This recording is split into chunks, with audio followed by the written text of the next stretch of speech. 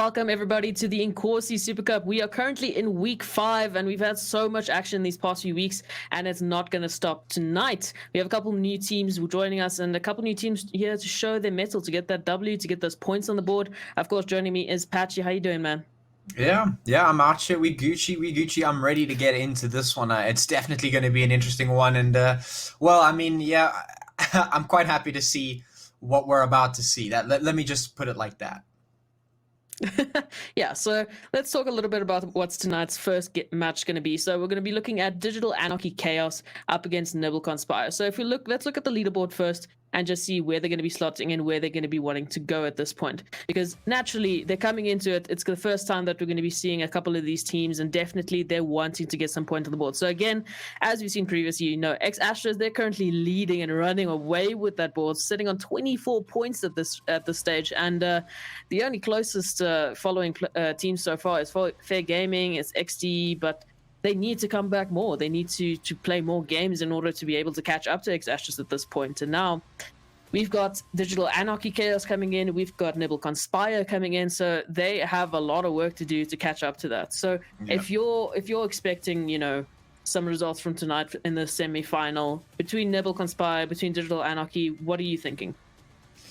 Well, I mean, I've seen Nodwin Conspire in the past, in a couple of other leagues here and there. I won't get too much into it, but I do think they're a very, very capable team. So I wouldn't be surprised if we saw them really putting some stuff on the board today, especially considering the fact that they're going to need to pretty much give it their all from this point onwards if they want to build those points up and make their way up that leaderboard. Like we saw, you know, we've already got a couple of teams in the lead. They're putting some decent scores on there. So they're definitely going to want to put their absolute 100% into this if they want to climb that scoreboard as quickly as possible. On the other hand, of course, Digital Anarchy Chaos, yeah, I mean, I'm hoping that we can see something big from them. I haven't really seen them very much in the past myself, so I can't really say anything on that front. I can't make any predictions as far as that goes. But I mean, yeah, I'm confident we'll see a pretty decent game today at the very least. Absolutely, and I think it's definitely going to come down to the veto. So what map we're going to be seeing, and I know you're hoping for a certain map to be banned tonight. So let's see if that is the case. Let's see what's happening on that front.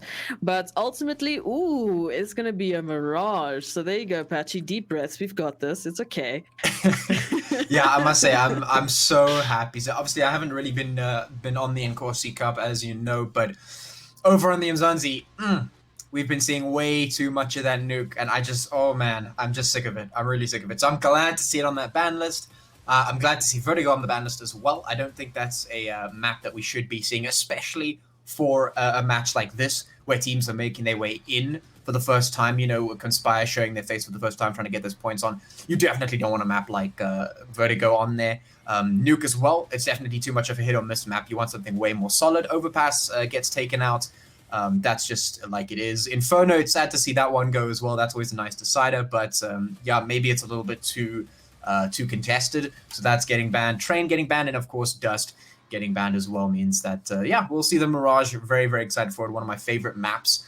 And this map is very, very interesting to watch as well, because I love seeing really well done executes on this map specifically. It can be absolutely amazing. We can see some really, really nice stuff coming out there, but also, if a team knows this map to the T, you can definitely see it because they will be able to get the pacing right. And I've seen it a couple of times in our leagues where we get a team that knows what they're doing on this map, and suddenly it feels like the other team can't do anything because they're just everywhere.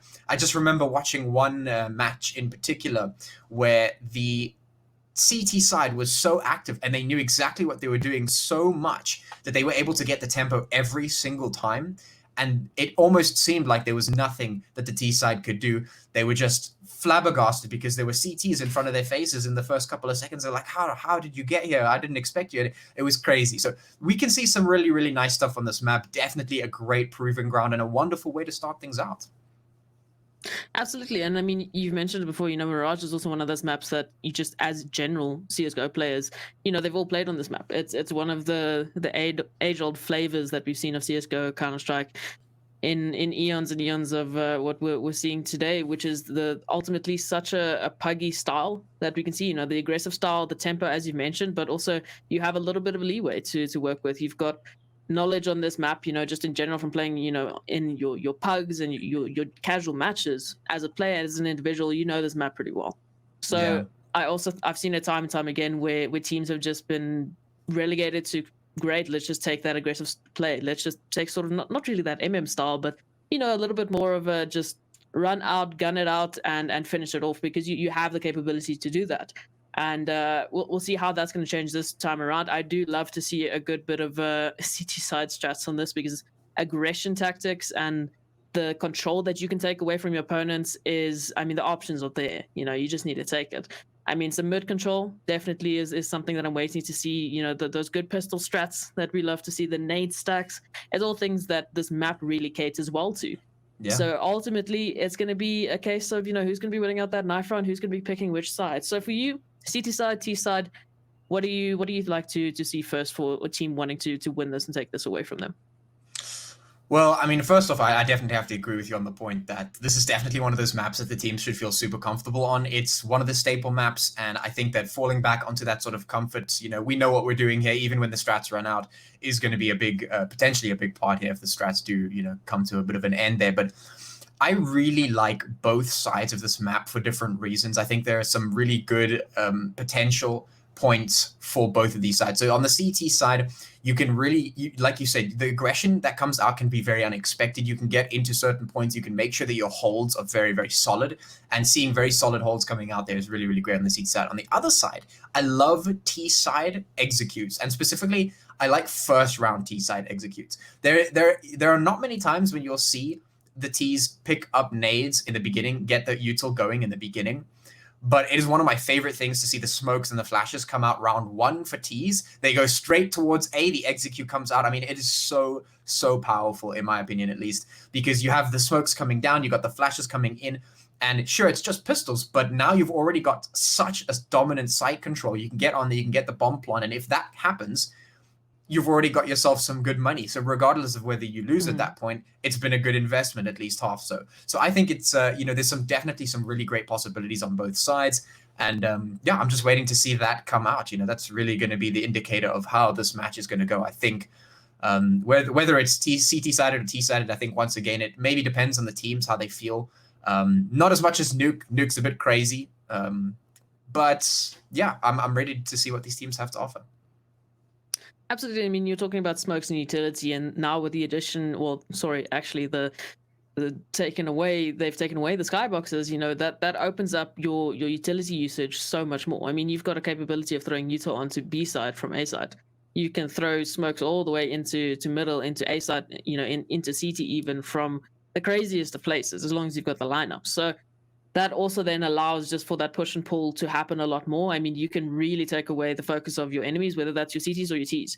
You can really just play with their mind, almost similar to what we see quite often in Nuke. So the mind games have been crazy there, but with a correctly structured team, they can still continue that exact sort of focus and pressure on this map. So it's interesting to see, because you always see these insane tactics. They're throwing smokes, you're throwing one person onto B, his teammates are throwing utility from top middle to try and sell the fake, and it actually works in some cases, because it's just so convincing. You're seeing 3 smokes land on the site, so, and it's got to be a B side, right? Absolutely. So rotate through around, and then meanwhile the teams are just getting ready to push that A side, whether it's from middle or it's from ramp. They've got a lot of control at their disposal. Whether they can get that control or not is a question we wait to see every single round. So ultimately, let's talk a little bit about the players that we have tonight. Nodwin Conspire versus Digital Anarchy Chaos. On the side of Conspire, you've got players like Rogues, Dagger, Nobody, Frozen, and potentially, Ivan or whoever might fill that last spot there. But ultimately, those are players that have been around for quite a while. They've got the experience. Nibble is a name that we've seen go back ages and ages, and now this team here with CS:GO. What are you expecting from them? Who's your impact player for tonight? Ooh, I think maybe Dagger potentially. I've actually played with the man before. It's been one of the most insane experiences, I must say. You don't see anyone. You spawn in and suddenly the enemy team is dead single-handedly by one man. It's like, what's going on? But that is MM. Obviously, it's a different situation. But I think the man definitely has some power that he's got going there. It's difficult to say. I mean, like you say, you know, the players on that team, they're all seasoned. You know, we've seen them before. They play really, really well.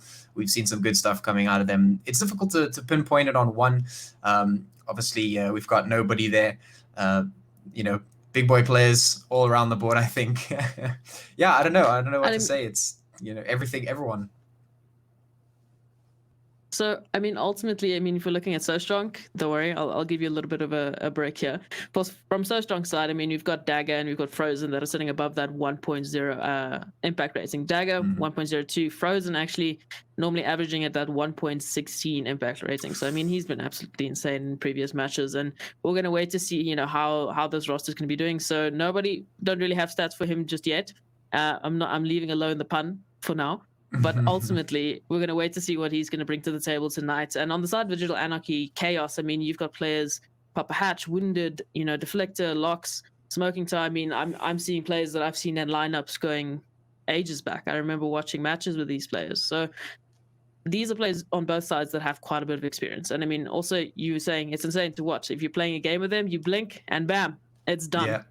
Yeah. So both sides have some pretty impactful players, and both sides, I think, are going to be wanting to get their win. Both sides are needing that win to get those points onto the match. So let's talk a little bit about what is at stake at this point. So you saw the leaderboard there, and we can revisit it once again. At the moment, X-Astrus, they're leading the pack. You know, they're running away with those points, I think, currently sitting on like 23 at this point, because they've just been getting wins left, right, and center.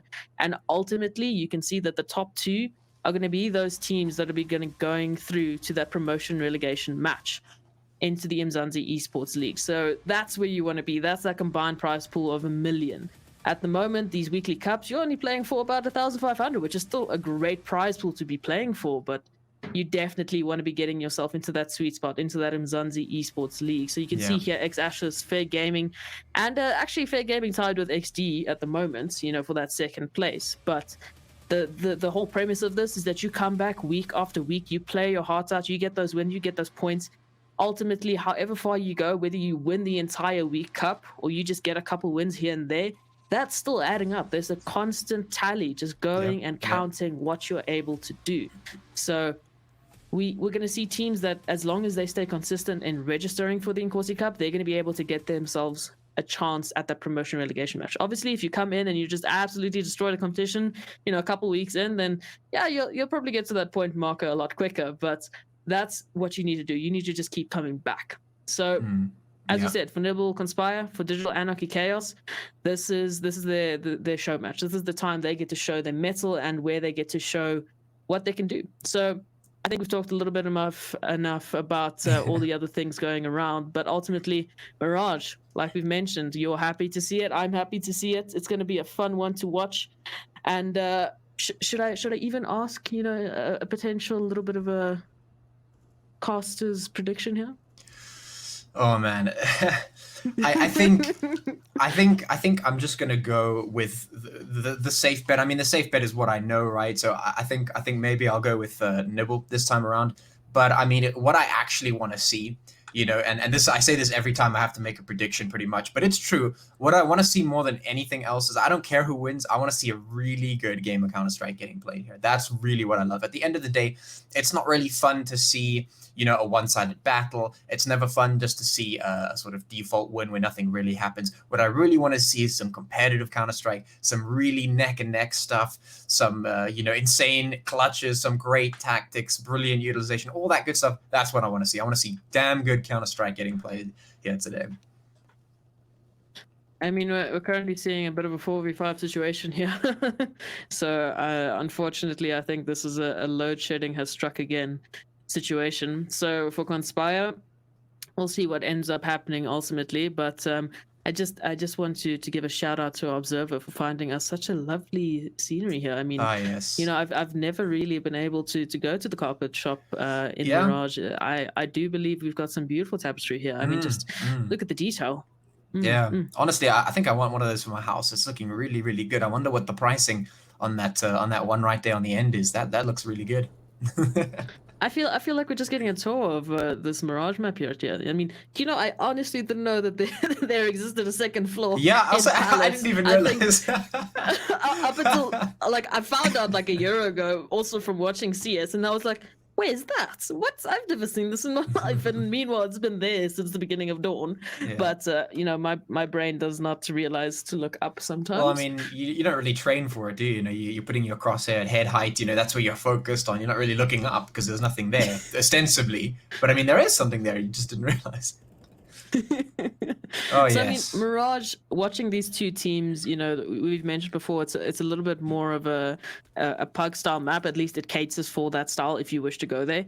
And we've seen it time and time again. But as soon as you add that pug style map, that insane tempo, and you drop a little bit of utility usage on top there, just some good structured pushes into the site, then it really makes for a beautiful formula of a team that can really take that aggression. So I'm going to be interested to see, if Digital Anarchy are going to be taking that sort of aggressive stance. I mean, we've seen it pay off for a couple of teams, especially in Mzansi, especially in Inkosi, where they take that initial quick play into the site. I mean, it's those Glock power, man. Going up against those USPs, you definitely want to be keeping some pace with you. You want to be running into the faces of your CTs to just really make it a difficult situation for them. Yeah. Yeah, no, absolutely. It's going to be interesting to see how it plays out. Obviously, we want to see some good util usage. We want to see some nice strats coming out. Basically, like I said, we want good CS. So we'll see what comes out, what these teams can bring to the table here. If they can put some stuff on the board. There looks like I think it is load shedding that's going to be giving us a bit of an issue, as per usual, really just making everyone's life hell. But yeah, I guess we'll just get straight into it at the moment. You can see Chaos pushing in now towards the A site. The execute is actually there, but some quick shots from Rogue's going to take down one already. So that's a good shot coming out from Nibble. And they're going to close it with two as well. That's a good way to start things out, especially when you're a man down. So this is a good way to start things out. The bomber has been planted, but it's only a matter of time now. LockX going to go down, Wounded and Papa Hatch going to be the last two left. And are they going to survive underneath the USPs? They will not. Now it's just Wounded, who is wounded to 30 HP. Can he land the shots? The Glock will come in for one. It's a 1v1 now, but 1 HP for Wounded is going to mean that any fight he takes at this point is going to be detrimental, but he could win the spray through the smoke. He's not landing it. The Glock is not hitting it. He just gets it with a split second remaining. That could have been just one tiny hair between a defuse and a kill, but he manages to land that final shot. The Glock mag is big enough. Wow. First round goes to Chaos. My goodness gracious, Wounded, you couldn't have cut that even closer. He was down to 1 HP there.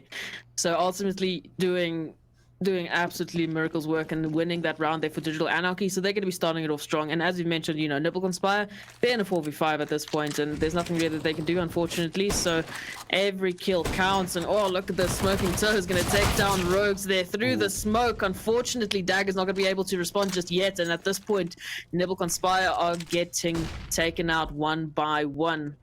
Ultimately down to a 2v5 situation here. Make that a 1v5. Nobody with an MP9 and a bit of armor is going to have to be left to do the impossible. You can see Digital Anarchy now taking the A-side control, fully invested into this, and now they're actually on a bit of a hunch here. You can see the players moving and looking for that last kill onto Nobody. He's going to be taking it slow, potentially, playing for an exit here.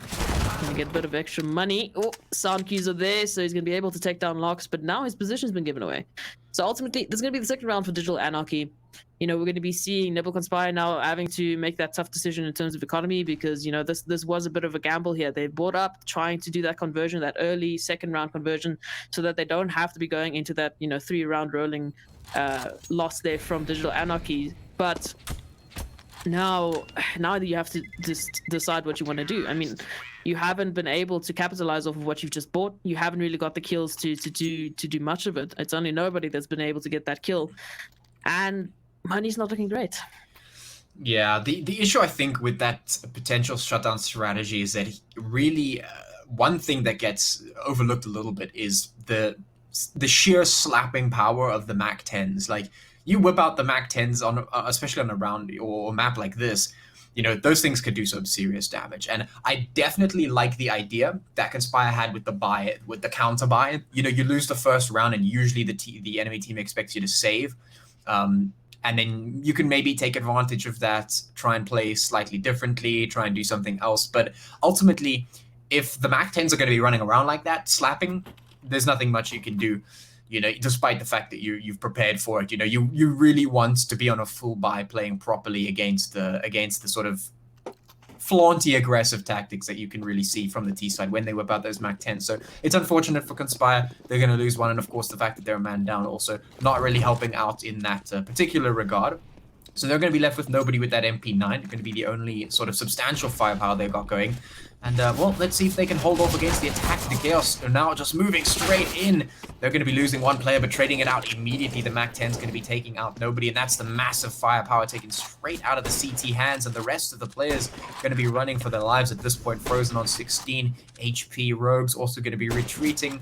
There's not much that they can do. They can potentially try and land the pistol shots, but I mean, they're playing against long-range scouts here. And I mean, sure, the scout's not a one-hit, one-kill, but it doesn't matter when you're standing across the entire map. You're trying to hit the guy with a pistol. That scope is always going to out-hit you unless you're going to, have some sort of godlike aim out there. So not really going to work out for them. The bomb goes down, of course, and now we're just waiting to see if Conspire can get any potential exit frags. Obviously, Frozen looking just for the gap in the smoke, potentially finding something that could give him a little bit of a kill there. Frozen actually going to find Smoking Toad. He goes down. Frozen will be taken out, though, at the end of the day. Rogue's going to be the last one left. He'll just save himself. And, well, now Conspire do have the option to buy up here.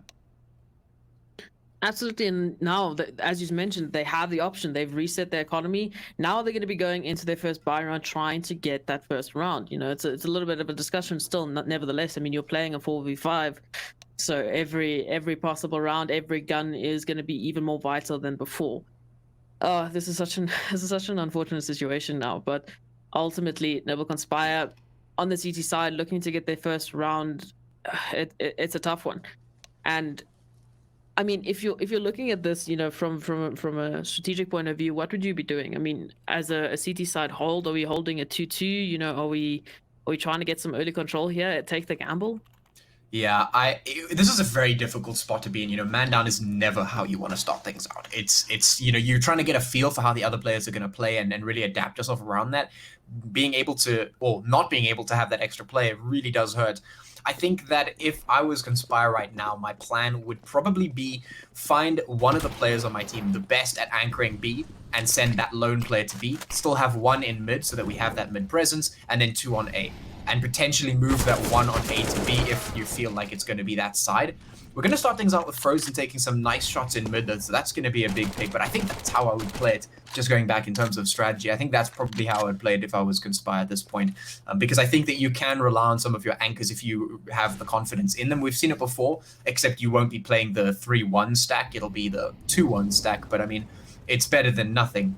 And it does give you the ability to hold mid, which is actually a very, very important part of this map. Specifically, you never want to give mid over for free unless you're, planning around it or have got something going on there. So that's, I think, probably a good approach. We'll see how Conspire actually approach this one, of course. Going to be moving into this one, and we'll see what happens. Straight off the bat, we've already got a 1-for-1 trade, and the MAC-10's trying to tap away. Wounded going to toss the nade in, not going to find anyone just yet, but we've got 16 HP on Frozen at the moment. Papa Hatch going to be looking up there towards the ramp, and actually in the meantime, Frozen going to take out Wounded. So some decent control in mid for Chaos, but they're outnumbered at the moment, and well, they don't really have any particular in towards either side. They could go A, they could go B, and they don't really know what the numbers are like at this point. It's Rogue's Dagger and nobody, and Frozen left against Deflector and Papa Hatch. We'll see where they decide to go. Going to be moving up Connector, looking towards that A site. Slowly cleaning things out, but 15 seconds left means they got to pull the trigger immediately. Rogue's going to do one, and nobody easily capitalizing on that second one. So Conspire will pick up their first round, and it looks like they're going to be picking up a player as well. Yeah, interesting enough, in the timeout, Digital Anarchy actually had a player drop, whether that was because of load shedding or because a bit of sportsmanship coming out and being like, well, I mean, they might as well even this out at this stage. We don't really know just yet, but now we have to wait and see what happens now, because it might just be the swap around with Mohmak finally joining in, on that first buy round. to have a player, you know, drop from the enemy team as well, finally evening out that numbers disadvantage that you've been having. That's beautiful. But also Nibble Conspire just turned that around. They played it so well, not dropping a single player in that instance. So they have the money, and now it looks like Digital Anarchy are gonna have to be doing the 4v5 play here. And on the T side, that might be a little bit easier than trying to hold and defend against a barrage of T players. But either way, we'll see what happens. This is a little bit of an interesting change in the match setup at this point, and it's an unfortunate one nonetheless.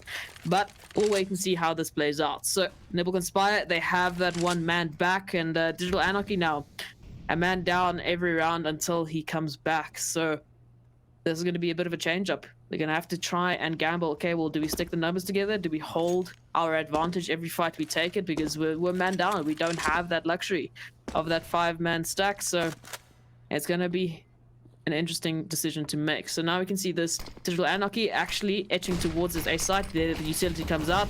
That is the cue that this is going to be an A site take. Utility doing well to push Conspire off of their positions, making some good entry, just trying to clear it out. And so far, Conspire actually giving them the site. No one really on site. I mean, other than a couple of shots there through the smoke. Ooh, and one from Digital Anarchy, a smoking toe takes down Rogues. Deflector immediately takes down Dagger there, so evening it out. And now actually taking the advantage is Digital Anarchy. They're in a 4v3. They've got the bomb down, and now it's Conspire on the back foot. You can see Mokmak here trying to etch around the smoke, but he has to find the player, and Hatch is going insane. He takes down 2. It's all down to nobody left with 23 HP and an M4. Time is not your friend right now, and your HP is even lower. So now nobody gonna have to take the decision to rotate back and try and save this gun for the next round. But you can see Anarchy, they're hunting. Chaos is looking for a little bit more as nobody takes down 2, nearly converts the 3rd. So ultimately, unfortunately, Conspire are going to lose a round, but some good damage they've done towards the end with a bit of bonus there in terms of the bank. But it's still this 4-on-5.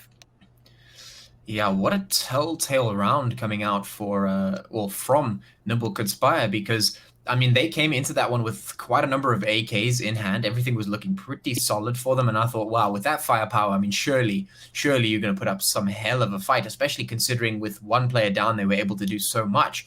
But now the opposite is true. They have more players than Chaos. And somehow the execute comes out from Chaos, and it's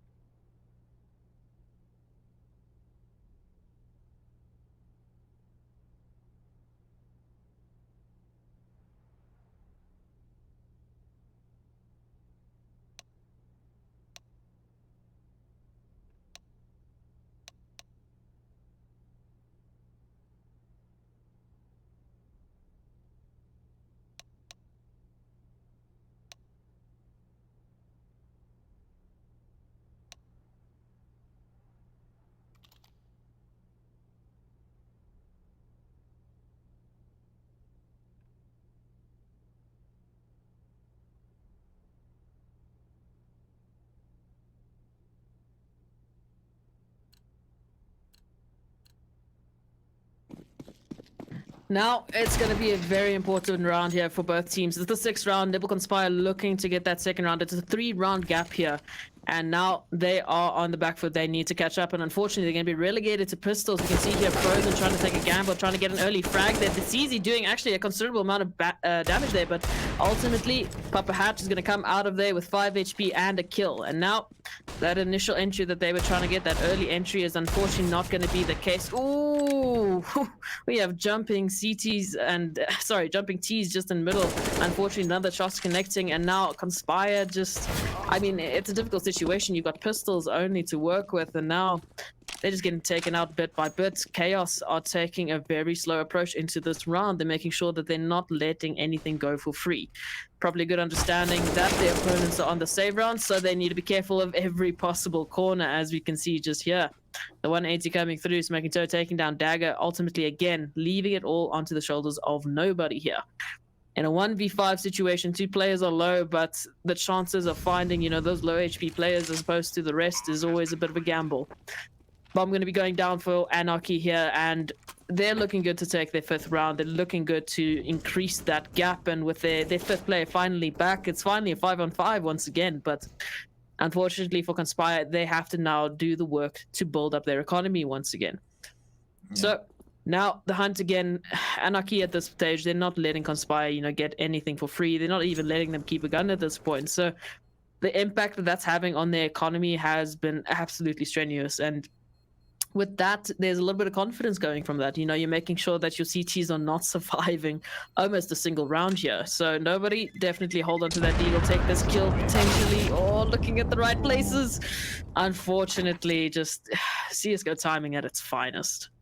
Yeah, that was a very detrimental round for Conspire. They were trying to put as much damage on the board as they could over towards Digital Anarchy with the pistols, but they weren't able to get even one, which is going to be really, really critical to the next couple of rounds, because sure, they're going to be able to buy up into this one, but you can see the economy on Digital Anarchy is just really, really solid at this point, which means it's going to take a lot more work to try and destabilize it than pretty much anything else at this point. So they're really going to have to try and put the rounds on the board now. Ooh, a brilliant starter from Frozen. He's going to be absolutely holding on to the mid side at the moment. The nades doing absolutely nothing but taking him down to 46, not capitalizing on the kill. He's going to fall off the angle, but taking 2 is such a huge way to start things out. That's already some big mid pressure put right on there. You can see Papa Hatch now very cautious of this sniper position, not willing to push up, no real support except from one singular player at the top. But I mean, that was so much commitment from Digital Anarchy. They've got 3 players remaining, 1 towards the A main,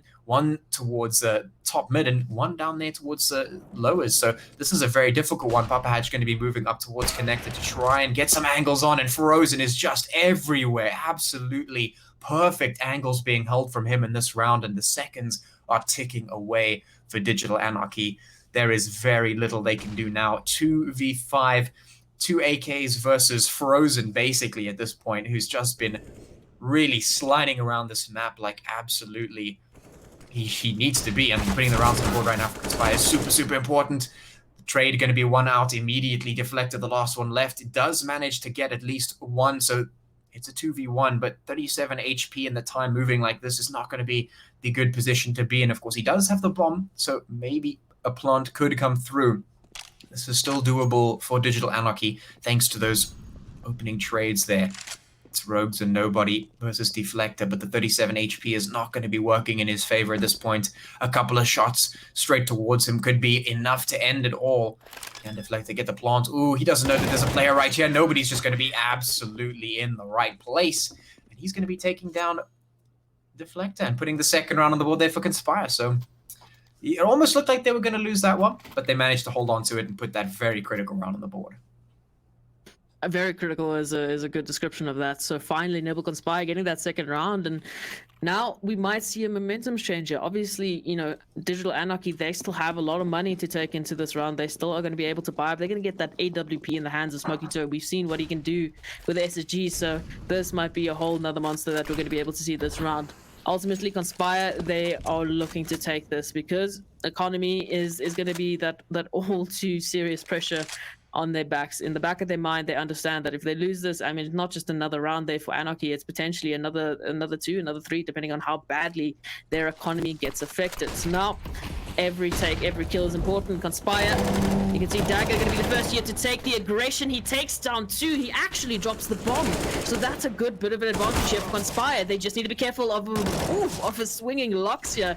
Dagger going to get his 3rd, and now his teammates have rotated around. It's Wounded and Papa Hatch left to actually take this away. It's a 2v4 situation. Unfortunately, Hatch not going to be able to take that kill onto Rogues, and now it's all left to Wounded. He's in a 1v4. He has to recover the bomb, and Conspire are all covered or covering all angles on this map. At this point, this is looking pretty tough. He's looking for the angle there. He's looking for the feed through the smoke, but unfortunately, there's too much smoke to deal with. Conspire just taking away all the real estate from Chaos and actually taking sort of the floor out from under them. At this stage, now Wounded will have to see if he can do this. He's going to try and get this 1v4. Oh, he takes down Dagger, finally taking the kill. Spray controls onto Rogues and gets that second kill. He's in a 1v2 that's definitely doable. As he recovers the bomb, 30 seconds left on the clock. He has to be careful, has to be wary of his angles. Nobody is behind here with the swing, with the timing. Oh, Conspire gonna take it away. I mean, it was looking possible at that stage. Wounded getting those 2 kills and opening it up, but still, it's a 1v4. It's a tough situation, and that's just a good bit of damage either way. So Conspire, great work from them. They're getting their 3rd round. They're closing that gap.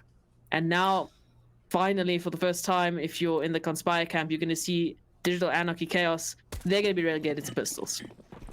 Yeah, that's definitely going to be a good feeling from them. I must say, Dagger pretty much made that entire round possible. What an absolutely brilliant response towards a main. I mean, that's one hell of a play there to make it possible there. Some nice comeback from Wounded, but ultimately it's not enough. Now the spray through the smoke is going to be doing a lot of damage. Nobody's going to find 1. The pistol comes out to find 2. Can't find 3, but that's already enough because it's just Wounded and Locks here with a CZ and an M4. Potentially doable, maybe he gets 1 more, but at this point they're just locked down and the nades coming straight through and the headshot from Mokhmat gonna just finish things off. And Conspire now feeling quite comfortable. Chaos will be able to buy up here, but this is definitely a much more even, much more comfortable spot for them to be in. A very shaky start for both teams, losing a player here and there, but now we've evened things out quite a bit, and well, anything can happen. Anything indeed. I mean, nobody's sitting on that 10 for 5. You saw it in that previous round. The reactions are there. The aim is there from all sides of Conspire. So this is looking great. This is looking just exactly what they need to be able to tie it out and to catch up to Chaos. Unfortunately, with that bit of a disadvantage on both sides. It's been a bit of a swing on either side. And now, finally, as you mentioned, this is an even spot. This is a comfortable spot that both teams can be in. Still Conspire to try and catch up. You can see Rogues here trying to take a little bit of aggressive stance here, but ultimately Chaos have taken full mid control. They have the options at this stage, and Conspire are left without information. Mokhmak trying to get a little bit closer, trying to get just something to work with, but Chaos are making it so much more difficult with all the utility that they're investing into this mid control. But 1 player towards ramp here, so this is looking like a bit of a split 8 take, but it's going to depend on where they're going to be getting those entries. So they've got utility to smoke off Cat, they've got all of the angles really covered, but as a result, Conspire have actually taken the gamble to rotate a little bit closer to A, ultimately getting closer and trying to hold off what they believe to be an A take. And at this stage, they might be making the wrong gamble here. You've got 1 player towards ramp and connector making all the noise possible to convince Conspire that this is an A take. Meanwhile, the rest of the players are etching towards B. They're etching to take that bomb plant towards that B bomb site. It's only nobody on the site. I mean, he's done so much. We're going to see if he can do even more. And essentially, what is a 1v3, his teammate Mokhmat is there to back him up. But now the pressure for Chaos is on. 30 seconds left on the clock, 20 seconds as I say that. So they need to get into the site. They need to get this opening. Mokhmat is too good. Does he take down Deflector? Nobody there with the response, and it's just not looking possible for Chaos. As all of their players drop and Nibble Conspire tie it out. 5-5 is our scoreline, and this is looking great. I mean, Conspire just completely switched it up, and they're looking good to take this. Yeah, that was a really unfortunate situation for Digital Anarchy as well. They came in, they got some nice momentum in towards B. I mean, the one thing that you always see a lot of the time is when the setups come through, the slow setups come through and no opening picks are found. It's difficult for some of the teams to make a decision. Digital Anarchy, they make the decision to go B, and it was so unfortunate. Their AWPer saw the foot of nobody, took the shot and only did damage, wasn't able to take him out. Obviously, foot shot's not going to be a one-hit kill, and tries to go for the second one, but that exposes him and he gets taken down. And yeah, that's just unfortunate. Now they're going to try a little bit of a waterfall with the Eagles out here towards the A site. It's just not going to work. Look at the shot. Absolutely perfect from every single angle. Waterfall, Eagles, it doesn't matter. Done and dusted for Conspire. I mean, that was literally a couple of seconds, and that was all it needed to be for Conspire. So, as you mentioned, I mean, it's pistols going up against rifles, and you never really want to be in that situation, regardless. And unfortunately, the utility just not hitting the right spots. Conspire, they had the vision, they had the kills, they had free reign really from, especially that AWP there from CT. So ultimately, it's not really going to work out for Chaos. But now they're back on their buy. They're back in the chance seat here. Ooh, wounded. He takes down Rogues there with a nasty little headshot. That opens it up. They've got the advantage now immediately, and Noble Conspire not in a position to return the favor, as it's just way too quickly. My goodness gracious. So here we go. Chaos, they have an advantage here. They have a good bit of real estate in the middle, some good control here, some good utility usage might mean a B-side take. It's just going to depend on how much pressure Rogues is going to be putting on them. He's going to instead, oh, there we go, takes down Deflector and has got a good bit of information that they were etching towards that cat site. But ultimately, bomb has not been spotted. Nothing has really been invested too much in terms of one specific site here from Chaos. So either side, 4v4. Now it's a waiting game. Now Conspire needs to figure out where exactly Chaos want to go. Utility trading back and forth, damage going either way, but it's still an enigma really here from the side of Chaos. What are they doing? Where are they going to be going? They have not yet really found an entry line into either site. It's a 2-on-2 hold, and Conspire are looking to make that even harder. You can see just falling back, making sure that they're playing that passive, not giving anything away for free. Looks like we're going to be taking a B bomb site if we're on the side of Chaos here, so we'll see if once again Nobody and Mohmak, the duo that have been doing so much damage, can hold out once again, if they can stop this push here from Chaos, if they can stop them evening it out. Utility coming through, and now it's going to be the important take. We see on the other side Locks trying to get that A side control, trying to be a bit of a distraction there, but instead Chaos are going to get the site. Winded down to 1 HP, Smoking Toe holding his back, but bomb has still not yet been planted. It doesn't matter though. Chaos are just holding each other's backs, and it's all down to Frozen in a 1v3 situation. Bomb going down, he's got an AWP. This is a difficult retake if ever I've seen one. Ultimately playing for the tie here is Chaos, and for Conspire, I'm not sure if this is really a worthy investment. I mean, they've got the money, so it doesn't really matter if they lose this or if he goes for it. But even if he does, I don't think he's going to be able to take it down to 7 HP. He's just trying to keep the AWP, but once again, Chaos go for that hunt. They get the last kill and they close it out, tying it up. 6-6 is our scoreline, and now, I mean, this is going either way. You were talking about just wanting to see some competitive CS. Now we're getting it. Yeah, and I mean, it's absolutely pretty. I mean, what was that early timing pick right in the beginning of the game from Digital Anarchy? That was disgusting. That timing was just perfect. He knew he had the spawn. Everything was perfect. He just goes for it. Straight up ramp, takes the shot, gets the kill, retreats. I mean, that is just a brilliant like, you could see these players know what they're doing here. Just every second, you know, everything going right. It's going to be a nice opener from Deflector up towards Dagger. That's a crucial pick here. That's going to free up a lot of mid control for them as well. They're going to be able to push up here. We've got 2 CTs towards either site, but it looks like Digital Anarchy are looking towards B, potentially looking to try and move their way on in. They are moving that bomb up towards the ramp position. But Smoking Toe goes down. Frozen has his scope right in the correct position. That's going to make things difficult now. Deflector gets the bomb. Frozen has to do a lot of things, though, and he's going to actually miss Locks moving through towards the Palace position. If he's not careful, could wrap around from behind. This could be devastating to them as they start to make their way. Digital Anarchy moving towards the B side. The util is going to start coming down. Nobody here with the cheeky boost, though. This could catch them out if they're not expecting it. We must think that they are. Nobody's actually going to find Wounded. That's a big one. The AWP taken out of their hands, and they have to deal with Nobody and Mohmat, who have just been absolutely solid here on the B side, time and again, showing us that they are not going to give that side up at all. Now Deflector and Locks moving as quickly as possible to try and move that bomb over towards A, but is it going to be enough? 25 seconds left on the clock. They're going to have to get this bomb down real quick, and the cover has to be there because 2 CT players are here towards the CT position, and they know it. The mollies are coming down. The smokes have to get popped. Do they have enough time to get the plant? I'm not sure the mollies are there. He's making a cheeky one. I think he's not got it. Yeah, but actually the cover is perfect. Lock's going to find it. Rogues goes down now to Mohmat and Nobody. Can they replicate their success on the B-bomb side towards A, or is this going to be a chaos round here? Mohmat boosting up. He's got the angle, could potentially put something in across here to that ninja position. Waiting long enough, not going to spot anyone out. Has to be very careful of this cubby hole. He's going to check his corner. There it is. There comes the shot. And now they just have to clean up locks, and he goes down as well. The defuse comes through, and Conspire will hold on to another round.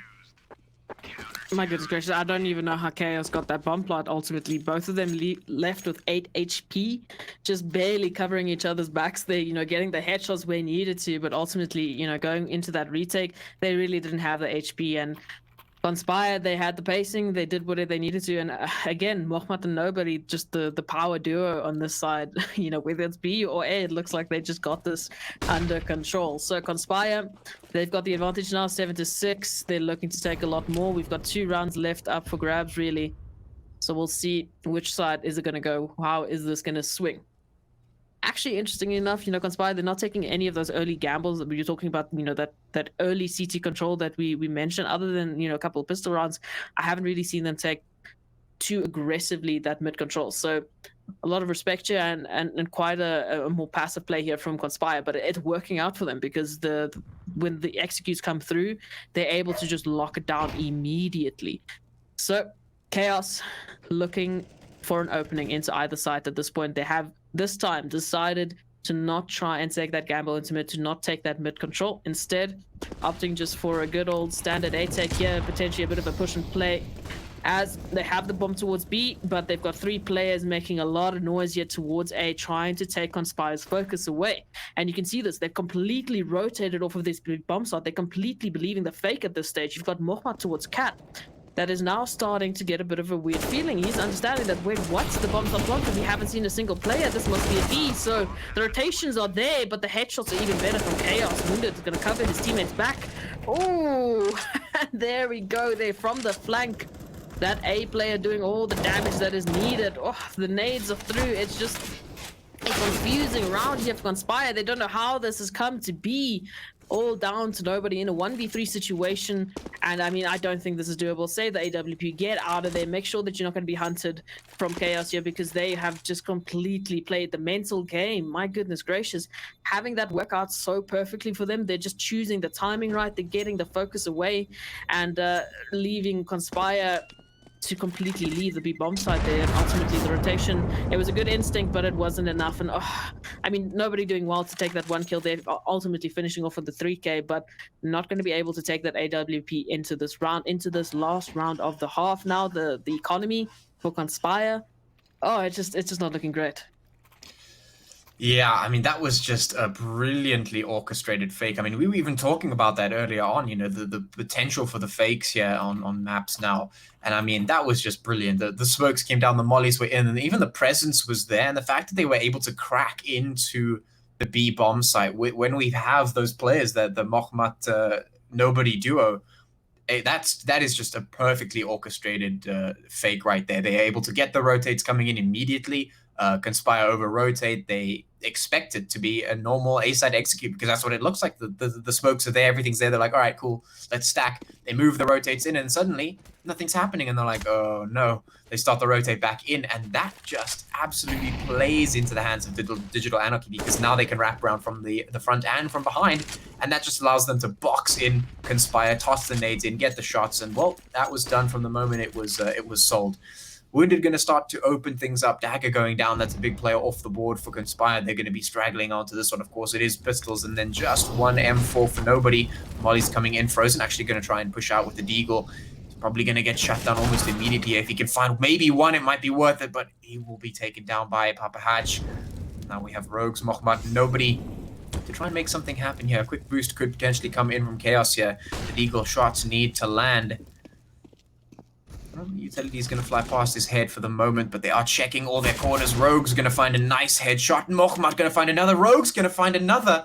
The Deagle heads are coming through. Somehow, Conspire holding on to this one. That is exactly what you need if you're playing a pistol round. That is exactly the kind of confidence you got to play with when you're touting the Deagles against a fully bought up team. And now the AK upgrade comes in for Rogues. He's going to have to fight against Deflector, who will win the fight. It's still a 2v2 though. This is totally doable. Nobody, the last one left now as the shots come through from Smoking Toe. He can't land another one. It's Deflector who has to make it happen, but I don't think the timing is there. The shots will come through, and Deflector will take down nobody. Wow, what a way to end off things, or end off the half at least. My goodness gracious, those Juandis from Rogues and Mohamed. I mean, either side, you're just seeing a Deagle Heady just taking down players there from Chaos. But I mean, it literally, as soon as they just get a little bit of momentum, Chaos is there and just shuts it down. So they've got the response. They're going to get, you know, this next half with a round-up advantage. So that's great for them on the CT side half. And there's no real worry about this 4v5 nonsense, because it's a full 5v5. Now it's really when you're going to be testing the metal of both sides. So the foundation has been set. The stage has been set, and now we have to wait and see if Conspire can take it back, if they can win it. Ultimately, going for this B-bomb side take, a full investment here from Conspire, all 5 players here to take it. And it's going to be Lox the first up to take the damage to get the Q. Oh, goodness gracious, this is B-bomb side take, and the kills are not there. Dagger instead going to take him down. Mohamed with a good response there, takes Hatch down immediately. So now Chaos on the retake. They're trying to get a bit of an early pick here, but the Glocks are just doing way too much damage at this stage. Oh, good response there from Wounded as he takes down Mohamed, but it's still a 2-on-4 situation. It's still a retake that needs to happen, and the shots just aren't connecting. There's way too many bullets here getting paneled into Chaos. Wounded down to 18 HP in a 1v3 situation. Has 2 kills already. He's going to have to ace clutch it out with 1 HP. Oh no, this is a tough situation. Time is running out. He doesn't really have it at this stage. He can get a couple more frags, but it's going to be the 8th round for Conspire. So I mean, that's a good, you know, Glock and run and get it over with. Yeah. Yeah, I mean, that's a really good way to start things out. A little bit of util, execute onto the B site, and a very well-taken B as well. A lot of teams struggle sometimes with capitalizing on the early and quick B takes, but that was a really good example of just a nice, solid B take coming out from Conspire. So that's going to put them in a really good stead going forward into this one. Obviously, you can see those Mac 10s coming out. We've seen the damage that they can do. So we'll see if that comes out once again for Conspire. Let's see if they can replicate the success that Digital Anarchy Chaos had on their Mac 10s. Of course, you can see Deflector has opted to buy a UMP to potentially put some hurt in towards Conspire unwittingly. They might not be prepared for it, but time will tell. Execute now coming in, or at least a little bit of util getting spent to try and see what they can see, potentially bait something out, find some sort of an opening somewhere, as that time is ticking down. Conspire need to find an opening. We'll see, they are looking towards the B site and towards the A site. The bomb is rotating now up towards A, and this is where the UMP is being played, so they might just be feeding the grinder, as it were, if they do decide to waterfall out there. It is expected, so they're going to have to play this one to absolute perfection, especially since that time is ticking down as well. 55 seconds left on the clock. The execute now coming through. Is it going to be enough? They start charging in. Deflectors right here, ready for someone to jump out. Palace, the UMP goes in. It takes down 1. The Galil's going to be good for Lox as well, but the UMP buy was good for 2 at least. Trades coming through, though. Galil's going to be absolutely tearing it through, and now it's just Papa Hatch with the Deagle to try and hold on. I mean, this was going to go Conspire's way in any case, but the fact that they were able to do so much damage there with that UMP is definitely going to be a big part going forward. At least a little bit of damage in towards Conspire if they do manage to take this. Papa Hatch could still potentially get some 1-digs here, but it's really just going to be a consolation prize at this point. That bomb is ticking away. There's barely any time, and he just cannot find any of the players here. This is pretty much done and dusted here, unless he can find maybe a couple of shots that he's getting the hits in. Papa Hatch will take down Rogues. Can he get another one? He won't find the last. Nobody takes him down. Conspire, they put themselves on for another here in the second half, and well, they're looking to get that snowball going here. Absolutely. I mean, winning that first round, getting into that second, you know, it's that steamroll that we see time and time again.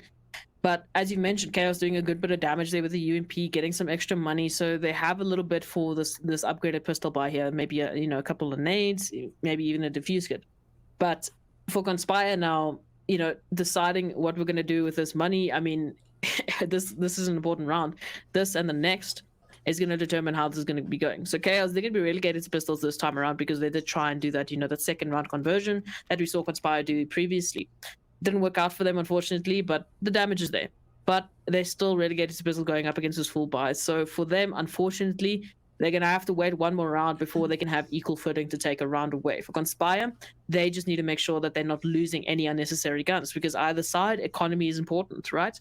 And you don't want to be losing any unnecessary AKs as we have been seeing this AK buy up here from Dagger and Morphmut. So the Galils, the SMGs might need to just worry about going first here and hope that the AKs can just clean up. But we're going to be seeing a 2-3 stitch here. Bomb etching towards really nowhere at this point because they're just trying to find an opening. And unfortunately, Wounded in that same situation, trying to get something early there with the pistol, not going to be able to do so because the utility is good from Conspire, and they're doing the same exact thing that Chaos did. They're just taking it slow, making sure that every angle is covered, and they're expecting the aggression here from Chaos because you do not want to be giving anything away for free. So ultimately, they have a couple of kills there towards that B bomb side. They're going to be able to take it, but instead deciding to take the bigger gamble and go towards A. They're expecting their opponents to wait for that B bomb side date because that's the obvious choice, right? Instead, it's going to be all up to Deflector here to hold this from Conspire. He's in a 1v5 basically, as all 5 players on Conspire's side are going to be taking this A bomb side. He's left with the Deagle. He has to hit the one shots. He has to hit the one Deags. He has to get the connection here. Oh, he's going to be able to take down Dagger. Swings to try and take the bomb planter, but unfortunately, there's way too many teammates from Conspire's side to be holding each other's back here. So Conspire, they take the A side, they take the bomb down, and now it's Lux and Hatch in a 2v4 situation. Only with the pistols here, I think it's again just a consolation prize to try and get a bit of extra, maybe even save a rifle at this stage. But ultimately, they need to try and find the players here Conspire. They're not giving anything away for free. It's going to be Frozen, the first man to peek out, but he's going to take the kill there onto Lux, and now Hatch is just left to try and find something else. He's only got a CZ to work with. Conspire just taking this safely around to the CT position. Ooh, a little bit of timing there. He might be able to find rogues, but the headshots are even better. So, good round there for Conspire. But ultimately, that should have been what we were expecting. On paper, Conspire definitely should have taken that. So, no real stress if you're on the side of Chaos, but now is when you start stressing. It's your first buy up. You're going to get that AWP in the hands of Wounded. We've seen what he can do with it, but you need to get the rounds back. You need to close the gap. Yeah, a really good job from Conspire. They're just being aware that Digital Anarchy could potentially pull something with the pistols. You know that sometimes if the enemies are relegated to this pistols, they could try something a little bit cheeky. Digital Anarchy did indeed do something like that, and Conspire were completely ready for it. They were peeking in towards that lows with flashes. They were making sure all the angles were covered, and well, they shut down any of those cheeky peeks from Digital Anarchy. So yeah, it's no surprise that they will take that round. The firepower was there, the awareness was there, they were giving the respect over, and they managed to just close it out nice and clean. And yeah, now we're heading into round 19, and well, we've got a little bit of that equal footing there, but I'll tell you what's not equal. The shots by nobody, just straight through the smoke, going to be connecting onto Wounded. Deflector trying to do a little bit of that, but the bomb is already down. The magic has run out. Papa Hatch going to be taking down Dagger at least, but Rogues claps back with one. Smoking Toe goes down. Now it's just Locks and Hatch. Hatch goes down, and Locks gets one, but they know his position now. 3v1, 39 HP. He needs to find so many heads here, and it's just going to be so difficult, and, well, now impossible. Round taken by Conspire.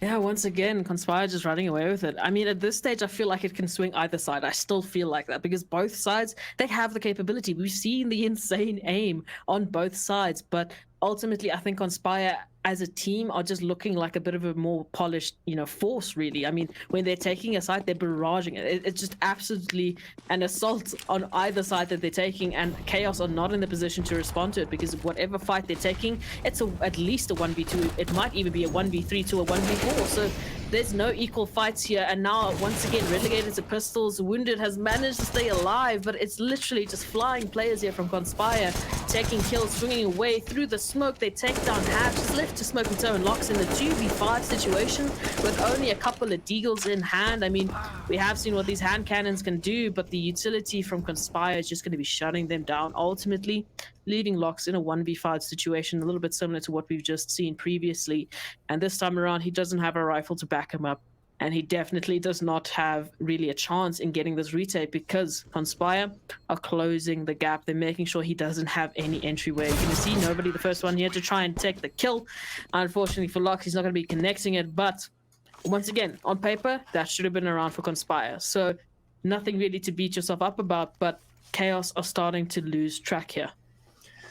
Yeah, I mean, the true test of skill for any team is the ability to decide when to give the respect over, but also when to press the advantage. And we saw a perfect example of that from Conspire. They've been giving really good respect over to Chaos, and that's really worked for them a number of times. Like we saw against them in the pistol round, where Chaos had the pistols, they gave their respect over, they found the kills. This time around, they knew they didn't have to give the respect over because Chaos were on the pistols, but they were playing a little bit more passively than last time. They could press the attack. They just read the game, pretty much perfectly at that point.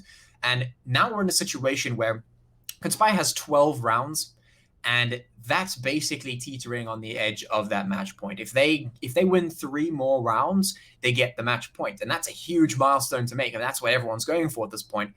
And just to sort of put that in perspective, 3 rounds is one swing of the tide. One swing of the CSGO tide, as it were, could potentially give you 3 rounds. Now, those 3 rounds could go the way of Conspire, they could go the way of Chaos, or potentially 1-1, 1-1, who knows?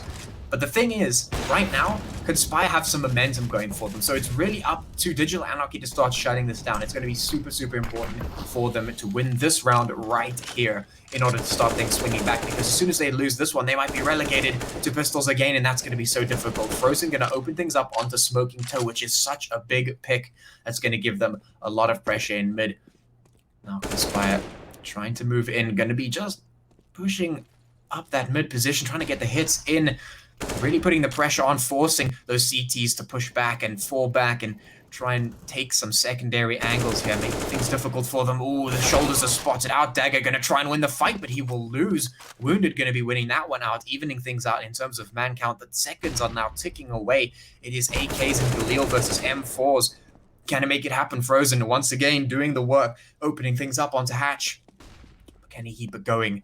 The seconds once again ticking away. We've got 45 seconds left on the clock, and that is not going to last. Conspire need to get on towards the site. You can see Rogues now moving up, looking to see, trying to check the angles. The M4 spray will not connect. Rogue's going to win that out. That's going to be a big potential there for Conspire, converted into the bomb plant at least. Now it's up to Wounded and Locks to try and shut this down, to try and close things out. If doesn't find the one, a perfect headshot coming in from nobody. Now Locks left with an M4. You can't win that. Just immediately beat by Frozen. A perfect headshot coming out there. Locks goes down. 13 rounds for Conspire. And now Digital Anarchy are looking to make a very, very tough decision. Yeah, a tough decision, I think, is a bit of an understatement. I mean, they have to decide, okay, are we going to be buying up into this? If this is the case, which it seems like it's going to be, if they lose this round, that's not just the 14th for Conspire, that's potentially the 15th, because that loss bonus is good, but it's not good enough for a full rifle buy. It's not good for a complete buy here from the CTs. So that little bit of a soft reset is unfortunately in play here. If you're Chaos or Hatch trying to take that early advantage, is going to do a good bit of damage there. Puts Rogues down to 10 HP, but ultimately not winning it out, not getting that early advantage, might spell disaster here for Chaos. They're in a 4v5 here, up against, they have a bit of a quasi-buy here, up against a full buy from Conspire. They have the rifles, they have the utility, they might have the advantage, and they have the round gap. So here we go. The trigger is there. Mohamed, opening it up there. Wound is going to do well to take down one with the response. Ultimately getting traded. That leaves Smoking Toe and Locks in a 2v4 situation. 2 players are low on the side of Conspire, so this is possible, but they've got a UMP and an SSG in hand to try and stop this. All Rogues here lurking towards the back. Just going to put a halt there and going to put a stop to the retake here from Chaos. So ultimately, this is what I was talking about. This is the danger zone. They're going to get that loss bonus there, but it's not going to be enough to get a full buy. It's potentially, a couple of pistols. It might even be a good SMG buy. A couple of rifles here and there, but utility is going to be scarce. And it's again, a quasi buy up against a full buy, a full set of AKs here from Conspire. Yeah. I think this is probably the best decision that Digital Anarchy could make considering the circumstances. Them losing that one is going to be so painful for them. And now they just have to invest everything they've got. They've got to try and make do with what they have. And the flood from Conspire coming in. They know that Anarchy is just sitting on the edge of failure, looking towards that L and trying to hang on, and they know they can press the attack. The shots coming through. Mohamed and Nobody, the duo that have been so prevalent across the board. Doing it again once more. Smoking Toe on 19 HP. Conspire just pressing the attack again and again and again. The taps coming up from Smoking Joe or Smoking Toe will take down Mohammad, but it's not going to be enough. Nobody closing things out. Match point for Conspire. I mean, nobody closing it out. So he's sitting on 25 for 8 at this point, you know, with Rogues closely behind on that 21 for 12. I mean, they're just taking it. I mean, every single player from Conspire at this point, I've seen a moment where they've just gone absolutely ballistic, in all honesty, getting those multi-frags. It's when you have that much firepower at your disposal, it makes it so difficult, especially on the CT side, to hold against that. So unfortunately now for Digital Anarchy, once again, it's a quasi-buy up against a full buy to deter Conspire this time around from that winning point, from that W. 15 to 8, this is match point, this is what we're playing at stake here. Oh, Hatch unfortunately is going to get bombarded. Every single corner he's looking at has a T waiting to take him down. Frozen going to continue that with Wounded getting a good response there, ultimately leaving them in a 3v4 situation. Oh, make that a 2v4. Is this doable? Nobody in Frozen are pretty low, but it's about finding the players. It's about getting some good pacing and holding together. Ultimately, oh no. Lock's gonna get taken out. It's deflected in a 1v4. Make that a 1v3. As we mentioned, 2 players alone. He thankfully finds the one, finds the second. But now he's left in a 1v2 against the full HP players here, which is Mohmak and Rose. He's gonna have to find the kills. He doesn't have time. This is a wasted effort at this point. And Mohmak gonna close it out. Conspire winning it 16-8. I mean, honestly, I'm just gonna call it right there. Right in the beginning of this match, I said nobody.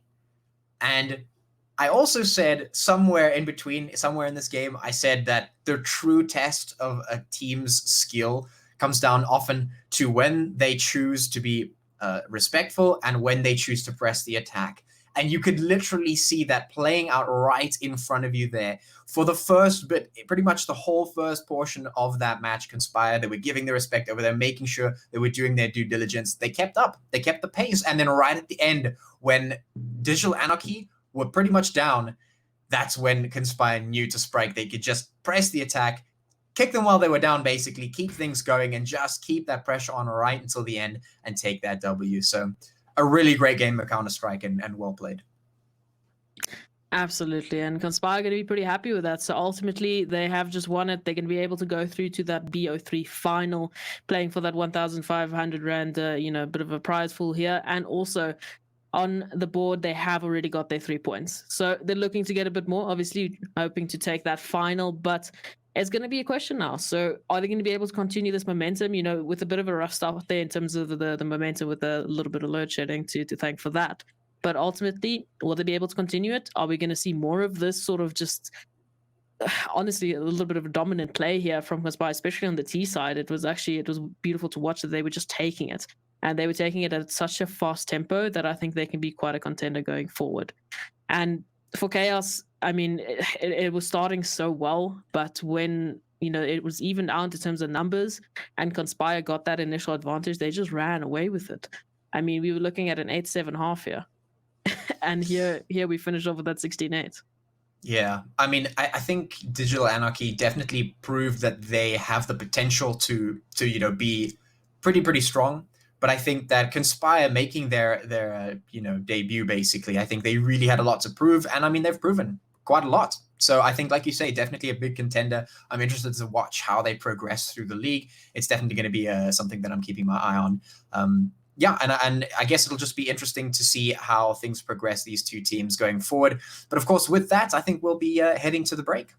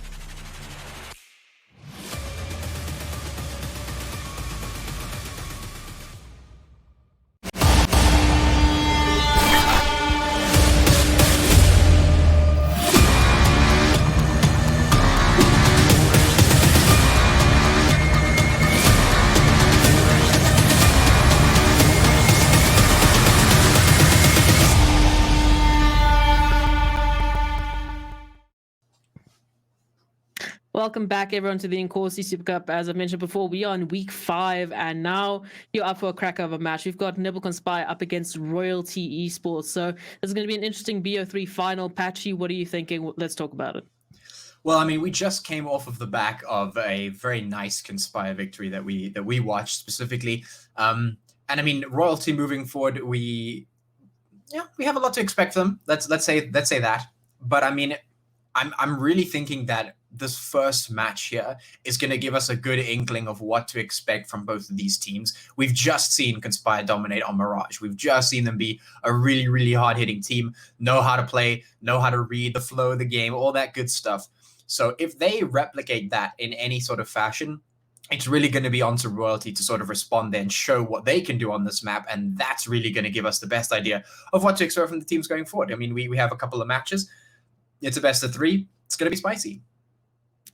Absolutely, and I think what's going to be even spicier is going to be the map picks. You know, it's really going to depend on where either side are thinking of going to this. I mean, if you were Nodwin Gaming or Royalty Esports, I'm sure, you know, you'd want to keep that Mirage victory going. So potentially we might see another, you know, Mirage pick here from Conspire. On the side of Royalty Esports, I mean, looking at it, I've seen quite a bit of Inferno from them in the past games. So for both sides, you know, that Mirage Inferno overpass combination is usually what we're going to be expecting, but we'll see just now how the vetoes will going. Ultimately, in terms of the players here from both sides, I mean, we've seen it now, you know, nobody was going absolutely insane. And I mean, we had players like, you know, Dagger, and we had players like Mohamed also doing a lot of work. I mean, that B-bomb side hold there from Mohamed, nobody was a goodie. So now on the side here of Royalty Esports, I mean, you're talking about players like God's Not Dead, Donkey, you know, Doobie, Leggy. It's a lot of players that we know have a good bit of experience. But we'll talk a little bit more about that. Let's just see what the veto holds for us. What surprises are we waiting for? If we're going to be seeing that one of those maps that you love so much. So firstly, Dust2 out of the picture. That's an interesting one. Vertigo as well, so that yes. I'm sure you're very happy about. So our starting off map, let's see, it's going to be a Mirage. Once again, as you mentioned, Conspire looking to continue that sort of victory. And Inferno. So that's a good bit of interesting maps. The Decider, I think, okay, there you go, Patchy. Nuke is I am relieved. Okay. And ultimately finishing it off with the Decider on Train, which I absolutely love. So Mirage Inferno Train, I think that's a good bit of a map pool if we're looking at, you know, what we've just seen from Conspire. I mean, they absolutely took that pacing, they took that tempo, and they were just running with it. So for Royalty, I think it's definitely going to be a big point of, you know, potentially the learning from Digital Anarchy's mistake and actually not holding that much respect for them and trying to take the advantage, trying to take that aggression to Conspire. For you, what do you think? Well, I mean, first off, this is not really the rotation that we usually see these in. We usually see the Inferno coming in last. A lot of the time, it does eventually end up being the Decider. This time around, I'm actually liking that we're seeing it second, which means we're 100% going to see the Mirage, 100% going to see the Inferno, which is great. I love both of those maps. When it comes to the Decider, Train, I think it's an interesting one for a Decider. I think a couple of the other ones potentially might have come into the mix. You know, you see a lot of the overpass a lot of the time as well. I personally am a fan of Dust too, but obviously that's not really what you want for a third.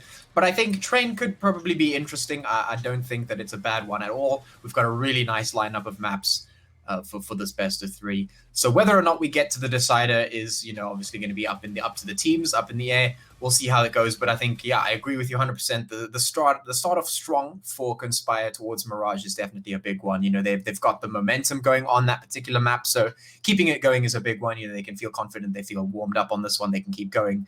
And then, of course, the Inferno. I mean, who doesn't love to see an Inferno? That could really be a big swinger, and I mean that might just guarantee us the third map, which would be great. I love to see a nice fat 3 maps. You know, you got to go and get on that train, get some competitive stuff going. You know, it's all the way up to the end. It's always great. So yeah, I think that's it's definitely going to be an interesting one. Absolutely, and we'll hopefully be going into it quite shortly. So ultimately, you know, let's focus a little bit more on Mirage and Conspire and Royalty in this case. So if you're watching for the first time tonight, you know this might be the first time that you're seeing Royalty. So now it's a question of, okay, well, we've just seen what Conspire can do. they have that good tempo, and their T side was insane. I mean, you can see that they've got that on lockdown. There was a couple of rounds there with some good aggression from Anarchy. Ultimately, the pistols, all the quasi-buys getting the better of them. But I mean, towards the end there, it was just a barrage after barrage here from Conspire onto whatever side they choose to take. So no real wasted time there, but we'll see if Royalty can change it around going into the first round, seeing that Royalty on that CT side. Will they be able to not repeat the mistakes? Will they be able to take the aggression and just stop the pacing here from Conspire? We'll have to wait and see how this ends up. Ultimately, first round is always a good bit of an indication as to how the first couple 3 rounds are going to be going with that steamroll momentum. And now look at this. Royalty actually invested 3 players towards that B bomb site. So heavy hold there onto the B bomb site, expecting that initial Glock rush there. Ultimately, this might be a good point here because Nibble Conspire, they also have quite a few players dedicated to this side of the map. You can see nobody getting closer and closer, just trying to find an opening, getting ready for this initial take. A bit of utility in the hands of Rogues, a smoke and a flash. So, I mean, that will be a helpful guide into this B bomb site, but the bomb still in T-spawn, finally going to be grouping up here. So this might be about a minute or a 50-second execute. Or, ooh, look at this.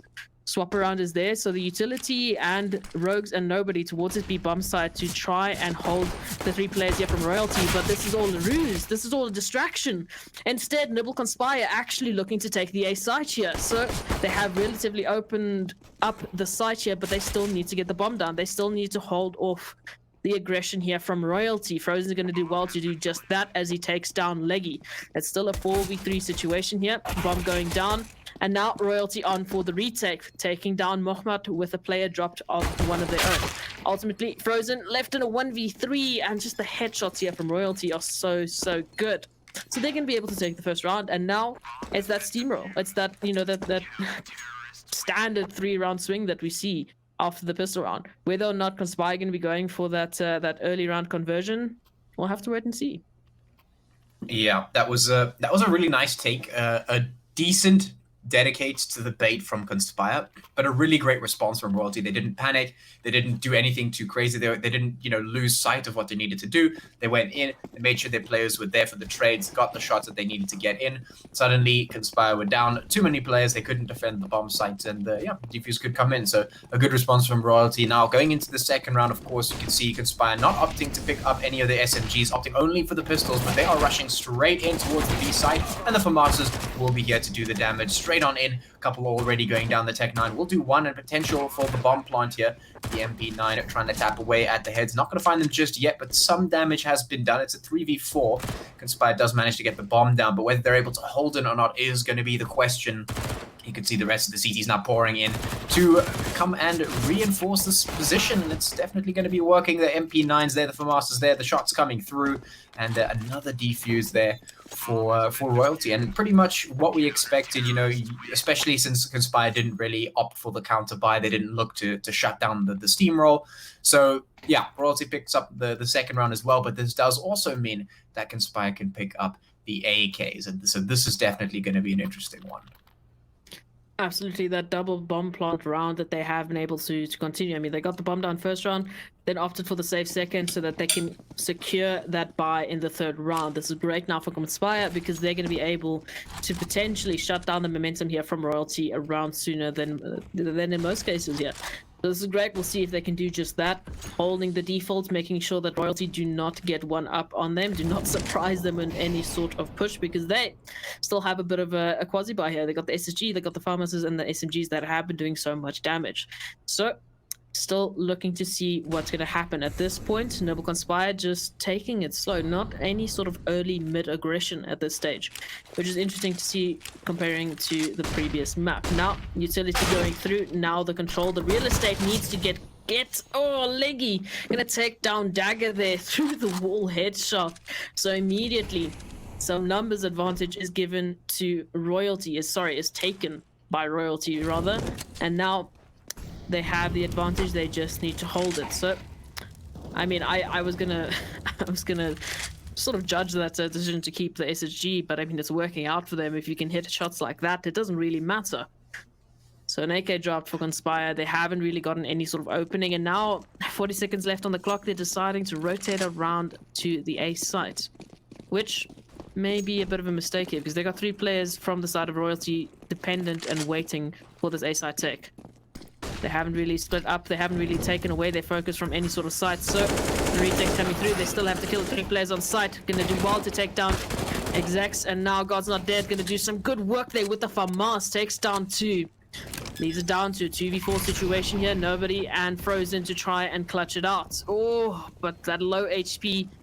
A shot through the wall is going to take Frozen out. All left again to nobody. Peeks around and it's just 4 CTs waiting to take him out. So these retakes here from Royalty are really, really doing well. I mean, they can have the confidence to sort of just leave the site and know that they'll be able to take it back. So good round here from Royalty, getting that 3rd and now shutting it down here. They're going to be shutting down Conspire. Their first buy is going to get shut down. The money is not looking too bad, you know, with the bomb plant once again, but economy is going to start rolling. Yeah, honestly, at this point, I think Conspire should be a little bit worried about what just happened there. They went in full AKs and lost to, like you say, a quasi-buy. There was MP9s for Masters and a Scout. And somehow Royalty still put that 3rd round in. They still managed to get the first 3. And now Conspire is in a little bit of an interesting spot. They can buy up here if they want. I think potentially what they could have done in the previous one is actually as soon as they didn't get that immediate momentum going for themselves, they could have fallen back and actually just done a 4-man save. We see it a lot of the time in sort of some international leagues and whatnot. We do see that, you know, sometimes the rounds can be decided in the first couple of seconds. Something's not going the way you wanted, and you're like, okay, I know exactly what's about to happen, and it's definitely going to clap us. Let's just, you know, fall back, reinforce a position. We've got the AKs. We'll just keep them into the next round. At this moment, Conspire is going to decide to straight up buy in. No problem. No orbs for them, but they will still have the AKs. But, I mean, we just saw them go down to FAMAS and Scouts, and now Royalty have AKs and orbs. This is going to be such a difficult take for Conspire, and it's really going to test them at this point. They're going to need to absolutely hit every shot. They're going to manage to get... they need to manage to get everything right in the place that it needs to be. Otherwise, they're going to find themselves up against quite a challenging hill. So right now, Dagger moving straight in towards the A site. Exec going to be right here, taken down by Mokhmat. The spray through the smoke going to take a little bit of damage. God Not Dead going to take down Frozen in the meantime. 3v4 at the moment. Royalty, that man disadvantage, going to be trying to tap away at the heads through the smoke. Not going to find anything just yet, and the bomb does go down. So that's a nice decisive take coming up from Conspire. Exactly what they needed here, especially off of the back of that previous loss. Really, a lot of rounds went the wrong way for them, and now they're looking to get one on the board for themselves, looking to bring things back in their favor. But Royalty have not given up just yet. The time is ticking away, but they're still going to commit to this. They're still going to go straight in, and what they'll be walking into is every single member of Conspire's crosshair, and they will just go down immediately. Conspire will put their first round on the board. Wow, what a way to close it out. I mean, it was looking like it could swing either way, but ultimately Conspire just holding strong and taking it through. So this is great now. Got their first round. They have done some damage now to Royalty, especially if you're looking at that economy. That's going to be one of their last buys. And then they're going to be looking at pistols. They're going to be looking at that sort of light reset. So very important round here for Royalty. Unfortunately, that CG side economy is such a pain. And now, Noble Conspire looking to start their steamroll of their own. First round on the board, they're looking to take a lot more, and once again just holding a default. Again, I'm not seeing any initial sort of mid control from the side of Conspire. Instead, I'm seeing Royalty players up close and personal in middle trying to take away the aggression themselves. Ooh, Rogue's going to do well to open it up here on the B-bomb side, so some focus going to be drawn here. Royalty rotating around, expecting the B side take. You can see some players here in middle still a little bit wary of that potential rotation onto A. The bomb has not yet been picked up, so Conspire is still looking for more picks. They're still looking for a lot more openings here. Ultimately, at this stage, that A side take might be the best one. You've drawn their attention away on B bomb side, so let's give them a surprise. Let's go A. Let's go through with this execution. So Conspire, they have all the utility they could need, and they're actually going to be fully investing in this exec. Whereas with Royalty, they're going to have 2 players towards the B-bomb side. So there's only 2 on this A side to try and deter them. You've got Leggy with a quick rotate here, but it's going to have to be really quick because all 5 players here for Conspire ready to take it, ready to open up this A site. There's the utility. They have to be careful here because on the cross is God's Not Dead. Oh, the gap in the smoke is going to be going through it, not going to be able to find anything. And unfortunately, Exex is not going to be able to find any more. He's going to be able to take down Dagger, but get traded immediately. And oh, Leggy and Logi, my goodness gracious, they do this again. Leggy and Logi now left in a 2v4 situation here. I'd say save at this stage. You know, keep that AWP in play and just hold out for this next round. So Conspire looking good to take the second round, and this is great because this does some damage to Royalty. This stops their momentum. Yeah, it definitely does do that. And keeping the AWP on the board for Royalty will be big. I don't think Conspire really want to go hunting here. They could definitely get taken down. So I think what they've got is pretty much good. They're going to walk away with the round, which is a big part of exactly what they've been fighting for here. A little bit of money going to go into Royalty's pockets. But the question is, are they going to force up around the AWP, or are they just going to throw it up there, try and play around it, use it as is, and try and just say, all right, we've got it. We can put some damage through. Let's try and play around that fact. Let's try and just centralize our focus around the AWP, try and get some picks with it, get some openers, and then put our fingers to the wall and feel for where Conspire is heading off to. We'll see if they do that. Of course, they still have the FAMAS as well, so Logi and Leggy going to be the two main damage dealers here for Royalty if they want to be able to take this round. Logi going to be just quick peeking towards mid, looking to see what's going on here. If Conspire taking the control, which they are taking a little bit of mid control. Dagger right up here, just making sure that they know he's there.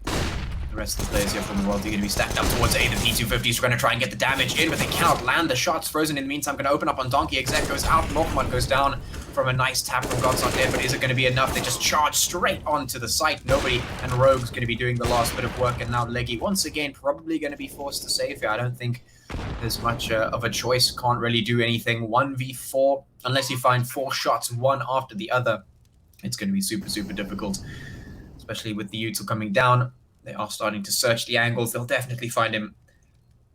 It's going to be, it's going to be difficult. He needs to hold on to this AWP, and the question is whether he can do that or not. Try and go into it. Oh, he makes the peak. Not going to be enough.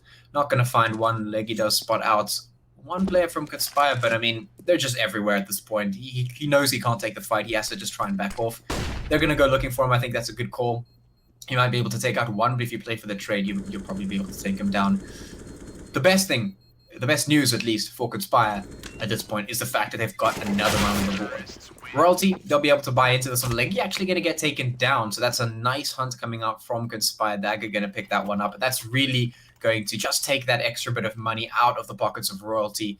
And, I mean, we know how CT economy can be shaky. Conspire definitely doing what they need to do to start bringing rounds back in for themselves, bringing that momentum back in, like we know they can. The question is, though, can they keep it going? Is Royalty going to make the comeback as things are even out now? Or is Conspire going to keep this ball going?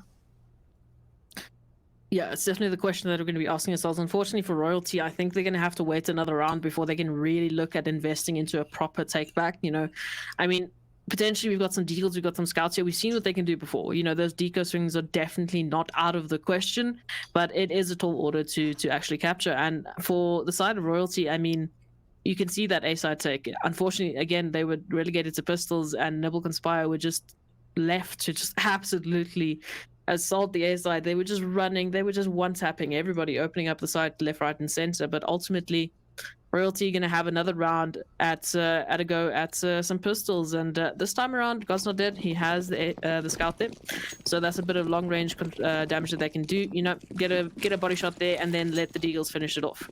But it's gonna have to come down to what Royalty are gonna choose to do with it. Oh, and look at this pacing from Conspire. They're not taking any sort of break here. Full B control already. At this point, they're just looking for the kills. Leggy gonna be going down. Same time, Donkey is gonna go down as well. So he's gonna get tagged down to 8 HP there with the Deagles, but the smokes are in favor of Conspire, the guns are in favor of Conspire, and at this stage they have 5 players to finish off this round against the 2 here from Royalty. Execs and God's Not Dead looking to do a little bit of damage here, looking to potentially take a gun away, but taking a round away might be out of the question. Ooh, not if you're hitting shots like that, but ultimately God's Not Dead immediately getting traded out.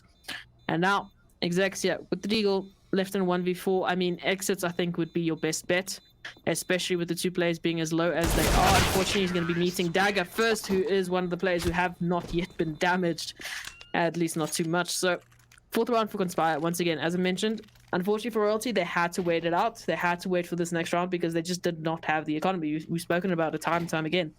CT side economy can be an absolute deterrent. So they're going to get the AWP in the hands of Leggy this time, and the full buy is there, the utility is there. It's just looking great, but we'll see if they can get this round. Yeah, I mean, Royalty, the possibility was there. I mean, they had the idea, they had the Deegs and the Scout. It was there, but I think Nibble, they made a really good decision there. Pretty much the standard decision. They knew that even if Royalty decided to make some buy happen with Deagles or something like that, they went B, mitigating that long-range sort of factor. I mean, they couldn't have known that they were picking up a Scout, but just having made the decision to try and mitigate some of those factors, going towards B, mitigating the long ranges, the Scout becomes useless, the Deagles become a lot less useful in terms of those surprise engages that you could potentially come out. So yeah, just playing it safe, playing it smart, making sure they convert the rounds that they need. They've got one up now, and well, Royalty, they get to buy, get to put their foot down and try and stop Conspire from running away with this. We'll see if that's possible. You can see the util now coming down to try and take some mid control, try and take some control across the site. Conspire looking to potentially go up towards the B bomb site. Rogue just moving up here. The rest of the team following just behind him. Donkey going to be the one to try and spot this out and have to toss that molly in very, very record time.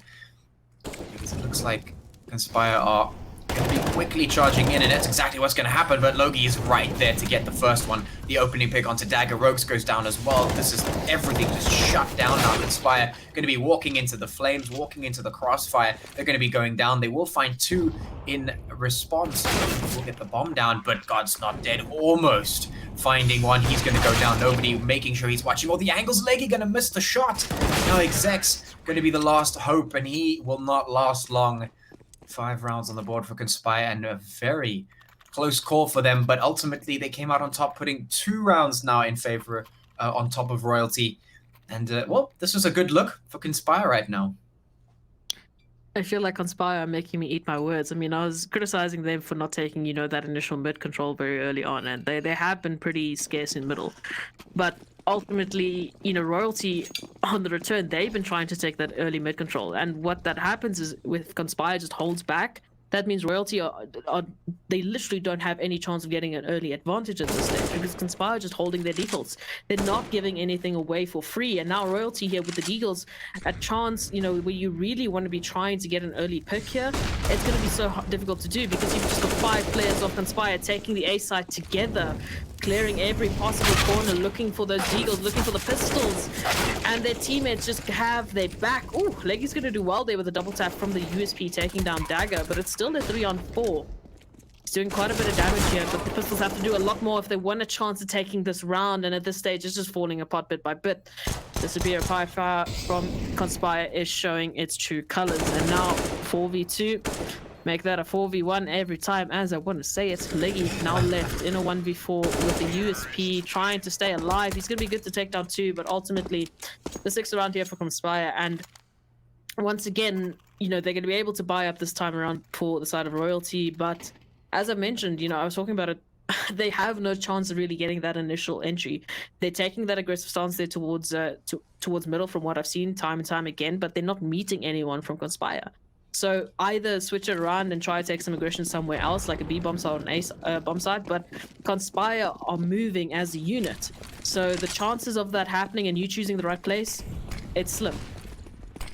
Yeah, I mean, maybe the good call actually is to get over-aggressive on mid to try and get something done. But for the moment, the over-aggression is actually going to be coming out on B. It's going to be Nibble rushing straight in there. Logi going to be closing things out with Donkey. Just absolute chaos for them. Not going to be able to find a single one. Logi does go down, but it's not enough. Frozen with the AWP, just not finding any success. And this is a good adaptation from Royalty, just being able to really hold down the B bomb side this time around from Conspire, who have been running a little bit rampant towards that area. But I was actually going to say that maybe one of the responses that Royalty could potentially do is when they see nobody time and again in mid, you send one of your players out very, very quickly, potentially jumping out of snipers in towards lowers, or you move up immediately through and just walk up into top mid.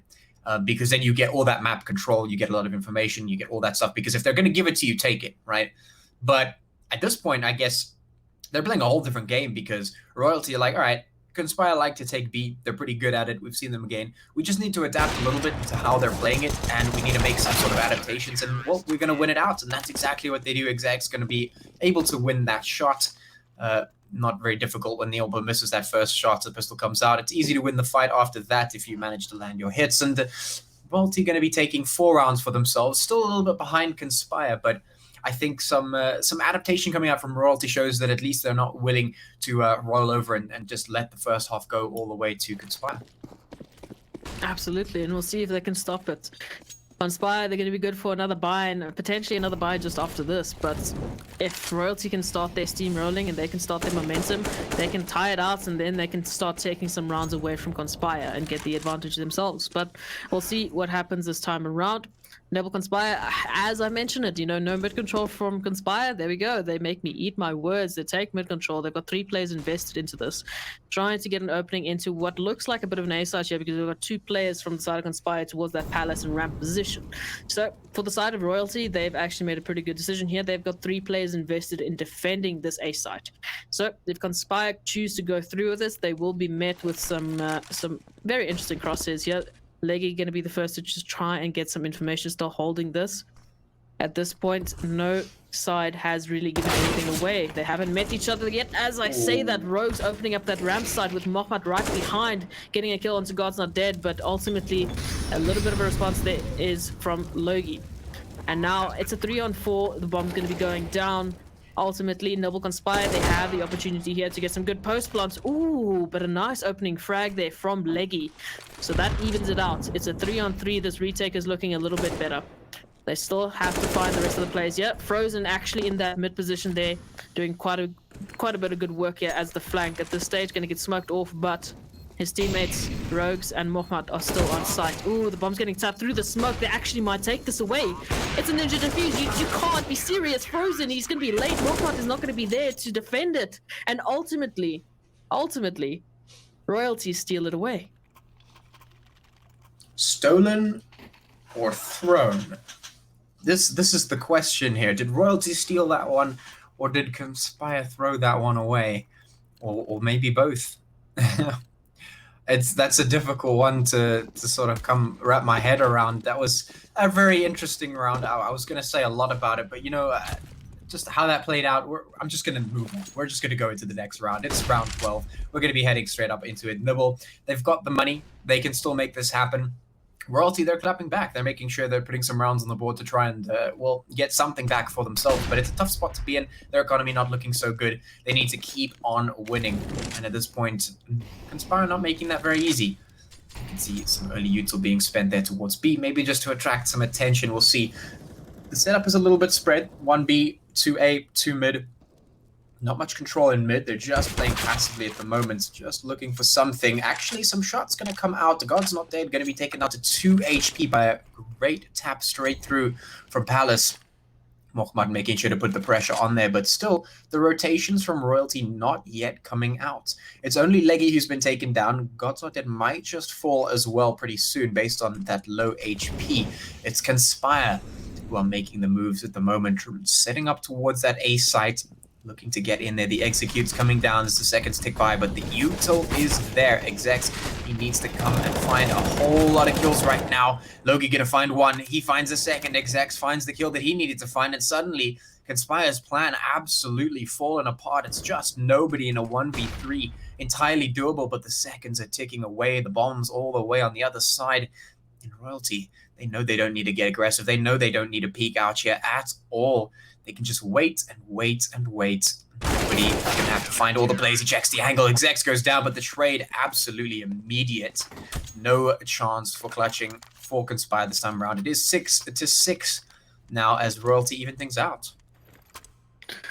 We'll see if they're going to take it away from Conspire. Once again, the money is there. They tied it out, but the money that Conspire have been building up has been keeping them in this. They're losing the rounds, but they're doing well to do some damage on the side of Royalty in the meantime. So they still have money for this. They're still able to buy up into this, but for how long, we'll have to wait and see. At this stage, Conspire once again taking that bit of a default control here. Royalty just trying to hold that early aggression, dropping all of the mollies, all of the smokes, not taking too much of a gamble here in mid because their buy isn't the best. At least there's an SMG in the hands of EXE, so it's a bit of a gamble. But they have picked up some rifles, they have picked up some utilities, so they should be good for the rest of this round. And you can see this Conspire, ooh, up close and personal. Frozen gets taken down. Ultimately, God's Not Dead going to be good to take down too, but the trades are there from Conspire, so it's still a 3-on-3 situation at this stage. They have not yet completely secured that opening into the A side. Oh, as I say that, EXE gets burnt out of position, so it's a 2-on-3. Only Leggy left on the A side to defend this. But Conspire, as a rotation comes through, they're just resetting. They're holding back and waiting for the response here from Royalty, and it looks like they might actually take this B bomb side. Potentially Dagger hearing a bit of a sound cue there with the rotation coming through from Donkey, so they're making a decision. They're like, great, we've just heard you rotate, or potentially we know that we've put a lot of pressure on that A side, so let's rotate it around to B. It's going to be an open B bomb side for Conspire, so it should be a relatively easy bomb plant. And now Leggy and Donkey, they have to make the decision. Do we go for this? The money isn't looking great for Royalty, but also at 7th round might be even better. It's a 2-on-3 situation here. A retake is possible at this stage with 2 players being, you know, well damaged. I mean, you got 1 player towards 50 HP and 1 towards 60. So this is possible. It's just going to depend on how we can open this up. So now, taking this retake. 2-on-3. Got a player on Cat. We've got 1 in Kitchen at this stage. Oh, a bit of a back off there. It looks like Royalty are just going to be holding the save. So Conspire are going to be able to take their 7th round. And that now means that Royalty have to make a decision, because with a bit of a loss bonus, they're gonna get that money, but the full buy is gonna be questionable. Yeah.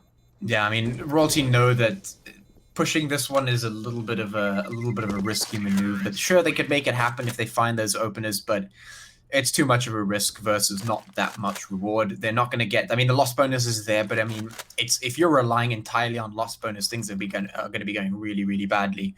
And of course, Royalty did get a couple of wins, which means that the loss bonus is not as high as they might want it to be. So right now, they know saving those M4s pretty much top priority. They're going to do that. They're going to pick those M4s up, but there's not enough to force around them.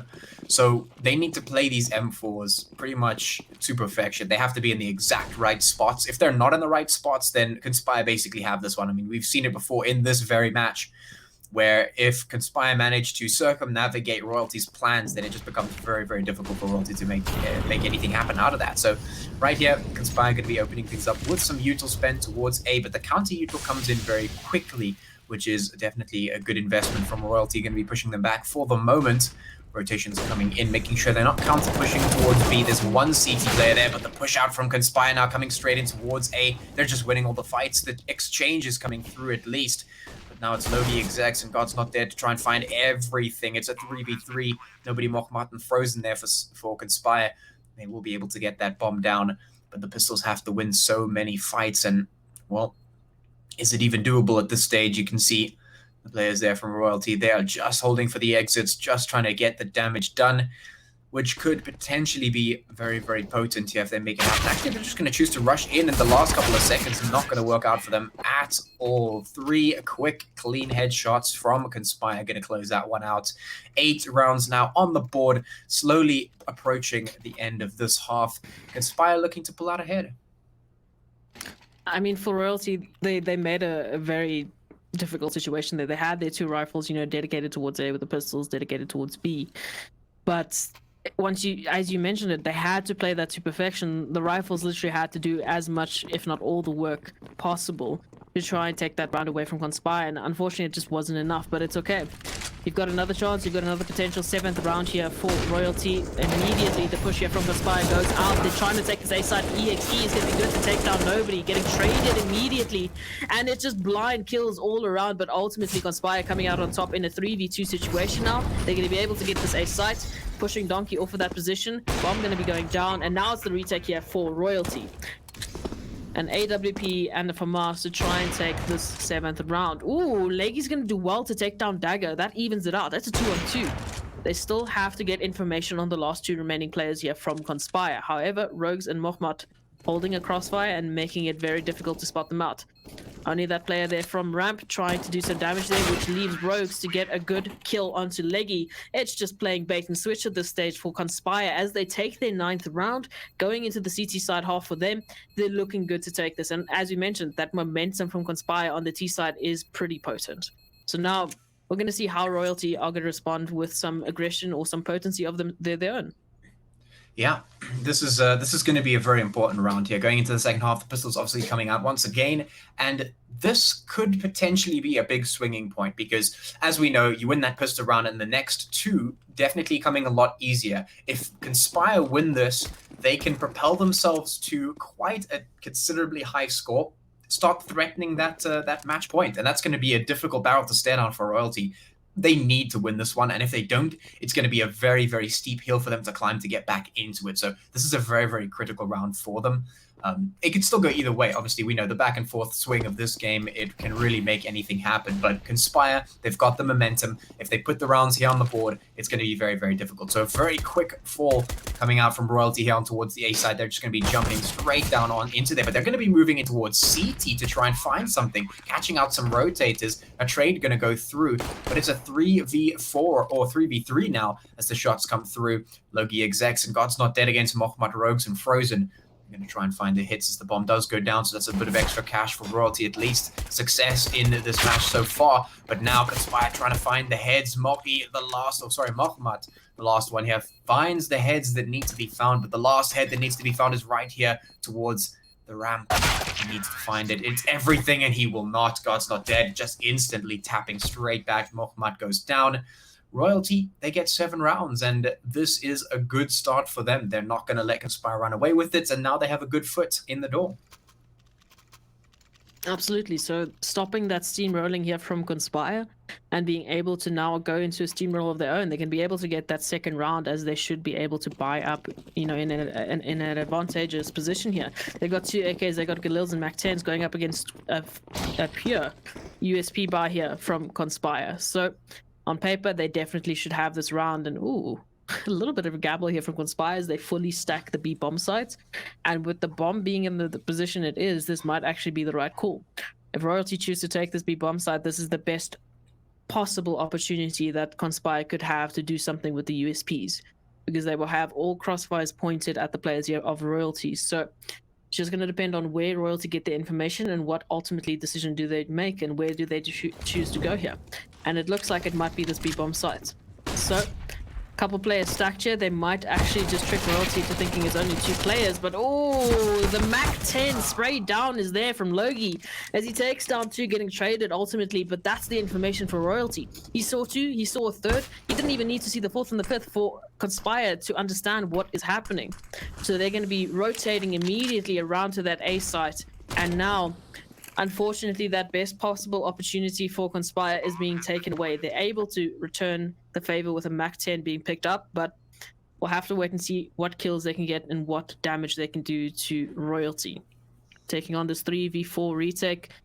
Whether a round win is at stake, I don't really think so, but some good damage can be dealt here. So, taking it slow and methodical is Conspire. Oh, the stack here for Royalty. They're literally not getting anything away from free.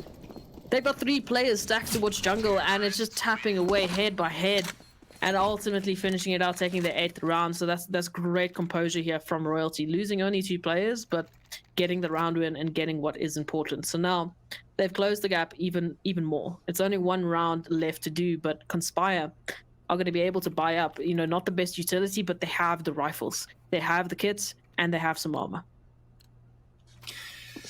Yeah, I mean, that I love the gamble stack coming out from Conspire. That was really, really great. Super unfortunate they weren't able to make anything happen off the back of it. They got a couple, but just at the end of the day, it wasn't enough. The rotation from Royalty was very, very good. They were putting their feelers out. They did not overcommit. As soon as they saw something was wrong, their rotation came in immediately, got the bomb plant secured. It post plants was easy. Not too much of a problem for them to close out. So now we're going to be heading into the 18th round. Conspire, obviously, as you say, picking up those rifles, a little bit of armor, a little bit of util to try and work with, try and stop Royalty from just running away with the second half. I mean, Conspire did the very same thing in the previous game that they played against the last team. Now they want to make sure that Royalty don't do the same to them. It is going to be a difficult task for them. They're getting very aggressive up here towards mid. Dagger getting a lot of information. Could hear those footsteps. Definitely knows something's going on here in this position. Royalty now taking that full mid control. They've got the angles, but nothing being converted out of it just yet. Nibble making sure they've got the information, but not overplaying their hand at the moment. God's Not Dead going to be boosting up into snipers. Dagger holding here towards ladder room. Things just very passive from Conspire. God's Not Dead actually sneaking up through CT. Might do some very big catching out here if they're not aware of this. They're actually not. They've given up the mid control, but they're not aware of that fact. They're not aware that somebody could have boosted up into here, and this is going to be a huge one. God's Not Dead's trigger finger absolutely perfectly disciplined. He's going to be walking up, takes the shot. He calls clear. There should be one CT remaining, and that's actually going to result in one, but the trade comes in immediately, and now Conspire have to react as quickly as they can. Dagger's going to go down. God's Not Dead. He is just going to find the last one there. Frozen is just going to have to fall back. He does not have any foothold into the site, anything to do at this point. The bomb's down. Close plants are up for Royalty. That was very, very clean, and that came off the back of one single little slip up there from Conspire. They took the information towards mid. They got the push. They saw that nothing was happening, but they definitely knew that they had to know that something was up. But the fact of the matter is they gave up that mid control. They didn't push for it. They didn't make anything happen off the back of it. They didn't try and, overcommit in that direction, which is good. It's fine. But the fact of the matter is they weren't aware that somebody could even push up into that. It wasn't in their minds at that point, or at least for the B-bomb site defenders. The pull didn't come through either. And, that just absolutely resulted in chaos because that allowed Royalty to push straight on up, get all the information, and, one quick pop to the head, the Conspire defense on B-bomb site goes down, and Royalty can just hop on in. So that was a very, very difficult one for Conspire. They're going to be feeling that loss for a while, especially now considering that they will be picking up the pistols to try and get around over Royalty. That play there from God's Not Dead was beautiful. And as you mentioned, I mean, Conspire, they had the right idea. They had 3 players towards B-bomb side to defend it. You know, they had the right idea. But that little bit of a slip-up, not holding that mid rotation, that mid position, and making sure that you won't be getting flanked. Unfortunately, as you mentioned, they're going to be feeling that for a little while. So now, Frozen, the only member of Nibble Conspire with the rifle, the rest are down to pistols, and nobody left alone with only a deagle to try and stop this push here from Royalty, which ultimately results in only one player dropping on the side of Royalty, but ultimately they get the bomb site. They get the bomb down, and they're looking to take their 10th round, 2-on-4 at this stage. Conspire not looking great to take this, but we'll see what happens. These Deagles have done some amazing work in the past. We'll see what they can do this time around. At least, do some damage, do some economy damage, get potentially an AK. Woo! And you can definitely do that when you're hitting shots like that from roads. So, going to be able to pick up the Galil. Unfortunately, it's not the AK, but it's at least something to go into the next round, especially looking at the money here from Nibble Conspire. Any gun really is a bit of a bonus at this stage. So Royalty rotating back around. They're gonna get that. They're gonna get this round, and actually with a bit of a hunt, might find Rogues here. There we go. EXE gonna take him down. So no guns really, nothing really advantageous for Conspire. I mean, they got a kill or 2, but it's not gonna net them the round. But that bit of extra cash might mean another flash, another smoke, or even a kit if you've gotten enough kills. So Conspire going to be able to buy up into this round, but this is a difficult one because look at the money.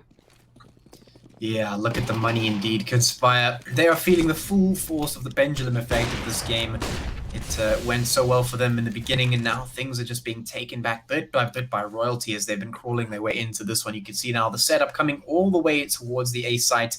No presence anywhere else at this point. They're just getting ready for that potential execute to come down for the take towards A. The question is, how does Conspire respond? We've seen them slip up earlier, but will they be able to close the gaps this time around? The full commitment from Royalty is here.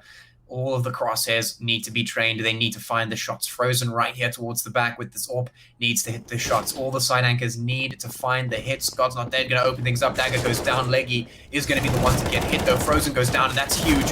Rogue's trying to hold on to what he can do, but the spray is only good for one, and now nobody in Mokhmat finding themselves in a tough spot here. The rotation from Mokhmat going to be absolutely cut off by the smoke. Pushing through this is definitely going to be lethal. He knows it. They know it. And, Nibble, they're going to be a little bit worried at this point. As another round potentially going towards Royalty. The clutch looking basically impossible at this point.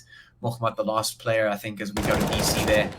Conspire, oh, man, things just looking a little bit tough for them at this point. The second half not as kind to them as that first one. They're really going to have to try and switch things up a little bit, try and solidify what they're doing across the map. Otherwise, Royalty might just walk away with this one. They might, actually. I actually think the dagger timed out there towards ramp. I mean, I saw him just walking into a wall. So, unfortunately for Nibble Conspire, now seeing 2 players have dropped. I think both, unfortunately, both players from Nibble had dropped in that situation there. So, they were basically playing a 3v5. So, unfortunately, it might have been a little bit too late with the timeouts coming through. But ultimately, Royalty taking their 11th round, they're looking good to take it even further, depending on what is happening now here from Nibble Conspire. But let's break it down. At this stage, it's been a bit of a back and forth on either side. And now it looks like Conspire are running out of a little bit of that momentum. They're not able to hold this push here from Royalty. Potentially, it's that mental fortitude that has just fallen because of that insane play there from Gosnoded going through snipers and just catching up, a bit of a surprise play onto them. But I feel like Conspire, they have such good information plays. They do get some very early on information. Sometimes they even, net an early kill, but they don't really capitalize off of that. Ultimately they choose to hold the passive play, which in most cases, that is the right decision to do. I mean, you're a CT, you have to wait for the T's to come to you. So there's nothing really you need to do in that regard. But it's again that discussion of do we hold that respect and we hold that passive play, or do we actually take the aggression? Do we actually take it to them? And from your side, I don't know, what do you think Nibble Conspire need to now do to shift it up? I mean, the thing is, these teams were going back and forth, right? It's really been a close game pretty much the entire way through. It's just gone back and forth and back and forth. And the thing that really broke that rhythm, that really just absolutely took a big, huge curveball and just threw it right at the wickets, basically. It was Nibble Conspire not giving the awareness to that play from God's Not Dead. Just an excellent push through snipers. They were not prepared for it. They were not ready for it. That really did throw a span in the works. They were just not able to respond to that. That broke the momentum. And now they're sitting watching Royalty start to take a little bit of a lead. And that's slightly concerning at this point, especially when you're losing players now to some DCs. Things, yeah, like you said, mental fortitude maybe going to be a little bit shaky at this point. It's definitely a frustrating thing to have your players DCing, especially in the middle of such a close game, such a crucial, set of rounds here that Conspire really need to win at this point. They need to start bringing things back. Otherwise, Royalty have the potential to win this. And I mean, in the middle of all that, you're trying to focus, you're trying to get things together. Now you're having players DCing, you're breaking the momentum that you had, the mental momentum even. That's a really difficult position to be in. It's really hard to come out of that. I mean, there are very few people that I can think of right off the top of my head that will not just, have a really big stressful moment at this point. So many people will be unable to respond to this, and I mean that's absolutely understandable. There's very few people who can just maintain an absolute cool, calm sort of mindset at this point. It's got to be weighing on them just a little bit, even if they are just sitting and taking this one chill, it's still going to be, in the back of their mind, still going to be weighing on them a little bit.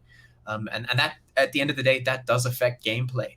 So I think at the moment, maybe what Conspire need to do is right now, they need to be talking, they need to be chatting about exactly what they're doing and what they need to be doing, because they cannot let anything like that happen again. They cannot let a player sneak into snipers and come out from behind and just dismantle their defenses. That can't happen again. They need to really, really look at solidifying a little bit of that defense. Slip-ups like that are going to cost them way too many rounds. So I think probably they're going to be looking at maybe just taking a step back, and instead of trying to, play some 4D chess here, just go back to playing some basic chess. You don't want to be thinking too far ahead in terms of, what's going to happen in the next 5 rounds, because a lot of the time, some players do, or some teams do that. They're thinking so much about other things that they're not covering the basics. And I think maybe stepping back, going to back of those to some of those basics will be very, very helpful. Making sure you're covering your angles, making sure your teammates aren't getting taken out from behind, because I mean, that was just a big thing, right? So they need to cover those bases, need to make sure they're setting themselves up And I think maybe that's probably the best chance that they have at starting to bring things back. Yeah, unfortunately, with the start of this game and the one previously, load shedding was a prevalent idea, and now at this stage it looks like it's unfortunately the case again, as two of the players here from Nibble Conspire, they've lost their power. So we'll have to see what Nibble can do in this situation, how, if the standards are available at this stage, and what we're going to be seeing. But let's talk a little bit about the leaderboard once again, just to refresh our memories, to see what's at stake at the moment, and how the teams have been doing, how it's been going at this stage. Obviously at this rate, D4 and Conspire, as well as the side of Royalty, they've basically just made their debut. They're getting the points, and you can see here D4 actually they've managed to get 2 wins here, so they're up with some eight points. Conspire pretty close behind, getting those 6 points there, so they're definitely looking for a win here. On the side of Royalty, for them, they definitely want to take this, and unfortunately it's just going to come down to a situation that literally there are things outside of their control, and we'll have to wait and see what's going to happen there. But for you, Patchy, I think we've seen some beautiful CS on either side. We were talking about how Conspire made a little bit of a slip up, leaving that mid control left unattended really, and unfortunately giving Royalty a bit of an opener. But ultimately, I've seen some insane holds here from Conspire. They've really been holding the defense. We said it time and time again that nobody Mohamed sort of combination on the B bomb side has been so prevalent, and now with them on the CT side, I'm expecting more of that. And it seems to be just that Royalty of finding the pressure points to be pushing, and what buttons they need to be pressing to make Conspire a little bit fall apart almost when they take that CT offense. So for you, some of the talking points that I'm talking about, I'm talking about that God's Not Dead play, and I'm talking about just the retakes that are happening here from Royalty. But for the side of Conspire, I think there has been a bit of a lack of individual play. And when you're looking at the kills, you can't really say that, because you've seen Mohamed and Rogues and Frozen just go absolutely insane, but it feels like Royalty just edge over that just bit by bit. So it's not really that it's not happening, I guess. It's just more that it's a lot to contend with what firepower is getting pushed out here from Royalty. Yeah, there's no way you can say that we've seen anything other than really good Counter-Strike getting played here by both of the teams. But I think that a lot of the time when you get into a big match like this, it can come down to those one single plays. One single play could really ruin everything.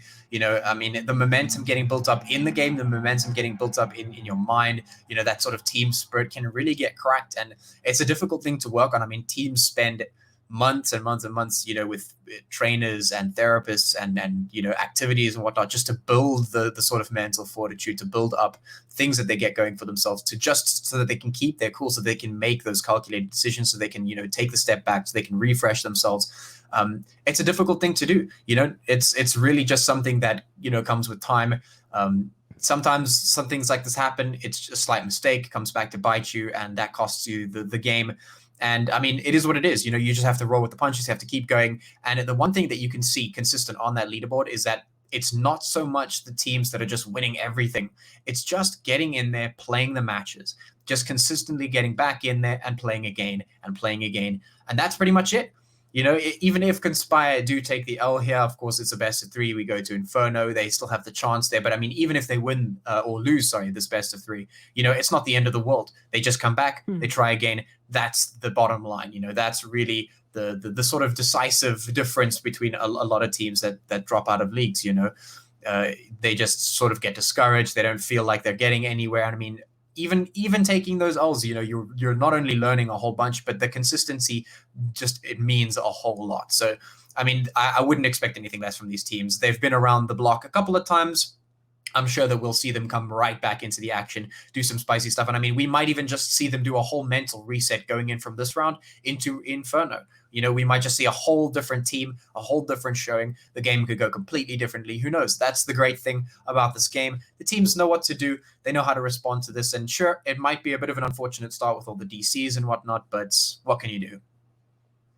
Yeah, it's exactly that. What can you do? You can't really have, a full set of 5 subs waiting for the team. So unfortunately, sometimes there's just circumstances that are out of your control. But now for the side of Conspire, it's exactly that. I'm not saying that, Conspire have any less of insane individuals in their camp as the side of Royalty.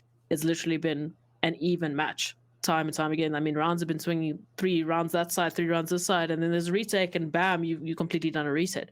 But it's that slight mistake, one mistake, not holding middle, or not checking the corner again, or not holding that corner long enough, that leads into these rounds. And at this stage, I still feel like it could have swung either way. But you mentioned it.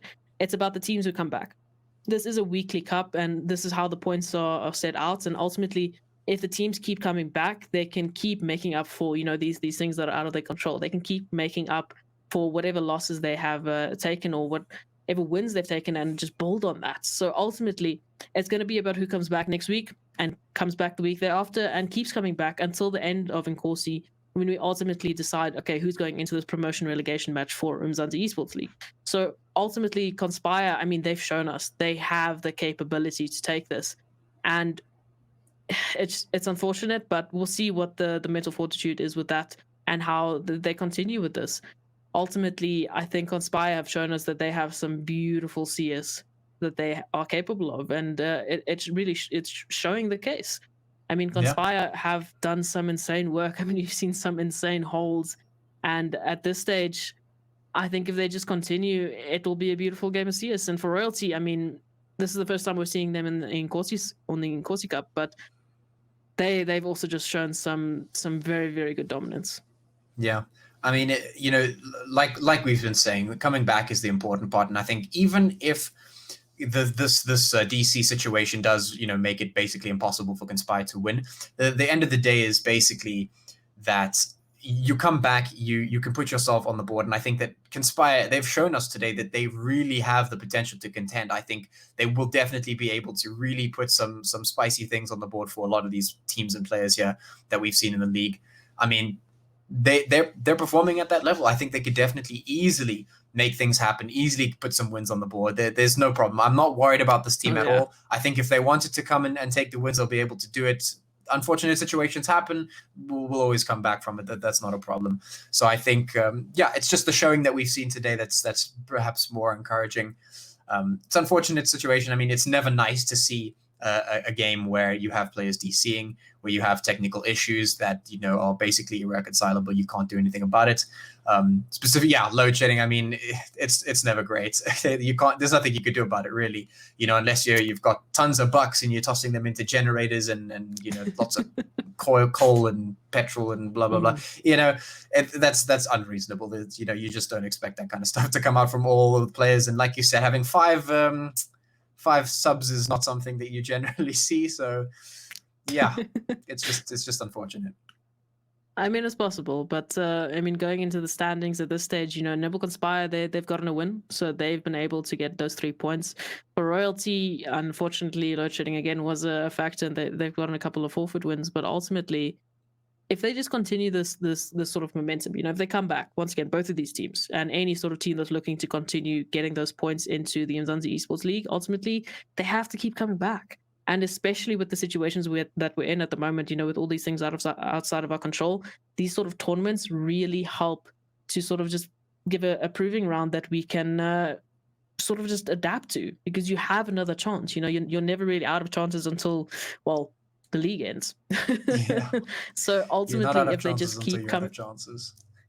Well, yeah. I guess I could have worded that better. But ultimately, you've still got, I mean, we're in week 5, so we've still got 3 other weeks that they can come back and rack up some good points. I mean, you can get a maximum of about 6 points, maybe more, depending on how many wins you can get. So just in one of these nights alone, you can rack up 6 points. So ultimately, that's a lot of points that you can rack up in 3 weeks. I mean, you're looking at optimally, 18 points that you're just throwing on the scoreboard. That's easily going to get you up there, especially with the way that the points are looking at the moment. So yeah, I hate to see it, because you want to be able to just let your players just play it out, just show us some of the Counter-Strike that they've been building and crafting. And unfortunately for Conspire, it wasn't the case. And I mean, for a lot of the teams, it's not the case. I think this week we've seen the most forfeits purely because of situations. Yeah.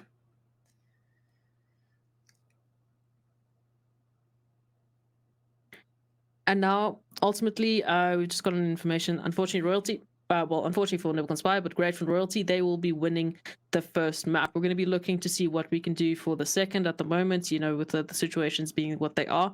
But for Royalty, that's their first win going into the second map, which is Inferno. So this is a bit of a switch around now. Now we talk about, okay, well, how do you come back from this? You've just lost a map that you didn't really have a chance at because of things that are outside of your control. So how do you come back from this, Patchy? Well, I mean, the first thing would be to get 2 players. You know, find 2 players to get in there to play for you. If we can make that happen, I mean, that's already step one done and dusted. Because then you could compete with 5v5, which is great. But then I guess the next step would just be to try and really make sure that you cover your basics. You're playing, you know, you're not playing anything too crazy, anything too complicated. You're just playing a, you know, good solid CS. If you take the L after that, then, you know, fair play. You know, there's nothing you could do about the first match, and, you know, on the situation where you're getting in 2 other guys to play for you, and, you know, it's everything's just unexpected situations here and there and everywhere. What can you do? You did your best. That's all that matters. You can go into the next one stronger. And like you say, I mean, you have the potential to get so many points in a single week. So, you know, just come back, do some more some other time. Hopefully load shedding doesn't clap us all once again.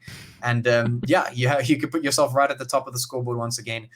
Speaking of the scoreboard, I think we can maybe take a look at that one more time and just see exactly where these teams are standing at this point, especially now considering that, well, we will be moving into the second map at some point. We'll see what we can sort out for that. You can see X Astra sitting at the top, 10 games played, 8 wins. That's a pretty big number there. But you can go down the scoreboard a little bit and see, you know, Conspire, they played 2 games, they won 2 games, they're already in 5th. You know, that's a pretty good idea of what you can achieve with just playing a couple of rounds. You know, just getting in there again and again, signing yourself up, making sure you're entering the league, playing the games, doing what you can get the points. It's definitely not out of your control. Absolutely. We've said it time and time again. And ultimately, I mean, every week you're playing for 1,500, you're playing for points, you're playing for a lot. And if they just keep continuing to come back, I definitely think that we could be seeing a bit of a difference, top 4, top 2 there on the scoreboard. Because especially, I mean, we've seen teams, you know, come in the first week, they've done really well, and then they just haven't come back. They've gotten the wins, and they didn't continue it, unfortunately, because they didn't come back to really keep taking that momentum. And unfortunately, you know, that's the case of a weekly cup, depending on your you know, the dedication that you have to other tournaments or other matches, whatever it be. You know, your schedule does play a big role in that. But I do think that this is the best chance that you really have. I mean, it's an African league. You know, it's not just players from South Africa. It's not just teams from South Africa. It's any sort of player from Africa that can play, you know, below 80 ping. You can be here to do exactly what they're doing here. So yeah, I mean, hopefully Conspire will be able to get another 2 players so we can see that second map and they can continue to have a chance at getting it, because, you know, it's a BO3. Unfortunately, you dropped the first map, but you still have a chance of that second Inferno or that train. But for now, ladies and gentlemen, please stay with us as we figure things out on our side, and hopefully Conspire can figure things out on their side. But for now, we're going to be going to the break. Just stay with us.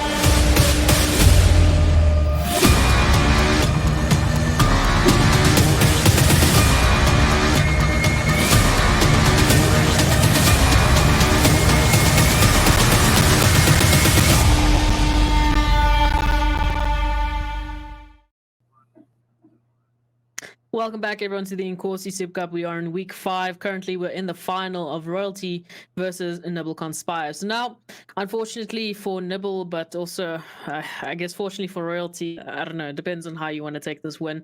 Load shedding was a considerable value and variable, sort of, to consider. And Conspire have had to forfeit the first map, so that's going to be the first win, the map win for Royalty, and they have managed now to field a full roster. So we will be going into our second map. We will be going into Inferno, and this is still a chance for Conspire. They still have 2 more maps to be able to take this win. So yeah, Patchy, I mean, talk to me. It's such a difficult situation to be in. Yeah, this is a horrible situation to be in. Actually, I mean, I really feel the pain coming out from. I mean, even competitive players who are supporting Royalty, they know that this is not the way you want it to go down. You don't want free wins. You don't want to win off of the back of something. You know, you want to win because you want. You want to win because you put the work in. And it just feels so horrible to have that ripped away from you. I know how that feels. I know how. I mean, even in mundane things, you know, like you're trying to do your job, load shedding comes in, it claps you. I mean, that's even the reason I'm here in the first place. You know, the co who usually does this bit, load shedding, getting clapped. It's a difficult spot to be in, pretty much all across the board. And I mean, Conspire at this point probably not really going to feel too happy about that one. At least they have the chance to now go into this one, potentially take this one, and then go into map 3 for the win. Yeah, I mean, there's the difficulty in is that a lot of you know, a lot of tournaments like this, in fact, everyone across the board not really prepared for this kind of stuff. You know, not really. It's difficult. You know, every decisions have to be made. People have to go one way or the other, and it's just unfortunate. You know, it really is. There's no other way to describe it. It is unfortunate, but at the very least, we've got a full stacked Conspire now ready to go at it again. It is going to be Rogues, Villain, Frozen, Ivan, and Mohmat that is fielded here for Conspire, and then of course for Royalty we've got W God's Not Dead, Logi, Exess, and of course Donkey. So yeah, let's see how this one goes out. It is going to be quite an interesting one, I think. Like I said, Inferno, one of my favorite maps, and definitely an interesting one, especially now in such a match as this, in such a situation as this. You know, a map like Inferno, I think it's a good one to go into, you know, despite the unfortunate circumstances. Yeah, it's just now you consider how does Conspire come back from this? I mean, they started off tonight with, you know, basically a 4v5.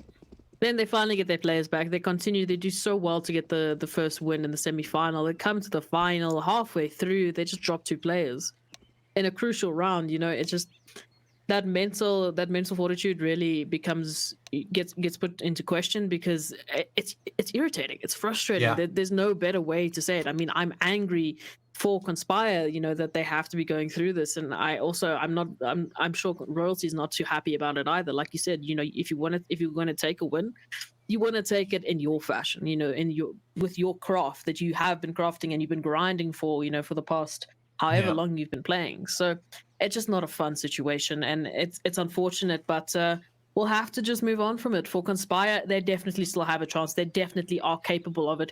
Whether this roster will be able to do exactly what we've seen previously, you know, that's always a bit of a question mark. You don't know how long, you know, how much synergies in this roster versus the other one, and it's always a bit of a sort of a spanner that gets thrown into the works, because you don't know how you're going to be playing, what you're going to be expecting. And going up against a team like Royalty now that have just shown what they can do on Mirage, they're going to have to look and see where they can take this and how they're going to be defending it. So Royalty on the T side there, Nibble Conspire here on the CT side and in the defending position all the way around.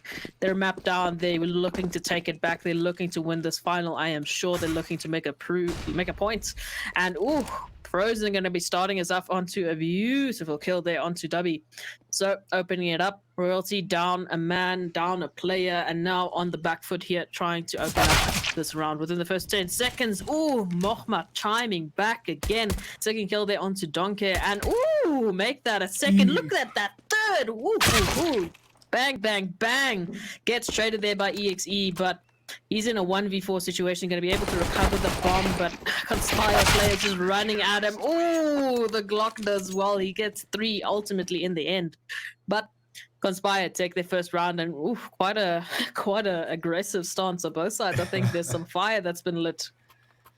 I mean, yeah, I'd hope so. I certainly hope so. I think some of them, maybe the frustration just boiling out here, just decisive headshots coming there from Mohamed on towards that Panon. It just, like you say, tap, tap, tap, gone, go the heads. Very nice and good. But I mean, it's a good start for Conspire, and hopefully they can keep it going, keep it up. It is going to be very difficult. You know, obviously having to change a roster right in the middle of gaming is such a difficult stance. You know, you're trying to find a groove, and now everything just gets thrown up into the air, and things are difficult. An opening headshot coming out here for Royalty. The D is going to be finding it for the first time. So just opening up here. Going to be done. Exex goes down. We have 1-for-1 at this point. 4v4 for both of the sides as Royalty try and make their way in, try and make the work happen with these Deeks. Gonna have to try and find those heads at the moment. Donkey just trying to tap off with them. W trying to do the same and actually hitting some teammates in the process. I think this is the second bit of team damage we've seen coming out from Royalty there, so a little bit unfortunate for them. In a tough spot there, and the heads now coming through. Villain does go down. Rogue's going to clap back onto Donkey, though. It's still a 3v3, but that's a lot more than you'd be hoping for coming out of a round against Deagles here. So now we're going to have a look and see how Royalty are going to respond to this one. Where did they decide to push in? It looks like they are going to be moving up towards A, which is the least defended side at this point. Only one CT to try and defend it here. The firepower is there, but if you're going to play for trades with the Eagles, that's definitely doable, definitely possible. They are slipping their way around here. Might actually try and just go for a sneaky play towards B, but I'm not sure if they have the time for that. So they are just going to be moving out here, trying to get some unexpected angles going, seeing if they can catch up the Conspire defense off guard. Crosshairs just being placed, angles being checked, but the information has been given away now. Mohamed going to be quick on the trigger. It has to find this opening kill, otherwise might just get pinched from too many sides. That's what's going to happen. He goes down. Now it's a 2v3 at the moment, and God's Not Dead going to be picking up the FAMAS to try and get the post-plant defenses going, is what I was looking for there. Now we'll see if Ivan and Rogues can make it happen. The pistol's out. Rogues with an incredible one-tap. That's God's Not Dead taken off the board. He's going to find another one. Those are the bigger players right there. Of course, another FAMAS off the board. Loki goes down. Or Loki's the last one left, and he goes down. Inspire going to find another one. Well, I mean, for both sides, you know, they've had to change a bit of a roster. I mean, W here now playing for Royalty. So on either side, you know, there's been a bit of a change. So for Conspire, this I mean, they're just looking, you know, angry. They're looking to take it away. They're just looking like, you know, as you mentioned, a fire has been lit and they're ready to take it. So some good momentum here. Depending on how they're going to continue this, they might be able to take this away from Royalty. Both of the teams really playing on a bit of a back foot. Now having to start up all of this, you know, momentum that they've been garnered on in the previous maps, it's now been taken away. So Royalty this time around are going to be going through with the full AK buy up against what is a bit of a weird buy here from Conspire. I mean, they've obviously kept the guns from the previous round, so they got SMGs, they got FAMASs, they got rifles, and some good bit of utility on either side. So the buy is there. It's pretty strong, but these one-tap AKs can do the work. So here we go. Royalty taking some good real estate towards that B bomb site. Oh, the mollies are just burning away. Already 2 players here from Royalty have been burned to a little bit of a crisp, but at least a half a crisp. So at this stage, they're on the back foot in terms of HP. Still, no player has been dropped fully just yet. Still a minute left on the clock, and Royalty still looking to get a bit of an opener here.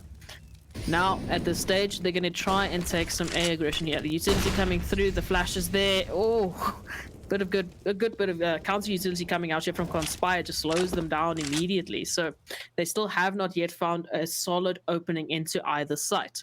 Still looking for that entry frag, still looking for that opening. And time is starting to dwindle. Conspire still holding some aggressive take here towards B, whereas on the side of A, they're just taking it slow. They're waiting for Royalty to peek into their crosshairs. And at this stage, I mean, they're doing exactly what they need to do. We're already down to 30 seconds left on the clock, and Royalty still have not yet found an opening. They have the pressure. They've been regrouped up, and now Frozen's going to get that intel. The rotation should come through shortly as the bomb, as Royalty is taking this A side, but Mohamed is doing well to take down 2 with a chime in there from Villain. They're doing pretty well at this stage. What is happening? This half buy basically from Conspire is doing all the work. Now left to Logi to try and get the bomb down to 3 HP. He's not going to get it. And that's going to be a great round for Conspire. They're going to pick up the AKs. They're going to pick up the round. They're going to pick up the money. So now we have to look at Royalty. They've got about 3.5 in terms of an average bank account to work with in terms of a buy. I mean, I'm looking at pistols, I'm looking at deagles for this round for Royalty. So unfortunately for them, on paper, this should be the 4th round for Conspire. Yeah, I mean, what a great round from Conspire. That's absolutely holding on to that A-bomb site with absolute ferocity, making just such a difficult time for Royalty. And, well, they're going to have to do it again because Royalty are charging up Banana. Looking towards that B site, the nades did come down, so a little bit of damage going in towards that direction.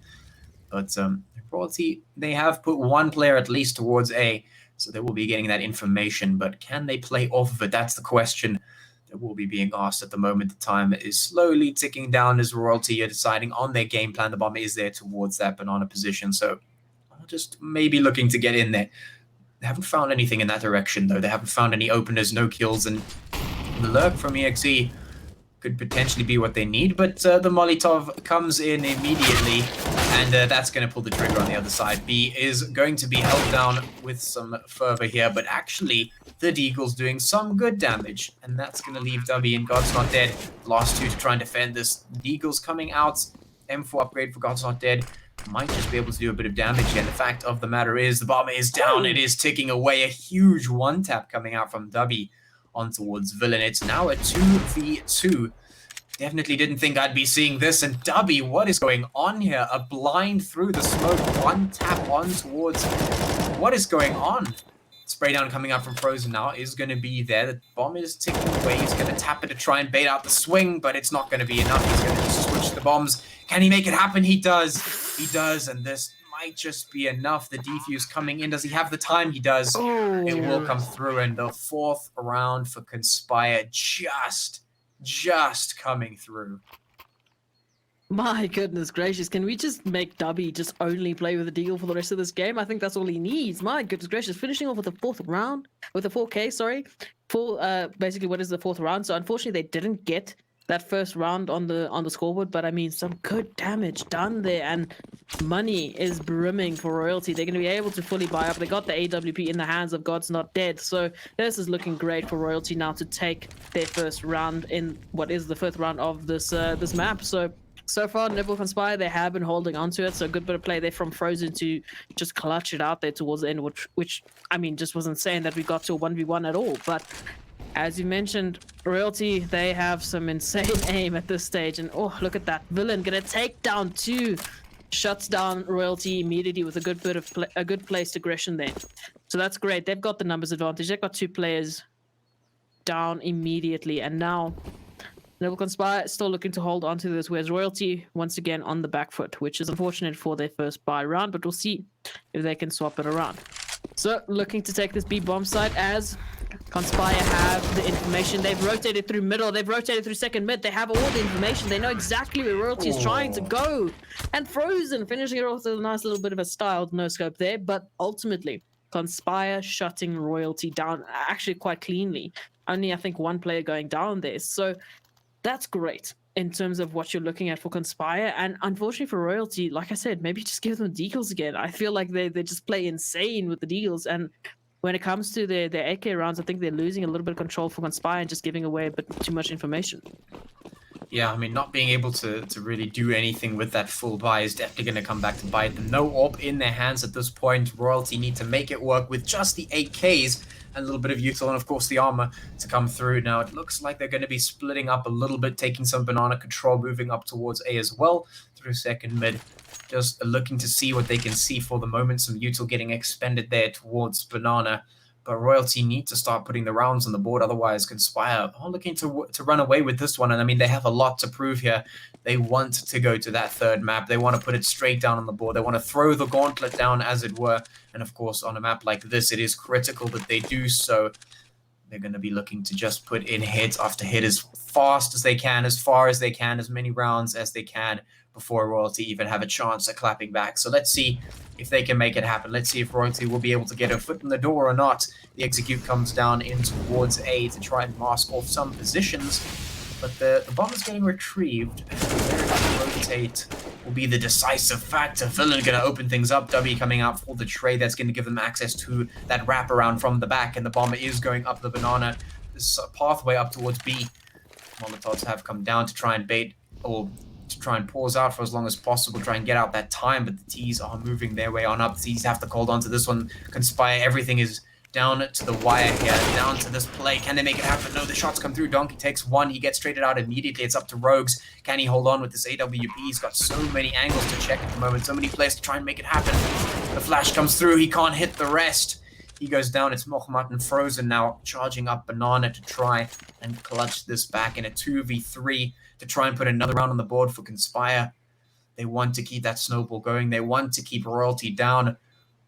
But in order to do that, they need to win this clutch. They need to win this out. AK and AWP versus 2 AKs and AWP. They know they don't have the time. They're playing the smart play. They're not letting their judgment be clouded. They're going to be saving that AK, saving that AWP, saving the kits, saving the armor. And, well, they will live to fight again another round. And Royalty, on the other hand, are going to be getting their first round. So, I mean, this is great for Royalty. They finally have put a round on the board. So, welcome, Royalty. Now, let's continue it. Conspire, on the other hand, they have the money with, like you said, they didn't let anything cloud their judgment there. They kept the guns, and now they're going to be able to buy up into this round once again. So they're still in contention for the 6th round. They're still in contention to stop Royalty. At this stage, that's definitely what you need to do, because you don't want your opponents to be taking any sort of momentum. Whereas for Royalty, now's when they want to start. Now they want to start taking and closing this gap in between Conspire. So going into what is our 7th round for Royalty, this is a critical one. They want to close this gap as quickly as possible. So some initial defaults coming through, the utility being being utilized there on the B-bomb site, trying to just dissuade Royalty from taking that early banana control. But here we go. They've got some good real estate at this point. They've got some mid control. They're looking to take that banana control very closely and quietly, really. Oh, as I say that, the utilities are there, so they get pushed back immediately. At this point, the counter utility here from Conspire is doing all the work. So some sound cues given away there. Conspire should know that there's some players there towards Banana, but they need to be wary. Ooh, they need to be wary of these players here in apps. Rogue's going to do well to take down Donkey, and now you have to wonder, where can Royalty open this up? Oh, the damage through the wall, really.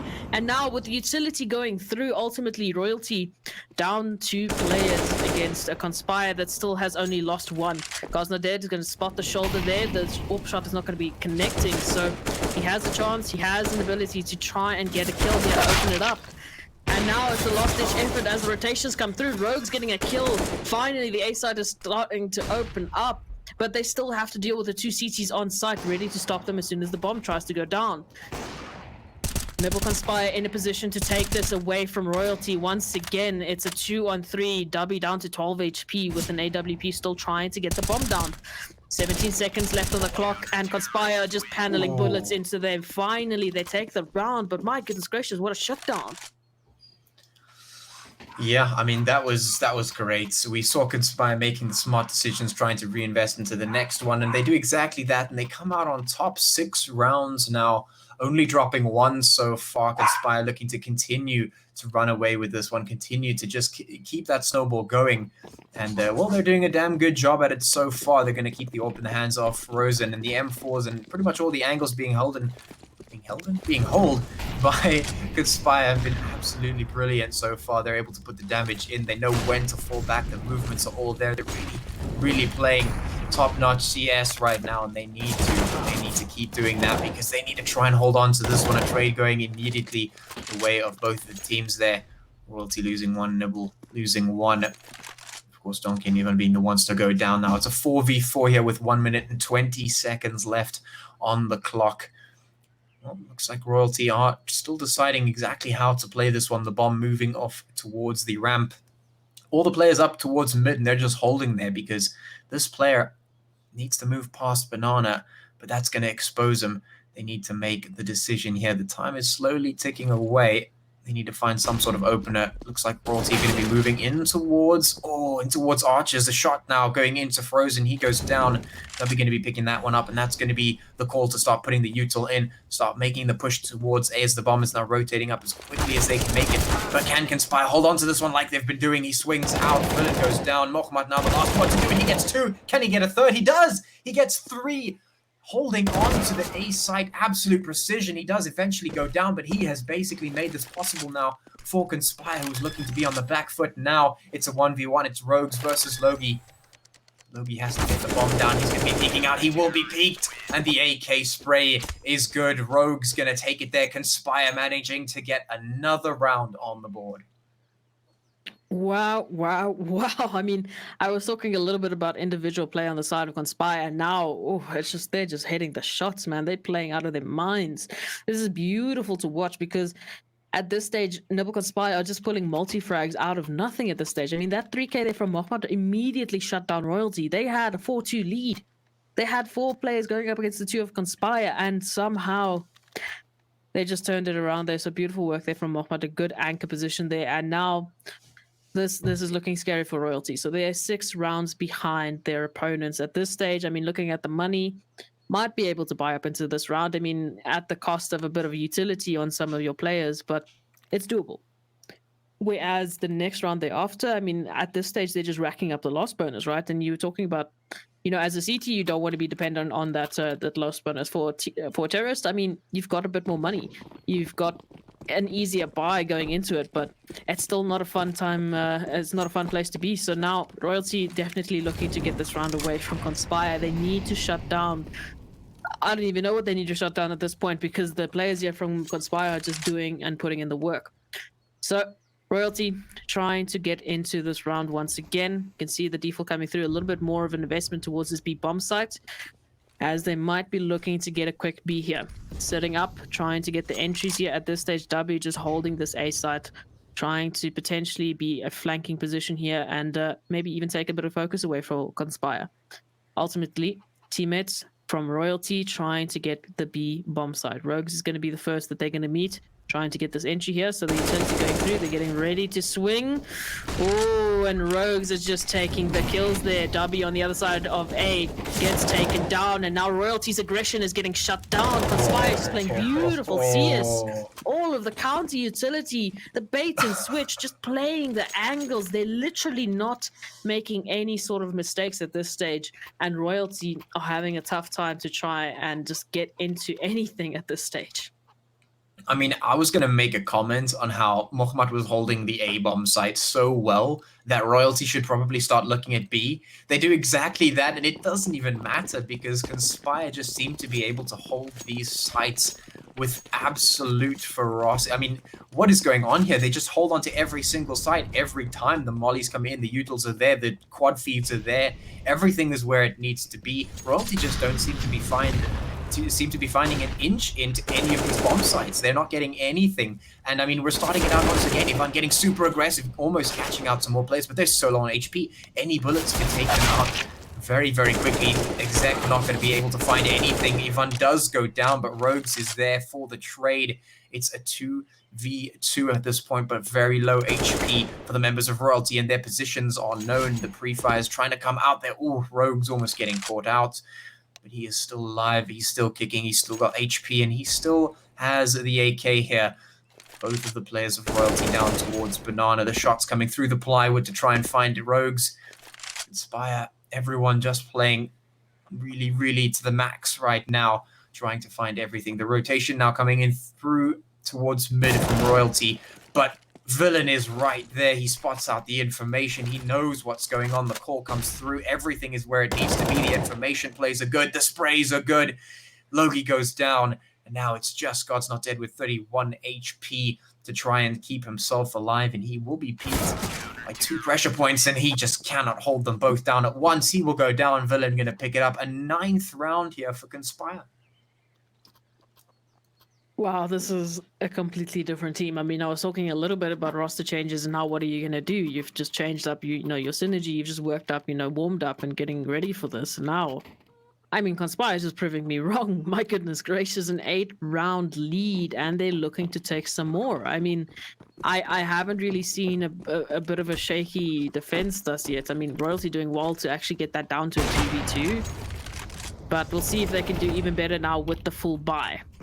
Looking to get their second round, AWP in the hand of God's Not Dead, and instead Frozen's going to win out the battle and do quite a bit of damage onto the AWP here of Royalty. So already some HP given away. Oh, sprays going through, just barely missing EXE here, but Royalty still trying to get some good map control at this point. They have Banana, they're looking to take apps. and they're looking for an opening here. At this stage, they're looking to see if Nibble Conspire can make a mistake. And I mean, with the aggression here from Nibble Conspire, they might just get the information they need to hold A successfully. I mean, they've got such good control. They've got a potential of just getting such good early on information. Both sides playing quite aggressive angles here. And now with the utility coming through, they're going to have to fall back. An opening finally for Royalty as Donkey takes down Rogues. But getting traded immediately on that B bomb side as his teammates try and get that A site. And they're getting shut down immediately there with the counter utility. So it's a 1-for-1 trade, but look at the HP here of Royalty. They've got 2 players well below 50 HP. Going into any sort of exec at this stage, you're going to be on a back foot. So for Royalty, 30 seconds left on the clock. They only have the A side as an option at this stage. B bomb side might be a bit too much of a gamble, especially because they still have to find the CTs on site. They still have to find the openings, and Villain's going to make that even harder. EXE does trade it out. Ooh, it's good for 2. So there we go. Royalty going to get the bomb plant. It's a 2-on-3 retake at this stage. Conspire don't really have the money to invest into those retakes, so I like this. They're going to be falling back. They're going to be saving the guns, which is great to see. But Royalty finally are going to get their second round. So I mean, that's great. But now it's still that you still have to catch up another 7 rounds after this. Yeah, I mean, at this point, we've barely seen Conspire making those mistakes, really. And when they do, they manage to come back from them pretty quickly. And I mean, this is almost a rinse and repeat of what we saw in the beginning. I mean, Nibble, they take the rounds, they lose 1, so they decide to save and try again next time. Same thing happens again. They start winning the rounds. Finally, Royalty gets 1. Nibble just fall back. They keep their guns, they keep their armor, they keep their defuse kits, and they go back in for another one and potentially start to put some more rounds on. So, I mean, this could be the dawn of once again another Conspire-dominated set of rounds here. They're calling a timeout, which I like. They've been very consistent on this part, just making sure they're keeping themselves tactically grounded and whatnot. But I mean, at this point, Conspire have put on enough rounds in this half to be sitting comfortably, regardless of how the rest of it goes. But from what we've seen from Conspire, they don't even want to sit down and just sort of let it happen at this point. They want to take as many rounds as they can get, just put them all on the board. And I mean, if they can do that, they're going to be sitting so comfortably going into the next half. They just have to close it out and it'll be done and dusted. We'll go to the map 3. So, I mean, that's basically what they're looking to do at this point. They're looking to make that happen. They're looking to keep themselves in this one. Maybe they're making the decision now whether they should force up around the AWP. I don't think they should. I think they've been doing a pretty good job of just saying, all right, we could take that, the fact that we lost a round, we can save, not a problem. We'll just go back into it. You know, we'll just take a step back, let them take their advantage, as it were. We'll try and give up as few of our own as possible, try and do as much damage as possible. And then when we come back, when we can start to buy up and do things again, we'll just make sure we take the wins, take advantage of any of those weak spots coming out of Royalty, and try and take those rounds. So, yeah, I mean, I wouldn't be surprised if that's what we saw coming out here. It actually looks like some planning has been done. M4 is going to go into the hands of Mohamed, and I mean, who better to put an M4 in the hands of than him, because we've seen some insane A-side holds from that man. The quad feeds, everything's coming out. He's just been on some other level going into this, and it looks like the FAMAS actually going to be dropped in the hands of Rogues as well, and of course another M4 there for Villain. So they are forcing around this AWP, forcing around this save, and I mean, this is probably a thing that they feel confident in doing, just based off of the fact that they've been doing so well, so confidently. Frozen going to open things up onto God Not Dead. Just such confidence coming out from them. They have been so dominant on this map, and they're not looking to give it up any time soon.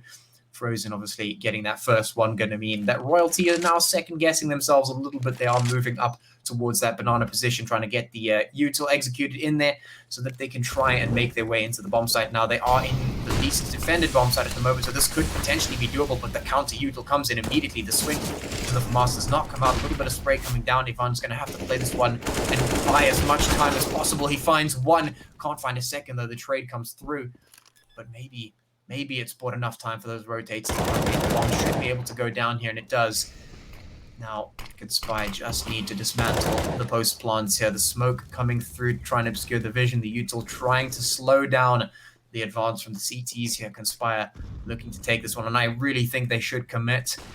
Everything is here. Everything is going for them. Getting this round would be super, super huge. Villain comes charging in, but the shots from Royalty manage to land for the time being. It's a 2v2. Can they land the shots? They do. One goes down, another goes down, and the defuse can come in. Conspire, once again, just absolutely making it work. Time and time again, they take the rounds. 10 going the way of Conspire now. And, well, they're not looking to slow down anytime soon, it would seem. Yeah, I think you hit the nail on the head there. I mean, that really wasn't looking possible at that stage because Royalty were just hitting shots left, right, and center, blindly hitting shots, and putting it down to a 2v2 situation, which was a 4v3 ultimately. But Conspire just hitting the shots that they needed to do, and my goodness gracious, I absolutely don't think that they're looking to slow down just yet. I mean, the economy is starting to feel, the brunt of those kills there from Royalty, so potentially we might see a bit of a change here. But I mean, we're in round 13 of this first half, and Conspire have already netted themselves an 8-round advantage, so they're looking good, man. And now, Royalty, they're going to try and take this away from Nibble Conspire once again. But they need to get a better opening, and they need to just keep holding that pressure and pushing it onto Conspire. Just give them no opportunities whatsoever to try and take this as a good retake. Put them down on the disadvantage and make sure that they're not comfortable with taking the retake. They have the pressure there of the economy, and there's a good opener from Gosnodet. He takes down Frozen. So this is a chance, but Royalty once again going to be hesitant because of the counter utility here for Conspire, and there's a trade on the side of B bomb side, so it's a 3v4. Royalty still holding on to this numbers advantage. They're still holding on to the potential of a third round. At this stage, it's going to be down to Villain and Mokma to deter them, to dissuade them, but it doesn't matter if W goes down. He was a distraction, or at least that's what I think. But Royalty seem to be a little bit hesitant. They're going to be rotating back around to B. But there we go. Mohamed going to get that information, so rotations are going to come through here for Conspire. They're going to be ready for this B-bomb side take, and at this stage, Royalty do not have any other choice. But somehow Conspire still have utility to slow them down. This usage is insane. And here we go. Ivan through the smoke takes down 2 and immediately shuts down Royalty. Bomb is going to get planted, but it's all down to God's Not Dead in 1v3. There's just so many bullets flying around. And ultimately, it's going to be a win for Conspire. It's going to be the 11th round. And I told you, I don't see them slowing down. And at this rate, I don't know how Royalty can return the favor. It just seems like Conspire just getting multi-frags after multi-frags. It doesn't even matter. I mean, absolutely majestic to see the shots coming right through the smoke and just connecting to just like that. I mean, nothing else to be said about that. You just see those things start to happen then. They are happening consistently. This is no mistake. This is Conspire, like I said, throwing down that gauntlet, making sure that they are not going to just give up without a fight. Not only are they fighting against Royalty here, they have been fighting against load shedding, fighting against all of these unfortunate circumstances, these horrible circumstances, and man, have they been putting up one hell of a fight right here. 11 rounds up for Conspire. They've still got their foot on the gas at this point. Moving up, Royalty now trying to find anything, absolutely any crack in the defenses here to try and get in towards Conspire. But I mean, every time we see it happen, we see the hero plays coming out from Conspire, and it just doesn't matter. So this is the first opener now. Ivan going to be going down, but is it enough? Can anything be found? Man advantage now for Royalty. Rogue's going to be boosting up spots ahead, not going to find anyone just yet, but knows there's someone charging up. In the meantime, it is going to be a couple of players moving up towards A, doing a bit of a wraparound, charging towards the Archer's position, but Frozen is here. He's making sure that he's not letting anyone through. This time, Conspire going to be making sure no one comes around that flank. No one comes around and takes them from behind. The opener comes in. Donkey takes down Rogues now. At least the bomb site's open to Royalty. Now they can start to make their way in, but Frozen just looking on the back line, making sure his eyes are cast in the right direction. Could potentially catch out. He does. Down goes Doobie. And now it's a 3v3. This is totally doable for Conspire. We've seen them do this time and again. But now the post plants are here for Royalty. This is looking a much solid defense coming out from Royalty. Much more solid than we have seen in the past. Can Conspire dismantle this once again? Can they come out victorious in this round, or will it finally be one for Royalty? Trades going back and forth. Frozen goes down, and now it's Mokhmat 1v2. This is doable now for Royalty. They could put a third on the board, but I mean, that feels comical to say at this point. Such dominance, and Mohamed, he knows he can fall back, he can take one, it doesn't matter. God's Not Dead goes down. Ooh. Lobi actually getting taken out by the explosion as well, so the players will lose their lives in the process of getting that third round royalty. Clutching back one, but at this point, is it too little too late? We're approaching the end of the half, and Conspire have 11. Yeah, I mean, I was looking at the finances here for royalty. They're going to be able to buy up even with the loss of those 2 AKs towards the end. They unfortunately, Mohamed just playing the game. They couldn't really win the round, but instead managed to take 2 guns away from royalty. But now, I mean, with all of that being said, the economic damage done to royalty. Look at Nibble Conspire. They've lost that round now. They lost a lot of guns. Only Mohamed staying alive, and ultimately, the money going into what is the last round of this half, this very dominant half, Nibble Conspire are going to be relegated to a couple of pistols and SMGs, with that 1 rifle saved. So this is a bit of a back foot here going into what could be the 12th round if they play this right, but it's going to be a tall order. And for royalty, this is a chance at least get into this next half with an 11-4 scoreline, which, as you said, it's comical, but I mean the rounds have been getting closer and closer towards this half point. So we'll see how this turns out.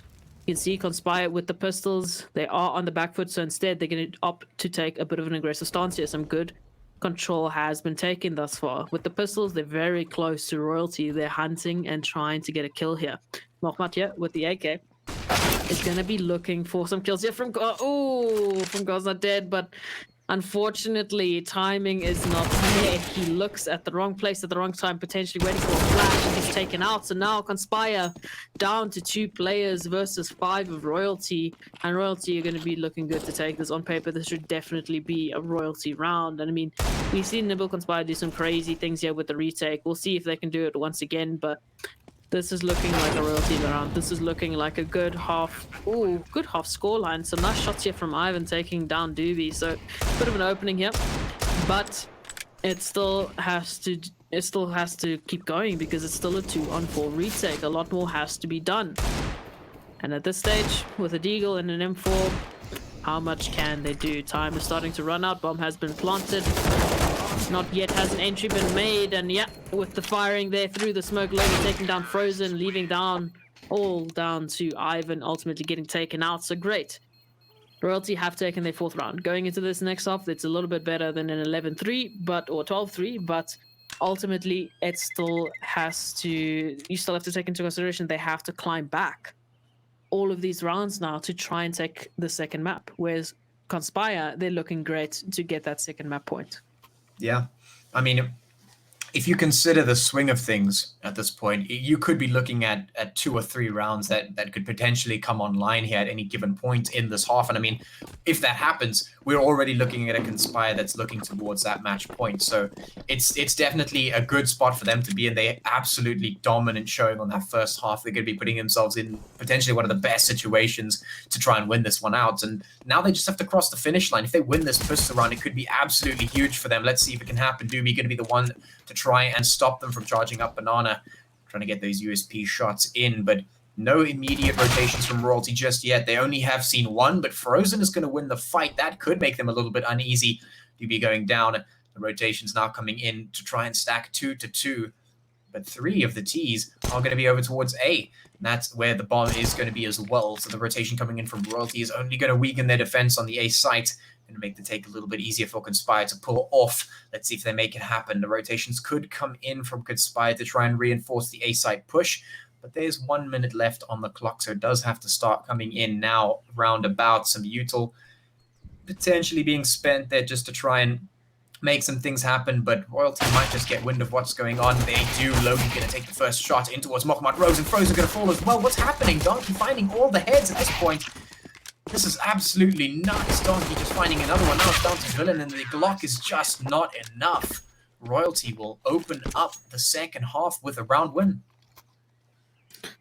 A Donkey finishing off with a 4K. I mean, what was I watching there? It was just swinging left, right, and center, getting all the headshots. They were the USP. I mean, that's what royalty needed. They needed those big plays, and they needed that sort of a start now, because now it's a steamroll. Now it's that 3-round advantage that we talk about. I mean, at this point, Conspire, they don't have any sort of reason to, you know, try and force up into anything. They have the round advantages. So for them, they now just need to wait it out. And for Royalty, they have a chance here to start catching up. They have a chance to start closing the gap. Ooh, I like this aggression here from Royalty. W taking a kill there onto Rogues, doing quite a bit of damage through the smoke. EXE takes down Villain, and now, I mean, it's a pistol round here for Conspire, so it's understandable that they're just getting overwhelmed, but this is great from Royalty. They're not taking a step back. They're just fighting back, and they're just taking aggression to Noble Conspire. So these SMGs, these pistols, they're getting themselves some good money for the next round here. And now, for Noble Conspire, I mean, 4K around, you know, each player, this is a possibility of a buy-up. And I mean, for Royalty, if they continue this is great. But we've seen what Noble Conspire can do, and if that continues on the T side, I think Royalty is going to have a tough time.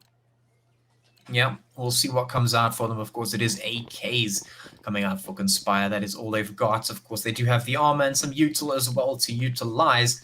But the question is, can they make it happen? Of course, Royalty now. Yeah, they've got the SMGs, they've got a FAMAS, and the FAMAS is going to be the one to open things up. 3 frags for the respective Royalty players there. That's now Mohamed and Ivan, the last 2 left alive. What a tragic way for the first buy round and a half to go for Conspire. They do have a bit of a buffer zone. They do have a bit of rounds to play with, but that's definitely not how you wanted things to go. 2v4 at this point. They need to find so many shots, and Royalty know they can just play this a little bit more passive than usual. 1 HP for Mohamed. A breath of air could take this guy down at this point. Now it's just Ivan, basically 100 HP for him. How long is that going to last? Who knows? Mohamed trades at least 1 before going down. 1v3 for Ivan. He has to make everything happen at this point. And I'm not sure if that's a doable possibility, especially considering the bomb needs to be picked up as well. Lots of things need to happen if Conspire wants to win this somehow, and 50 seconds remaining. Not looking good in that particular realm. I mean, even if this AK gets saved, it's going to be a difficult position for Conspire to be in. They definitely do not foresee that happening, and it seems like Royalty have been taking a lot of liberties here, going very, very aggressive on the CT side, and it seems to be working out at this point. They are catching Conspire off guard, but how long is it before Conspire adapt and react? If they do at all, we'll see if they do. At this point, Ivan now just moving up towards the A side. There's 1 CT here, so if he can take him down, it might just work. He does, finds the head. Now the rotations have to come in. He could get the plant in, but he is checking the angles first. This could buy a lot of time for Royalty. He does spring in towards site. Jack rabbiting in there, just putting those bomb plants down, and now 1v2, 41 HP, smoke coming down to just straight through it. Going to be opening up towards the site, and they'll find the hits. We'll take Ivan down. Defuse will come through, and Royalty will put 7 on the board. So finally, you know, the sort of momentum is back here from Royalty. They're starting to close the gap. They're starting to get, you know, competitive once again in this map, which, I mean, so far we've just been seeing Noble Conspire running away with it. So this is great from Royalty, but for Conspire, they need to now consider this this pistol round, and here we go. We've got the Eagles and the Tech Nods out and about. Royalty need to hold on to this. They need to start building up some bank, because as soon as this starts getting closer and closer to that match point, economy is going to be once again a valuable asset to have. So Conspire, on paper, they should not have a leg in this round, but I mean, we've seen such crazy things here with the Eagles. I don't think we can neglect what is possible at this stage. So they've made some good progress here into the A site. You can see Mohamed making quite a bit of noise here, trying to get Royalty players to focus on what should be an A site take, as at least that's what they would like them to believe. But Conspire getting ready to get an opening here, and Royalty not giving anything away for free here. They're just holding it. You've got EXE holding that anti-flash position, and Double just ready to take some heads away, getting some kills. Ooh, utility is there, and there we go. That anti-flash working out. EXE is going to be good for 2. And now Conspire, I mean, already on the back foot now. They're down to a 2v5 with only Deagles to work with. Villain and Frozen. As I say that, only Villain left in a 1v5. Has to recover the bomb, have to try and do something, maybe even recover a gun. But Royalty going to take it. They're going to take the 8th round, and this is great because this is what you need to do. You need to make sure that Noble Conspire aren't going to get anything for free. They need to fight for it, and at this stage, Royalty are building up some good economy. I mean, look at that. Gods Are Dead on 10k, EXE on 8. This is great. Yeah, Royalty, they managed to shut down Conspire the first time around, but we have made the loop all the way back, and now Conspire, they can buy up once again. They've got the AKs, they've got that AWP in hand. Let's see if they can make it work once again. Let's see if they can work that Conspire magic, or if this time around Royalty will be able to hold it down, close it out, keep themselves in this one. They're just a couple of rounds away from being able to even things out. And Exec once again getting so aggressive here on the B. Banana side, I mean, this is nuts. He just gets straight up and there, catches everyone off guard. Shots coming absolutely straight in. And already Conspire once again on the back foot, 2v5. This is not a great start. This is not what they wanted. This is the exact same thing that happened to them the last time around that they brought up. They came through the whole cycle just to get back here and have it happen to them all over again. Royalty getting super aggressive, catching them out, and now it is a 2v5, and things are looking basically undoable at this point. 55 seconds left on the clock. 2 AKs, a little bit of util. Definitely not the position you want to be in at this point. Maybe find a couple of kills, but you can't really hope for much more after that. Maybe commit to a B, hope that there's less players there, which there is in this case, but there's no way of knowing. I mean, this is just a gamble at this point if they do decide to commit. Mohamed right up here towards B, checking the angles, having a look to see if anyone is going to peek into his crosshair. A little bit of util going to be used to buy a little bit of area, to buy some control, but that's also going to give away their position. Smoke's coming down now to block out the CT. Swing out from Ivan, going to take down one. Now it's just Mohamed. Can he make it happen? Oh, sorry, it was Rogues, but Mohamed now in a 1v4, trying to plant the bomb. You can't do it. He does get the bomb down. A little bit of money at least going the way of Conspire, but once again, a round from Royalty, just putting 9 on the board. They're going to make it so difficult for Conspire, not really letting them walk away with this one. Conspire really going to have to try and put their cards down and make some more rounds. And I think what's even better for Royalty at this stage is the money that they've built up. You know, they're going to be good for another couple of rounds to buy up. And if they keep taking rounds the way that they have now, you know, so dominantly, like they're losing maybe 1 or 2 players, but they're not losing a full set of guns. So at this stage, their economy is holding up, and you can see that. I mean, you've got Gardener's Dead nearing that 16k max. And the rest of his teammates closely following. And oh, look at this aggression here from Royalty. It's not gonna work out as they lose 2 players to Rogues and Frozen. Oh, but the fire there is gonna take down Ivan. So now it's a bit of a back and forth here. Ultimately, Conspire in an advantage. Mohamed gonna continue that as he takes down God's Not Dead. It's a 2-on-4, and somehow Royalty now with a bit of an over-aggressing there, they have lost their advantage now. There should be a round for Conspire, so with the retake coming through, it's a 2-on-4. But what can be done at this stage? They have to find the players, they still have to rotate around. I think this is going to be a save for Royalty, so ultimately 12 out of Conspire. And now we have to start wondering, how much can they do? The rounds are getting closer and closer to match point. You know, the pressure is starting to build. For Conspire, they need to take that first map point. For Royalty, they just need 1 more, and then that's it. But a decider with, the decider is going to be trained, so that's just going to be a fun one. But we'll see if we get there. At this stage, Conspire are looking to make that a possibility. And for Royalty, I mean, I get the idea there behind the aggression. Ooh, EXE going to do well to take down Villain, and actually the bomb is going to take down both EXE and Mohamed. So some guns lost there for Conspire. But as I mentioned, you know, it's a lot of work done.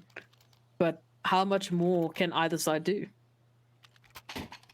Well, I mean, yeah, you pointed out the economy of Royalty, and it is very strong at this point. They are able to buy up despite the loss. But if you take a look at those numbers, they might just be good for maybe 1 more. So if Royalty lose this one, they'll be in a bit of a sticky situation, especially considering the wins that they've got on their board means their loss bonus is not going to be that big. And if Conspire do win this out, that means they're heading towards the match point, and it's going to be relatively less contested than it could be just based on those economic factors. So this is a very crucial round for Conspire. The fact that they won that previous one has definitely given them the best footing that they could be in, given the situation. 12-9 now. Of course, Conspire still in the lead, looking to further that lead, take us to that match point, take us to the W so we can get to map 3. And maybe Conspire take the W out of that. You can see EXE getting pushed off of that banana position. The molly's coming through. And we'll see. Getting the AWP here, looking to try and take the shot. Frozen goes down. That's one big player off the board right there. Orba taken out. Now they're going to have to make something happen here. Moving towards A, trying to take a look towards the archers as well. A quick peek. Not going to be coming to any fruition there. God's Not Dead, not going to be able to hit the shot. A little bit too quick of a shoulder peek there to hit. 4v5 though, time ticking away, 45 seconds. Conspire need to make a move. They need to decide where they want to go, and it looks like the decision might be A. It is. They're going to be moving in that direction, and it is the most fortified position on the map right now. Royalty looking to try and think, but Rogue open things up. He takes 2. Logie and Donkey having gone down, and now they're going to have to just try and get the post plants going, get that bomb down, make it happen. It does go down. 20 seconds left. Royalty now has to respond. 2 players rotating in through mid. 1 in here towards the library side, going to be moving towards archers, trying to reposition. Trying to get that retake going now. Conspire looking to take a 13th round for themselves. They're on the precipice of making it happen. And, well, if Royalty fall down on this one, they're potentially one of their final buys coming in, going to make things difficult as the rounds go on. Conspire trying to shut this down. The footsteps going to give the position away, but EXE not going to be able to hit the shots. Everyone goes down, and now God's Not Dead, just going to try and track that hole, try and save it. And maybe come in from behind, find one more. Not going to happen. That's it. Save comes through. The AWP will be carried over. Royalty will pick that up at least, but 13 rounds on the board now for Conspire. They're putting themselves in at least a more comfortable spot, at least a little bit more of a better position here, trying to shut down that Royalty economy, trying to shut down that snowball, and potentially take that W. Absolutely, like you mentioned, Royalty, they've got another possibility of one more buy. After this, God's Not Dead might be able to drop, a couple more SMGs or even a couple of pistols, but full rifles, albeit a bit of a difficult situation. Oh, Doobie! My goodness gracious, through mollies, through smokes, takes down a kill, but it's traded immediately there by Mohamed, and now some aggression is given here from Conspire onto the B-bomb site. Ultimately, Utility actually putting a halt into Conspire's aggression here, and the rotations are through. They're ready and waiting to hold this defense. Mohamed on site, his teammates still waiting to try and get there. The smoke's going to help them get and do just that, but Logie is going to do well to take down Mohamed. It's still a 3-on-4, and bomb has yet to go down. As it does, Royalty get ready for the retake. Now it's going to be about who finds the kills. Both of these teams looking to take this round is crucial for them, as crucial as it could be at this point. Nodwin Conspire looking to get their 14th, but they will have to hold this retake. So here we go. Royalty trying to find an opener, trying to find a kill, but Nodwin Conspire playing it well. Oh, God's Not Dead there. Somehow gets the headshot, but all of his teammates go down. It's all onto his shoulders. He's got 2 HP. He's in a 1v2, and I don't see this happening. He's going to have to retreat. He needs to save this AWP for the next round, as you mentioned. Economy is starting to get tight, and Royalty are going to be on for basically the retake of a lifetime, as they need to get another 5 rounds to be able to make this competitive once again. Conspire, on the other hand, they just need 1 more round to secure that match point, and potentially another 2 to get that win. Yeah, and this is the scenario that I was talking about. This is it. Conspire, they won the round. They made it happen. Royalty, now they're looking to try and spread that money as thin as they can to try and just get as much out of it as possible. Going to be upgrading a couple of deagles there for the players. God's Not Dead, obviously, with that AWP, trying to do a little bit of sort of single-player glass cannon work there. We'll see if it does happen for them against all these AKs from Conspire. Now making their way up. They have to play this one absolutely perfectly to give themselves any chance, because if Conspire win this one, they take that match point and give themselves such a good chance to take it. The W. Mohamed going to open things up onto Doobie. He goes down. Now it's a 5v4, and still the firepower in the hands of Conspire going to make things a lot easier for them to try and get into this. The AK's now coming up, and actually the Deagles will find the shots. Somehow they're landing every single one of them. It's just Mohamed and Rogues now. just recoiling from the shock of what just happened. Mohamed, though, he's going to be jumping straight into action, taking down Donkey. Logie and EXE, 46 HP, both of them. They have deagles. God's not there, the only player with that immense firepower, the boomstick in hand. Can he make it happen? 54 HP for Mohamed, 75 for Rogues. They should be able to get the bomb down here if they move it up quickly enough. Of course, it is moving through the app's position there. We do have one of the CTs moving past Archers. Smoke comes in, not going to be able to get a free peek in towards the site. 35 seconds left. They might just get a little bit of an inkling here as they hear that bomb start to go down. Maybe getting a little bit aggressive. EXE up here towards apps could peek out.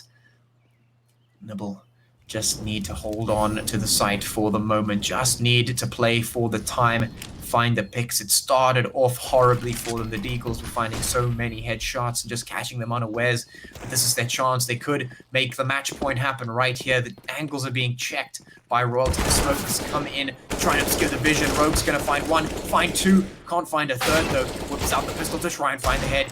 EXE will take him down now. Mohamed with 23 HP can make it happen. 15 rounds on the board for Conspire. Match point. Whew. I mean, down literally to the skin of their teeth, Noble Conspire managed to clutch it out and actually get the 15th round. So this is great. Match point secured. A possibility of getting that win all that much closer. And now Royalty, once again, they're on the back foot. They need to catch up 6 rounds to get it into overtime, and that's a tough order because the economy is just 1 round loss away from all being over. 1 round is all that Conspire need, and all W gonna do well to get that kill. But the trade is there for Conspire. They're expecting it. And through the smoke, Villain takes him down. So now this B aggression continues. This B advance is starting off strong. It's only EXE to try and dissuade them, but he's not going to be able to connect the shots. Mohamed going to open it up, and the bomb is going to be going down eventually. But the Royalty players are here for the retake. What's on deck, up close and personal here through the smoke, trying to find the shot, but cannot connect it. At this stage, Conspire are just done with it. They want the 16th. They want to get into the 3rd map. They want to take this win. And now Royalty, 2 on 4, need to find an opener, need to get this retake if they want a chance of staying into this. If they want a chance of just winning it out, they're not going to be able to do it though, because the Villain and Ivan are going to take it, or they're going to get the 16th round for Conspire. And that's beautiful. I mean, it was starting to look great for Royalty when they're getting that, you know, the comeback, and they were starting to rack up the rounds, but ultimately Conspire came back, and I mean, with such a beautiful start in that first half, it's what we were expecting. But Royalty did well there, and now we're going to be going on to train for our decider. Yeah, huge clap back from Conspire. Almost lost the grip of it, but they managed to tighten that grip and take another couple of rounds for themselves all the way up to that match point. They managed to secure it, and then they got that W. Well done. Such an incredible performance coming out from them. And yeah, I'm really super keen to see how this map 3 comes down. And so I guess without further ado, we're going to head off into that break. Don't go anywhere, because match 3 is coming right up after this.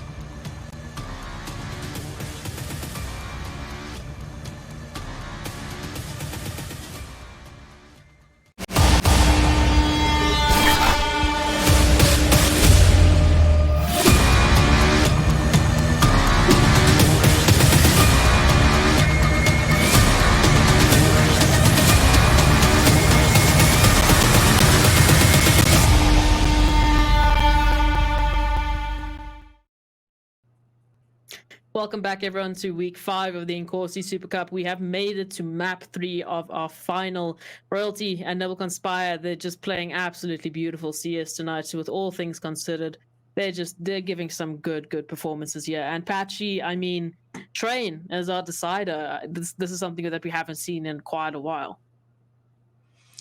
Yeah, I mean, it's been refreshing so far to be seeing these nice maps coming on there. You know, the Mirage, the Inferno, and now of course the Train. It's been nice to say the least. You know, we've got some really nice, classic, good old CS:GO maps, and well, like you said, we've been seeing some really great Counter-Strike being played on them. And I mean, it's been quite a tumultuous and emotional roller coaster ride of a set of matches here this evening. I mean, the first one, just such an unfortunate set of circumstances, you know, and really just bad feels all around. And now heading in, you know, to the second one, everyone just playing their hearts out, really. Conspire obviously coming out on top of that one, taking us to the map 3. And here we are, map 3, Train. We're getting some nice aesthetic views of things that you probably haven't seen before, courtesy of our observer. Thanks, doing a great job there. +1, like and subscribe. But I mean, yeah, no, I'm super keen, you know, to see this one. Conspire fought so hard to bring themselves into this one, you know, showing us that they have all the things that it takes, despite all these bad circumstances, despite having to change their roster, you know, half of them straight halfway through the thing, they could still make it happen. They could still put the rounds on the board. And I'm certain they're looking to do the same right here in this one, looking to just keep themselves going, keep that momentum mentally, you know, and just keep it going, get those rounds in. And I mean, for their sake, honestly, I hope that we just see one of the best matches coming out here, one of the most competitive matches coming out here. And yeah, just GLHF, I guess. And we'll see what they can do. Royalty starting it off, get EXE getting a kill there onto Frozen. So now Conspire, they're taking this B bomb site, but at what cost? So far they've dropped 2 players, and they're dropping even more. EXE, what are you doing? He takes down 3. There's his teammate Doobie to finish off the last 2. So my goodness gracious, just one tap after one tap. And I mean, I wanted to say, you know, I love a Train. Train has been one of my favorite maps, you know, since I started playing Counter-Strike. So ultimately at this stage I'm very happy. So I just want to see some good CS. I just want to see these teams playing the absolute hearts out. And now as a decider, I think this is quite an interesting map, because I mean, ladder mechanics are a thing, you know, timing is a thing, and Train in general is just such a fun map to watch. So I'm keen to see what's going to end up here. So far, Conspire on the back foot. They're on pistols. And EXE is going to be, once again, the first war they need to get through. He takes down 3. He's not going to be good for the 4th and the 5th, but he's done the damage now. So Royalty on for the retake here. Conspire will be able to get the bomb down, but my goodness gracious. It's just such a quick round.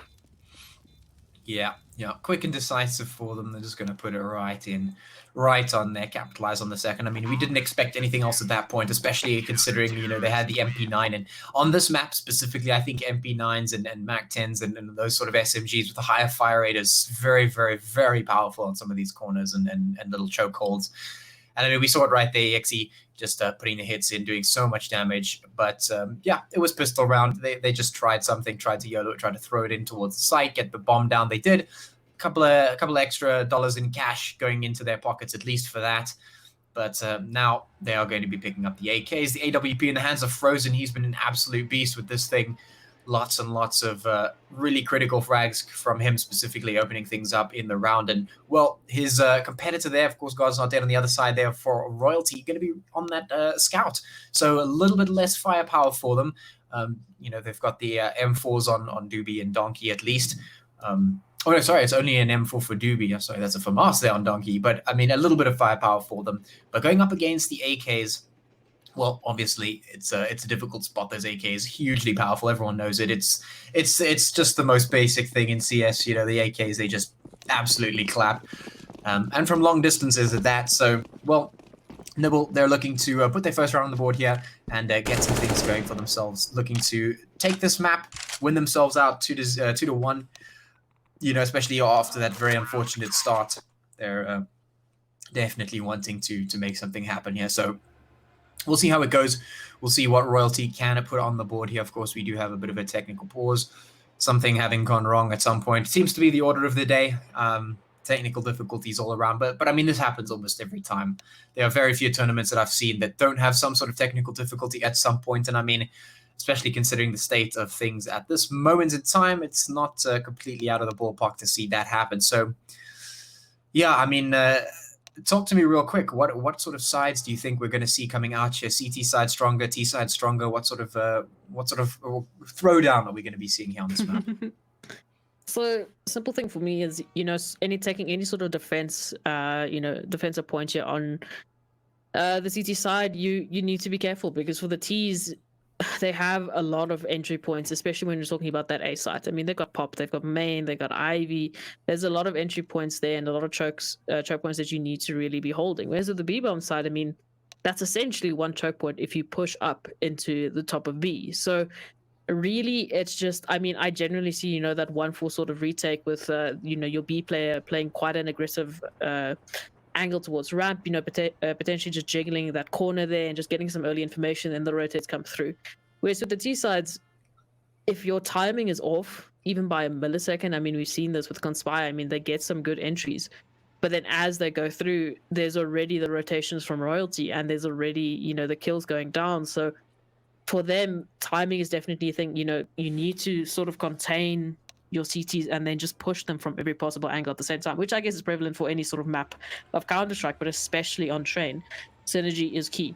So for me, I mean, I genuinely feel like a CT side can be a stronger side. I mean, this is definitely not by any chance based on stats, just my personal experience. My CT side, I feel like, is a little bit easier, especially when you get that 1-4 setup going and you have a good B anchor. But that being said, as you mentioned, T sides, you have so many entry points into the site, you have so many capabilities and options that you can really take. So for Royalty, if they keep that sort of good synergistic push and they hold their advance and they take it together, especially, I mean, we've seen it time and time again, the early entry frags and things like that really, really, really play a part in this. And especially on Train, where you have so many angles to check. And I mean, taking a retake on A, we know it's just a pain. So I do think that it's just going to depend on how each of these sides can really play it and really take it. And right now is definitely going to be the decider as Royalty go into their first buy. Yeah, so they're going to be picking up those M4s there, of course, in the hands of Doobie God's Not Dead and EXE Leggy. Still got that Scout Donkey with the FAMAS trying to tap away through the smoke. Not going to find anything in the meantime. Frozen going to take down Leggy. A nice opener there for Royalty.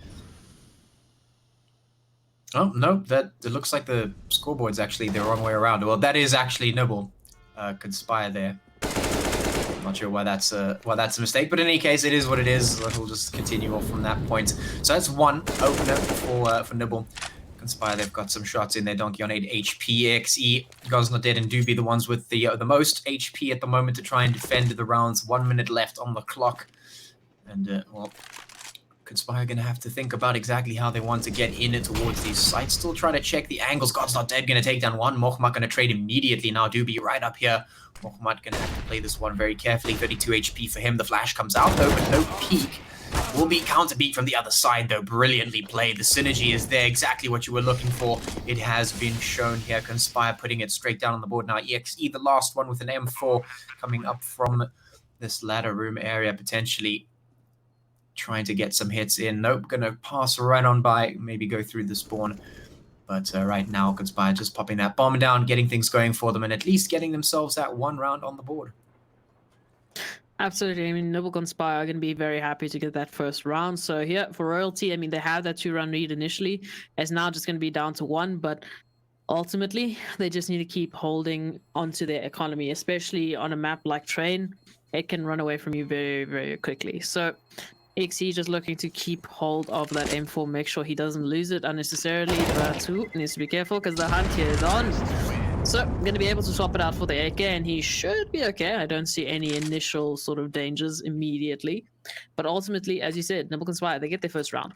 But now, looking at the economy, I don't see really a world where Royalty can buy up into this. I mean, we can potentially look at some deagles and things. Oh, okay, actually, I have to eat my words a little bit. So Royalty going to be opting for the Scout and Deagle play around that AK. This is potential. We just need to see how they're going to be holding this, because you already have a back foot in terms of firepower. Now you need to try and get those early frags. You need to do the damage so that the pistols have a chance of getting the kills. I mean, granted, you've got some deagles, so that one tap potential's there, but it is so difficult. Ooh, I love this from Conspire. The little bit of a bait opens it up for Frozen as he takes a kill there. So great work. They get an entry, they get an opener, but utility is going to stop them from actually getting any sort of real estate into the A site. And now Royalty, in the form of God's Not Dead, is trying to get a bit of information. He's pushed up into middle. So that AK is on the B bomb site as that anchor I've mentioned. But ultimately, a lot of players still need to be going down on the side of Conspire if Royalty have a chance to take this. And with the buy that they have, this is very difficult. So now, Nibble Conspire, we can see they're regrouping. They're looking to go towards that B bomb site by the looks of it. As you can see, there's only one player from the side of Royalty holding this. So because they're walking, Conspire are not giving any sort of sound cues away to Royalty. So though they have that sort of advantageous position and they're really close, they're not going to be expecting this. And it's going to be all up to EXE to once again solo defend this B bomb site. So now the push is in through the ramp they go. He's going to be good to take down one, but he needs to be careful. We can't lose this gun too early on because this retake might have to happen. Unfortunately, he gets taken out, and now it's Deals and Scouts going up against the AKs and AWPs here from Conspire. I don't know if this is going to be possible. Frozen definitely is going to make that a lot harder as he takes down God's Not Dead, and now it's the Deagle and the Scout trying to do the miracles here, trying to do wonders here with what they've got, but ultimately Royalty looking, unfortunately, just they're on the back foot. They don't have the firepower to fight this. And Conspire, on the other hand, are going to tie it out, getting their second round. This is fantastic, but Royalty, unfortunately, the gamble not working out for them. So now they're looking at another save, and that might be another round given away to Conspire. Yeah. I mean, you said you wanted to see the synergy, and we saw some pretty good synergy out there from Conspire there. Yeah, a little bit of a bait jump across to bait out the scout shots and really just put his crosses in the wrong place. Then Frozen, nice quick peek, takes him down. So, yeah, some really good synergistic plays coming out there from Conspire. If they can keep that up, they'll definitely keep putting the rounds on the board. Of course, for Royalty having lost that lead now, they're definitely in a bit of a conspicuous situation for themselves. They did force up a little bit too hard, maybe. Now their economy is going to be feeling that one. So now they only have base pistols, starter pistols for everyone. Leggy going to be picking up the Deagle. However, God's Not Dead going to be rushing very quickly up here. You can see everyone just trying to make their way in very quickly. They're going to be caught out. The mollies there, the AK shots are there. Everyone goes down. Doogie and Leggy, the last two, but they don't have any firepower to work with, no utility to work with, absolutely nothing they have going for them to try and make this any easier for them. It's heads or nothing, and well, it seems to be nothing. Bit by bit now, the Deagle's the last one alive to try and make anything happen, any sort of damage come through. Maybe a headshot could be found, but at this point, it would just be a consolation prize. It wouldn't be anything to help the round outs, and well, Conspire, they get that bomb down and look to put another one on the board. A headshot from Leggy, but that's going to be all that he has to offer with the Deagle. There it is. Finally, Rogues closes it out. 3-4 Conspire, and they put themselves with a 1-round lead. Wow. So now, Conspire, they're getting those rounds up on the board. So Royalty has been on the back foot thus yet, and now it looks like it's going to be another round where they're relegated to a little bit of pistol and armor. So unfortunately for them, this might be the 4th round for Conspire, and then another 2-round gap that they need to close out. But it's still early on into this map, so anything is possible at this point. And once again, Deagles can never count them out, can never not wait and see. Those 1Ds might be coming through. Oh, but the utility is just too good. God's Not Dead, completely blinded. Cannot see all of the T's running right in front of his crosses, unfortunately. For Royalty, Conspire going to get a free bomb site basically. So now it's a 4-on-5 retake with only Deagles at their disposal. And Conspire are just doing well to hold this out. Frozen going to miss the shot, but he's got his teammates to back him up. And that's, as we said on paper, that definitely should have been a round for Conspire. So now Royalty are finally in a position to buy up. They're finally in a position to have an equal footing in this round. What I'm looking for is a little bit more, I don't know, just shut down that A aggression now. Ultimately, you know, it's been pistols, so you can't really compare with that case. But shut down that A side take, force them into that B bomb side chokehold, and then just chuck some utility man at them. You know, force it into a position where they're so low on HP that if you do have to retake or you just have to hold that that defense, they're already on the back foot. Yeah, well, we'll see if that comes out. We'll see if that is what happens. If I'm going to be taking a lot of damage, Villain going to go down as well in the meantime. So some shots coming straight through the smoke here. Yes, some shots will do indeed be happening there. But that's already one down for Conspire at the moment. 6 HP for Ivan. So they're definitely going to be looking to try and reassess the situation at this point. Might have tried to do a couple of debate tactics once again, but decided not to. Decided to go in for a more default play, and well, getting a little bit of the price now. Oh, a quick peek from Mogbet is going to mean that he goes straight down. EXE going to put those in, and now Spire not looking too good in this one. Rogues at least finds Donkey.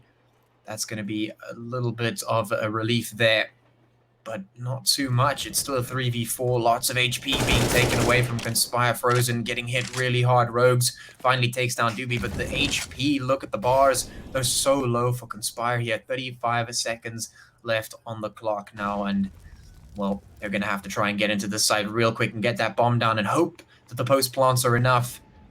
But is the timing enough? Frozen just going to jump straight down the ladder room, get the hit straight onto God's Not Dead. That's a huge one right there. That's the opening up into sight. The seconds are ticking away, but this could be what they need. With movements here from EXE, the bomb does go down. He's going to have to find something, trying to be connected, but the connect angle is watched.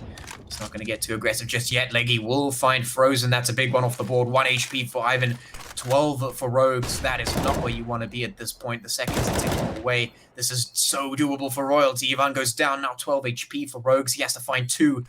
AK versus Orban M4. Can he make it happen?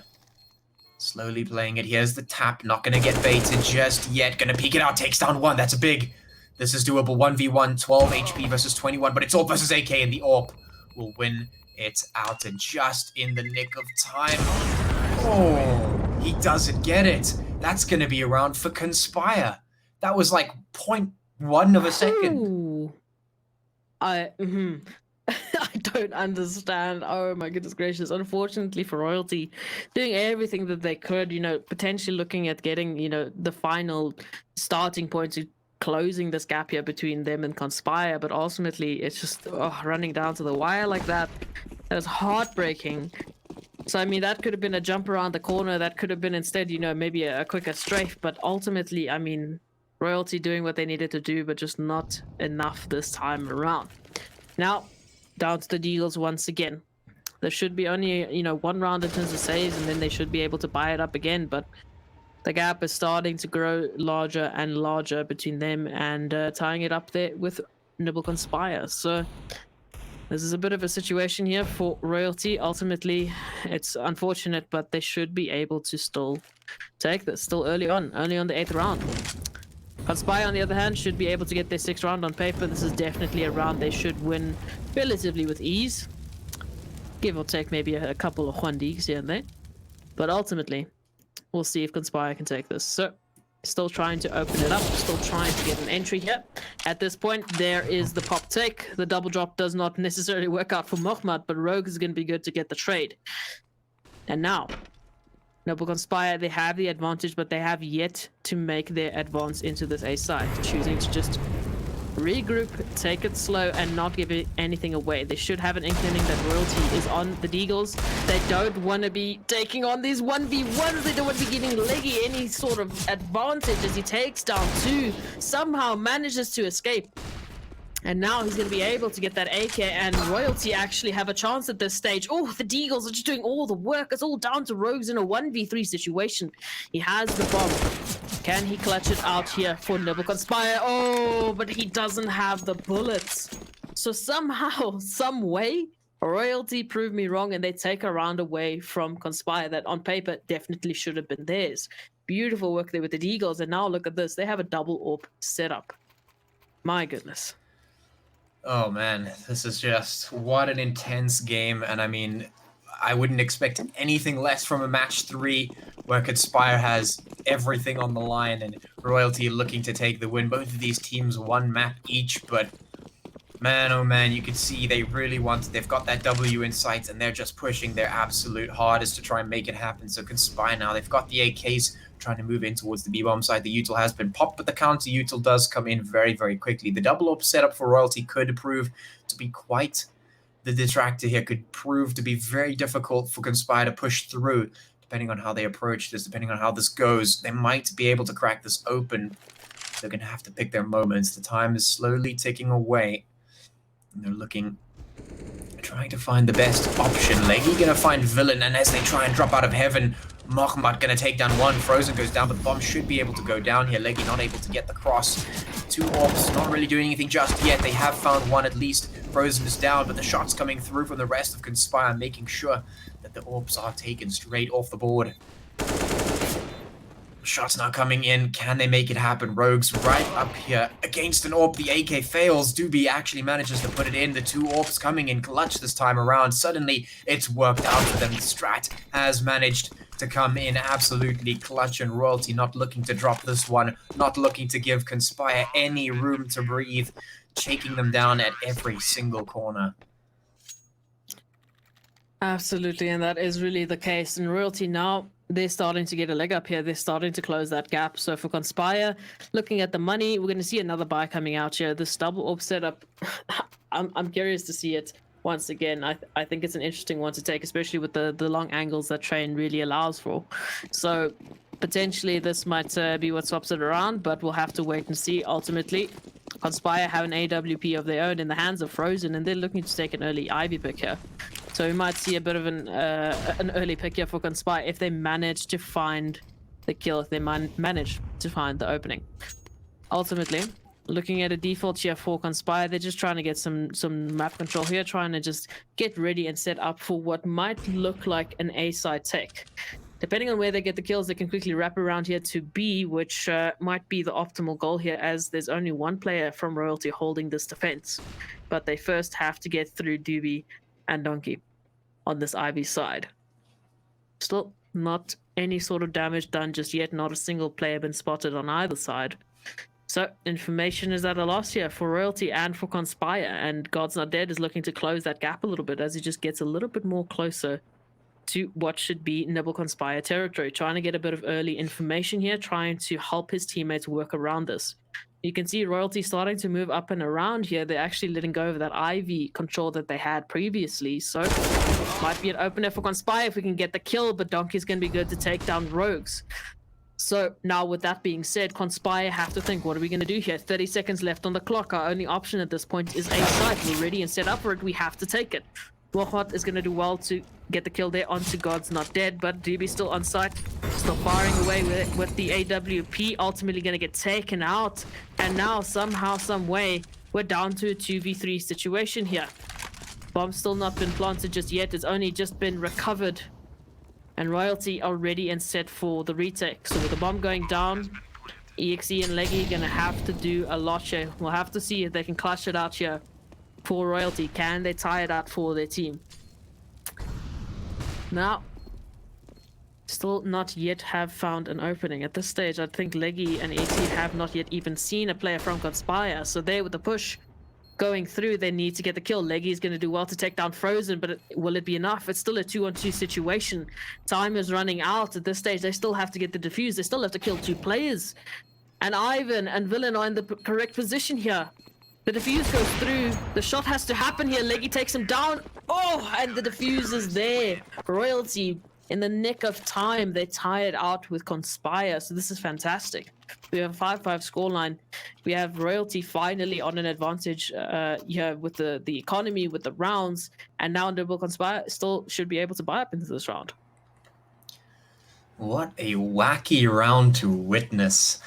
Teams just pushing out there looking for the info. Nothing comes, nothing comes, nothing comes. The players are finally isolated. Nibble has to push. They get into the A site, but honestly at that point the time was so tight that things were difficult for them to maneuver inside of. And well, we saw the result of that. Now they're making such decisive plays, moving straight on in towards the A bomb sites. The shot's not coming through. God's Not Dead gonna go down. It's Doobie and EXE to try and make it happen against Moffat Bun and Rogues. Already the shot's going in. This is very, very quick from Conspire here. Definitely switching things up. They took the slow approach previously. It didn't work. Now they've switched it all the way to the fast approach. Let's see if it comes out. It does. It works out for them. Doobie goes down, and now it's EXE to try and make it happen. He gets one. Can he make it happen, though? It's Ivan and Rogues to try and close this one out for Conspire. The bomb is ticking away. EXE 40 HP, just needs to find both of these players if he can. Is he looking in the right direction? He is not. Going to be too many angles to check, and he goes down. 6 rounds for Conspire here. They pull out ahead after switching things up nice and clean, keeping things right up to the wire, making things very, very close here. Very, very close indeed. I feel like this is swinging either side. And I mentioned that a little bit, you know, Train as a decider, it's a fun one because there's so many variables and so many angles on this map that can really just help either side just swing it around. I mean, we've seen it time and time again, you know, just playing around with those ladders, playing around with the angles, getting a good bit of information here and some good chokeholds, holding that defense really can just swing it. And now, Nodwin Conspire, they do well to take the 6th round. They do well to set up their economy for Royalty. On the other hand, they're going to be able to buy up into this round, but they cannot afford another loss. Otherwise, it's the save. Gosler dead. Once again, with the aggression, takes down Frozen here, and he's got the backup of his teammate this time around. So, might be good to take down Ivan, but not if he's hitting shots like that. So, ultimately, Conspire run away with the 4-on-4 numbers advantage. As I say that once again, EXE going to take down Mohamed. So we've got a 3-on-4 here in favor of Royalty. Ultimately, Ivan down to 19 HP. They're going to be able to group up. They have the bomb still in their position, but they have not yet found an opening onto either side. Once again, only one player on the B bomb side, you know, with that standard hold there, but will they be able to read this? Ooh, somehow, some way, Leggy does not connect the shot there onto Rogue, so that's a bit of an opener.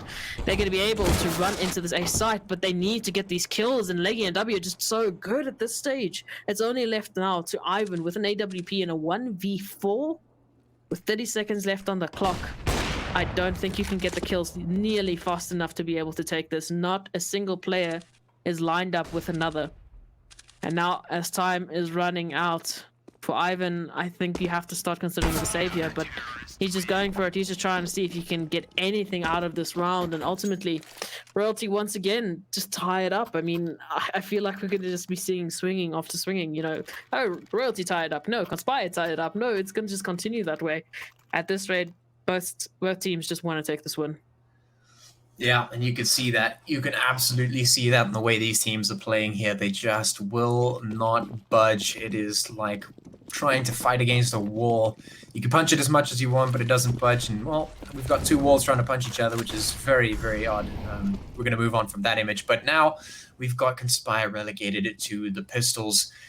Going to be saving this one up. They could have forced into this one, but they make the smart economic decision. Is it going to work out for them? Of course not. Frozen going to go down immediately. Leggy, of course, coming out with the 1 shot with that AWP. Things looking relatively easy against the Pistols if you hold the site right. This should be a closed out round for Royalty.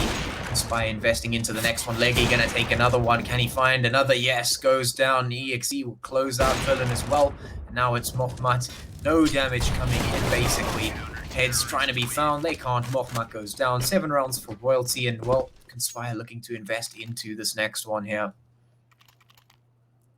So now, I mean, we've been seeing it swing either way. And I like the setup here from Royalty, you know, it's a 1-on-4, but I feel like the information is lacking mostly on the Conspire side. You know, they don't really see anyone until they're taken to a full execution. And then when you're looking at it you know, it's potentially a 5-on-4 at best if they commit all of their players, but it's not going in that way. And I think it might just be a case of beating it at the same time, or just taking an individual stance into A site. I mean, there we go. Ivan just running into A site. They're unfortunately not going to be able to get anything out of it. He has no backup there. So that's immediately then a number lost for Conspire with what information? I mean, you've seen 2 players there, so that's good in terms of, okay, cool, we know where at least 2 of them are. But I don't see why that is the case now. Like, why are we doing this? We'll have to wait and see. Nodwin Conspire, they still have a way of getting around this. They still have a way of getting back into this. Only 1 round gap between them and Royalty. At this stage, once again, it's only 1 player on the B-bomb side holding this. And you can see at least one of the players here in the form of Nodwin Conspire's Mohamed is trying to get just a bit of information onto this B-bomb side. Ooh, with the timing, he might be able to spot out EXE, and there we go. Opened up the B-bomb site here. Opened up an opportunity for Noble Conspire to take the 7th round. So he's going to draw the attention away here from Royalty as they rotate around to try and get the B bomb control back. They're going to be leaving a site. That's going to be opening it up for Conspire, and this is what I want, that push and pull effect to be happening. That's perfect on a map like Train. You can very well do that. So this is great work here from Conspire to turn this around. Oh, and now they're even holding it so much more better than what they have previously. So at this stage, it's a 2-on-3. Not has to be careful of this corner. He's not going to be expecting it. And now Leggy down to a 1v3. With the money that Royalty have at their disposal, he can go for this. Unfortunately, he's not going to be able to hit the shot, but that's great there from Conspire. They finally get that round back, and now this last round is up for grabs on either side. Both sides have the money, they have the firepower to take it. But going into this next half, 8-7 either side, I think we're going to be seeing a very, very close game. Yeah, I mean, this has just been back and forth the whole time so far. 7-7, Conspire going to be hitting that timeout, making sure that they are going to be as fresh as possible going in to this next round, this final round of the half. And I think that potentially, unless both of these teams are equally as proficient as they are on this side as they are on the other side, and we might see some very interesting things happening in the second half. Of course, both of these teams just giving it their absolute all right now, just playing such incredible Counter-Strike right now that it honestly could go either way at this point. It really, really could. Whoever ends out the half, even if it goes one way or the other, it doesn't matter because any of these teams could still take it here. Any of these teams could make it happen. We'll see about that in the next half. Of course, we'll see how these teams throw it down and how they approach it, because they could definitely lose momentum if they're not feeling comfortable in the second half. So we'll see how it goes. But for now, it's going to be Conspire moving in. They've got the AWP in the hands of Frozen. They're moving in very quickly towards the B-bomb site. Royalty almost actually getting aggressive there, but will retreat as Conspire are charging up here towards the bomb site, making their way on up. No one's gone down just yet. Everything has been invested into this. This is the final moments, the double up setup for Royalty. It worked out for them before. We'll see if it works out for them here again. Slowly but surely, Conspire making their way in. The angles just being held. Oh, they jump down. The MP9's going to be tearing through the heads. Takes two. Yvonne finally closes things out, but that's already the damage done now. The M4 going to find one more. And the Molly just going to be buying so much time for the rotates. The shot's still coming through, though. Conspire's not done. They take down two. Villain getting Gooby. Now it's God's Not Dead and Donkey versus Frozen and Villain. But God's Not Dead in such a crucial position. This could be the undoing of Conspire. But Conspire making such a good decision here. Very quick rotation back on towards the A side. They have made it happen. Donkey coming out to try and catch them out, but it's not going to happen. There's Utility now trying to waste the time. 35 seconds left. Can they make it happen? The orb can't zoom in time. The AK wins it out. Now it's God's Not Dead with an AK versus two. Can he make it happen? The bomb is down. The smoke is here. Utility getting spent. 74 HP for God's Not Dead. Trying to get this final round of the half for Royalty. Everything is falling on his shoulders. Frozen and Villain looking to close it out for Conspire. The clash of these two teams has been absolutely awe-inspiring, and now looks like Conspire might be able to make it happen unless God's Not Dead can find them. They're just holding passively. The smoke comes down. Utility's getting spent. Time is ticking away. The shots are coming through. He's not going to be able to do it. Frozen hits him, takes him down. 8 rounds on the board for Conspire, and they go into the second half with 1 round advantage. It's unfortunate they forgot Not Dead, but I mean, Conspire just had the right idea. Good bit of adaptation there from them, swapping around, going immediately to the A side, and then just holding the perfect crossfire there. So great. They go into the next half there with a round advantage. 8-7 is our scoreline as they switch over to the CT side. Conspire are going to look to keep holding on to this momentum. They've just taken back their first map. They've just managed to get into the third map, and now they're looking to take it, especially after all of tonight. I think both sides are well deserving of this win, of this W. So either side looking very good to take it. And for Royalty, I mean, we've seen this. They can take the tempo. They definitely can do that sort of run and gun CS and just take a side extremely, extremely quickly. So I'm going to wait and see what these USBs can do. If we can find the headshots really quickly, it might be all that she wrote. So at this stage, Royalty opting for a bit of an A-site split here, as we've got 2 players towards Ivy, 2 players towards Pop, and 1 towards main utility going through there. And that's going to be the trigger there. Mohammed ultimately taking down Donkey, and Doobie going down there to Villain. So it's a 3-on-5 in favor of Conspire. Leggy going to do well to get a kill there onto Mohammed, but the bomb is going to go down. Frozen just a minute too late, and now Conspire just closing it out. They get their 9th round in some very serious fashion. So this is great. I mean, the retake there was amazing, and the one shots were just one headshot after headshot, and it's beautiful to see. So Conspire, they're gonna have the chance here to get double digits before Royalty even have an option of returning. That being said, I'm seeing an AK in the hands of Royalty, so they might be looking for an early conversion here. Yeah, I mean, what a great way to start off the second half. Still not enough data to tell us exactly what we're going to be seeing here, not to say who's going to come out on top, if these teams are comfortable in these positions or not, but still, nonetheless, a great opener. It is going to mean that Conspire are able to charge into this one with some guns, and, well, they are against 2 AKs. Leggy and EXE going to be picking those up. A little bit of detriment to the economy, of course. The AKs and some Deagles there, a bit of util as well for Royalty. They are looking to invest into this one. They don't want to drop any rounds, but Villain's going to make sure that God's not get dead, gets taken out. He is dead. And now we're going to have a look and see if Royalty can make this happen for themselves. T-side looking a little bit uncomfortable here without guns. And, well, they invested hard into this one to try and shut down that early 3-round push that comes out after winning the pistol. And that might just come back to bite them. We'll see. Right now, Conspire just holding the angles, making sure they're not doing anything crazy. No over-aggression, no free kills for Royalty on these Deagles, on these AKs.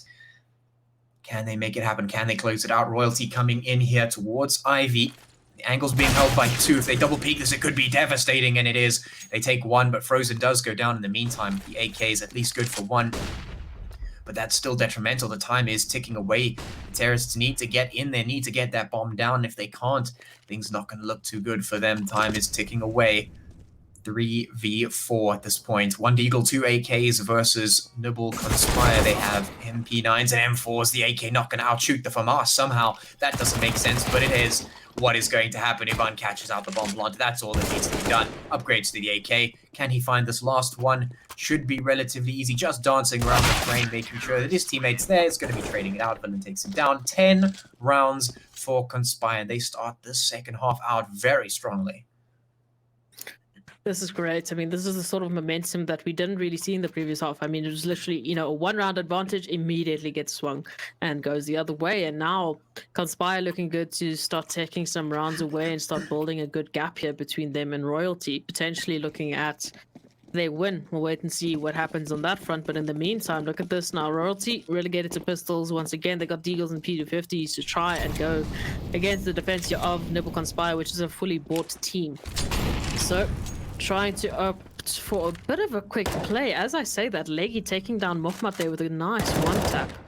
So that's one of the rifles dropped. That's a little bit of damage done and potentially another rifle recovered. Frozen's going to try and do his best to make sure that it's as far as possible away from Royalty. So the boost coming through. Frozen's going to be doing so well there with the spray transfer to hold down the kill and to hold down this advantage for Conspire. So at this stage, it's still a 4-4. They still have, my goodness gracious, just let me finish my sentence. EXE takes down Ivan, so now it's opened up. Now they have this B-bomb site. Rogues is going to do well to take him out. Finally gets the trade, but look at this. Doobie behind them takes the kill. So much damage now, but it's ultimately left down to Donkey in a 1v2 situation. Bombs been dropped on the B-bomb site.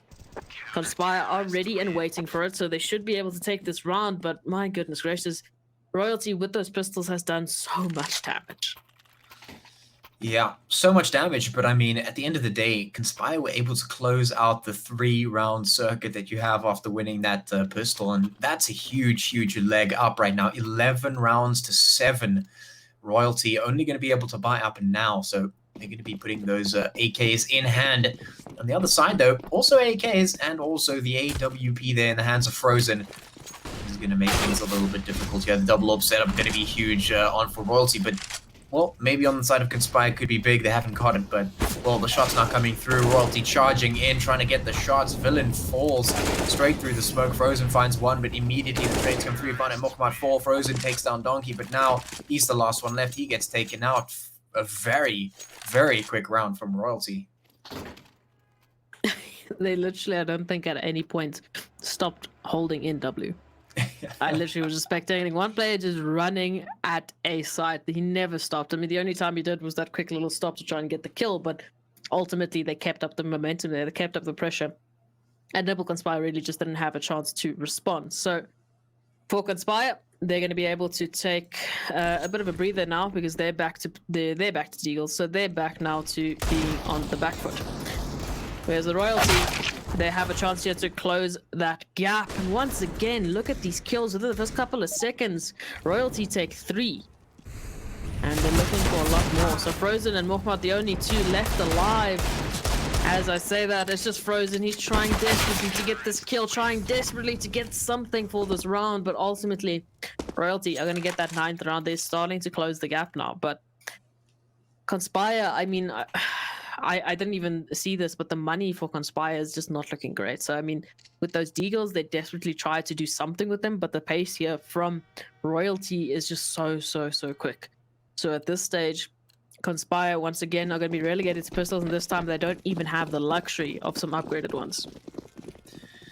Yeah, a tough spot to be in for sure. Still a rounds ahead, but ultimately that could be closed out any second now by Royalty. But charging up here towards Ivy, actually going to get caught straight out. What a brilliant strategy.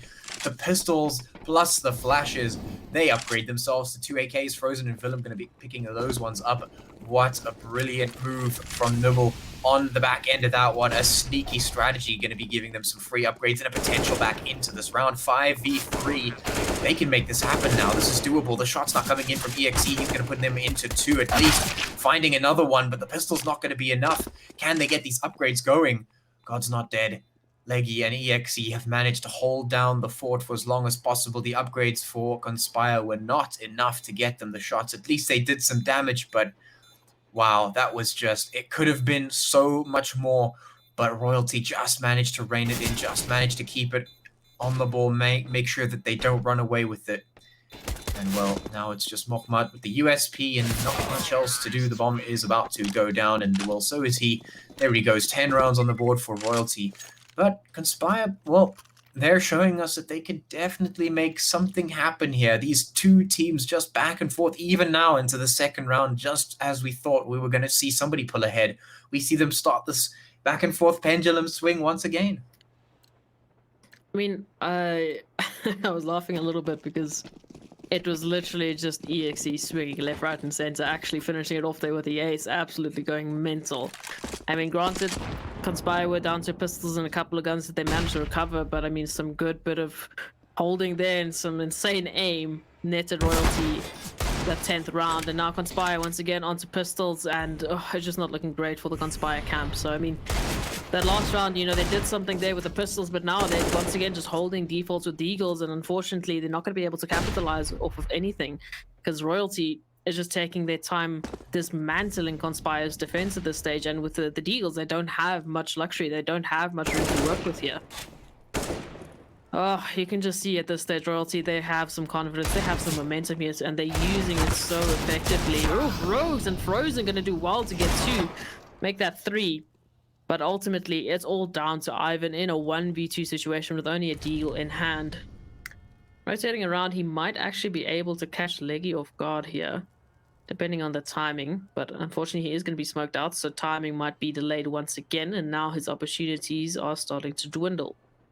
Royalty looking to just clear up this A side, make sure that they're not taking any sort of risk. Ooh, he's going to spot out the 1 player there from Royalty, but does not see the second. So if he peeks this, he might be up for a surprise. Ooh, he takes down Leggy. As I say that, so now it's down to a 1v1. This is winnable. He's got an AK. He has recovered it. And God's not dead, on the other hand. He's got the bomb. Ooh, the timing is there. Ivan, what are you doing? Off the back of an insane Deagle shot there, and so much work done by his teammates. He manages to clutch it out and Conspire. They steal around away from Royalty. Yeah, you can never count out those deagles. It doesn't matter how far into the rounds we are. It doesn't matter how many we've played, how many times that we've seen it. Those deagles are deadly. And, well, Ivan just showed us exactly that. Just putting the heads right in. Upgrade to the AK takes the win. Wow, what a round there. Just managing to keep it honest and Conspire once again, trying to keep a rein in on what's going on. Some drop from Royalty, not going to really be paying off. The crosses are all in the right direction, falling one by one. Royalty only 2 members remaining, Leggy and EXE, to try and make something happen. It's definitely doable, but, well, they have no deagles, and, well, we've seen what those deagles can do, and not having one in hand could potentially be the end here. No clutches in sight. EXE going to be hiding behind the electrical box. His position is known and covered. He finds Villain, though. 1v2, still doable. Maybe the AK is better than the deagles. Who knows? We're about to find out. M4 and AK versus EXE with 51 HP and an AK. 58 seconds left. Bomb yet to be planted. He's just playing this one slowly, trying to check the angles. Mohammad and Ivan need to pick their moments carefully here. Time is ticking away. It is working for them, but they seem to be slightly unsure. The rotation's coming in. EXE might have hidden long enough for them to be able to do something here. Okay, bomb comes out, trying to bait the plant. Mohammad rotating in through ladder. This plant has taken so long to come in, given enough time for Conspire to start rotating around. The reload comes in. Let's have a look. Just falling back into connector here. And now it's on to Conspire to clear this out. They need to check the angles. They need to get that clutch. Oh, the molly comes in, but the peek from EXE is there, but instant trade. Perfectly played. Conspire looking to take another one here. Looking for the bomb. Might take a while. Not looking in the right place. But the kit is there, finds the bomb.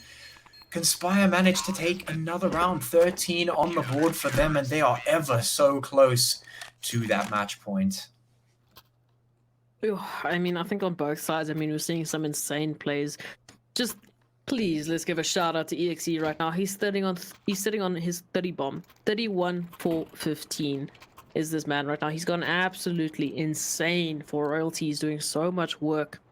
And I mean, we've been seeing that clutch came down to a very, very close gap there for Conspire. So ultimately, waiting to see what's going to happen in the rest of these rounds. It can go either way at this stage, and Leggy's going to do well to try and help out Royalty close that gap as he gets a kill there onto Rogues, gets that advantage. Now they need to find an entry. They need to open up a site, get the bomb down and hold it. So Ivan, the only player here on the B bomb side for Conspire, might have to deal with 3 players here from Royalty if they choose to take it, but for now, they're just choosing to try and get some control, some utility getting ready and set up, but they're still looking for the opening.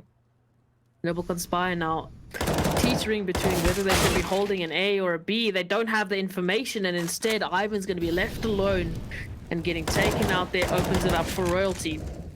Doobie's going to do well to take down Mokhmat, in addition to all the kills that they've managed to just grab away from Conspire. Now the 11th round in their pockets, and once again, I have not seen a competitive game like this in a while. I mean, it's literally swinging within a margin of error of like 2 rounds. Yeah, I mean, that is pretty much spot on. It's just been so close, these teams fighting so hard. We want to see this come to a conclusion. Either of these teams winning here today would be a much-deserved win, I think, at this point. They've really put the work in to make it happen. But only one can come away with that W. EXE now going to open things up with a cheeky little peek here down towards the outside. This long area. The shots coming through. EXE going to find another one. That's 2 down already. Of course, pistols for Conspire not going to be the ideal weapons. Rogue's going to find EXE eventually, though, so the USPs are good for 1 at least. But probably not too much more. Back and forth all the time. The USP actually finding another one as well. The bomb will go down. A little bit of cash in Royalty's pocket for that as well. Looking to take the win. Upgrade for Rogues to the AK as well. Might just do some damage with that, but, well, they have no tempo on their side and might just have to save this one. It looks like it will be. Conspire going to walk away with an AK at least. A couple of pieces of util as well, and head into the next round as best they can. Of course, 12 rounds on the board for Royalty, 13 for Conspire. USP's looking for another. They're going to find another. That's a lot of damage being done at the moment by Conspire here, and a potential upgrade to another weapon. So 3 weapons on the side of Conspire at least, and well, a little bit more power going into the next one. Absolutely. I mean, that city side economy, as we've said, any sort of additional bonus is so crucial for Conspire on that CT side. So we're edging closer and closer to either side's match points at this rate, and it's great to see, because Royalty, they've come back from, you know, a really dominant start there from Noble Conspire in the previous map to actually getting those 9 rounds on the board, and now look at the kind of CS that they're giving us. It's amazing to see. So Conspire, unfortunately for them, though, they're going to have to wait one more round to try and take this away from Royalty, as I say that, because they've only got 2 rifles at their disposal and a couple of deagles. But we'll see what they can do with said deagles, because we've seen some crazy things before.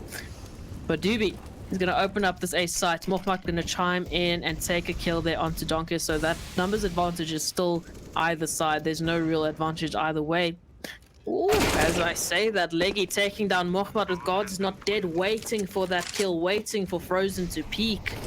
And now, suddenly, we're down to a 2v4. The 2 rifles that were recovered now have to do all the work here. They have to try and clutch this out. Ivan's going to do well with the Rogues chiming in. This puts it down into a winnable situation, 2-on-2. Still 2 players to find, still the bomb to be defused. No defuse kit on either side of the players. Now it's all down to Ivan. Oh, unfortunately for him, Doobie is just so quick on that headshot trigger. My goodness gracious. So Royalty, they tie it out. And once again, it can go either way, because now it's the buy round for Conspire, and now Royalty are just looking like they could have that momentum. Oh boy. What an insane set of matches that we have seen up here, and it is all culminating to this 13 rounds on either side. Any one of these teams could take the match point here. Any one of these teams could take the W, but now we have the double up set up for Conspire. They're looking to leverage this against Royalty. Royalty obviously coming off the back of a win, going to be feeling pretty good. Conspire wanting to shut them down. This is everything for these teams here. This could be the be-all and end-all moment right here, right now, with 1:25 on the clock, as Royalty make their way on it towards the A side, moving slowly down ladder room. The shots being sprayed on from Conspire to try and find anything, any damage they can. EXE on 13 HP might make this a little bit easier. Now they're charging on in towards A, moving up. This is the moment right here. Conspire need to answer back. The bomb going to look to go down right here. They need to try and get the retake. Frozen going to open things up. Rogue takes Donkey down. The shot's coming in. The bomb's not yet planted. Utility comes through. It's Leggy and EXE. EXE still on that 13 HP. Leggy with the AWP. He finds Frozen. Now the utility's coming in. 2v4. EXE spots him out. Not enough HP to continue. Leggy trying to find another. Finds Rogue. 3v1. Can he make it happen? No is the answer. He goes down. Nibble takes 14 rounds. Looking ever so closer to that match point. And well, Royalty have enough money for this one, so this could still swing either way. It looks like that's been the theme of this entire map. And I mean, if we're looking at the previous, I don't think it has come as close as it has on this train map. I mean, absolutely both sides really want to get this win. And Conspire are going to be that much closer to it. Only 2 more rounds for them, and then they take this W. But Royalty looking strong to take this away from them. And oh, there is the man on his 35th kill. EXE takes an opener onto Villain. So now it's only Ivan here to try and dissuade Royalty from getting this B-bomb side, to try and stop their momentum. He's going to have backup in the form of Frozen here now, but it might just be all that it needs to be. Royalty fully invested into this B-bomb site as 5 players take the site as they try and open it up. But Ivan with the trigger discipline, he takes down the bomb planter. He tries to swing, but unfortunately can't get the kill there onto EXE, and the bomb should be going down for Royalty. They have the position, so it's all down to Mochmat in a 1v2 situation. The bomb's still not yet going down. As it does, Mochmat has an opportunity to get closer. However, He has no information as to where exactly all of the players are. Should know that one of them is very close here to the bomb plant, but ultimately, where is the second? Where is the second player holding it? Oh, through the wall there, Royalty. Once again, they tie it out, and now it's a match point for either side. It is a potential win for anyone at this stage. It is a potential win for anyone at this stage, but I think at this point, Royalty, they have put a nail in the coffin of Conspire that is going to be so difficult to come back from. Pistols, it is for them. The shots going to have to land perfectly for Conspire. They have no room for error, no margin to make any mistakes, and a very quick peek from Dubby is going to mean that they're already one man down.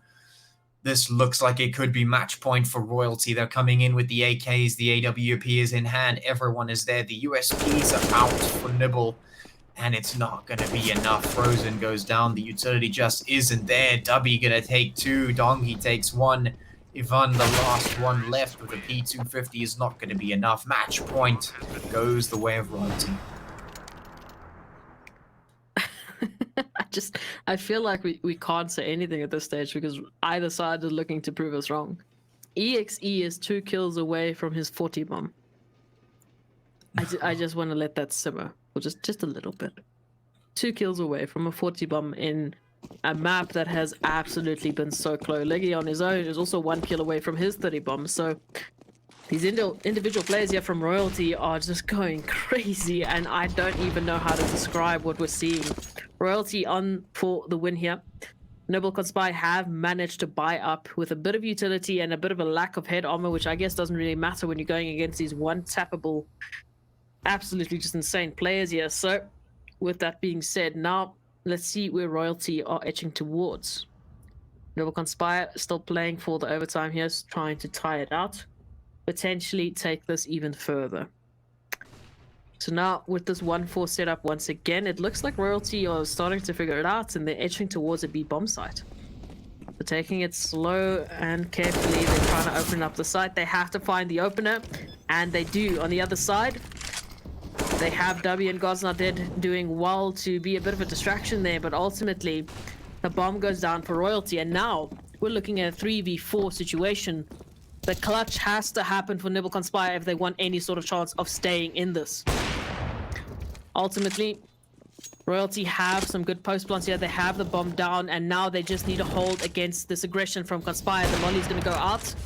No real smoke to block it, so time is going to go down. Oh, there goes the smoke as I say that. 1 second left. They're going to be able to steal this somehow, some way. Conspire, clutch it out, and once again, we're talking about a swing of notes. I mean, I didn't... By the time I saw that there was any sort of utility lacking on the Conspire side, they had already thrown it. They had already taken their opportunity.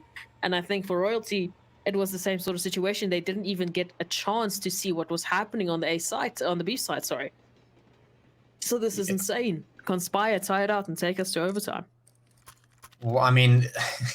What more of a fitting way to keep this match going back and forth all the way to the very bitter end. We're going to be heading into overtime. Conspire going to be looking to take a time out here. And I mean, I don't blame them. At this point, it is just absolutely nuts. At this very moment, overtime is designed to get these teams the cash that they need to make the rounds happen immediately, right?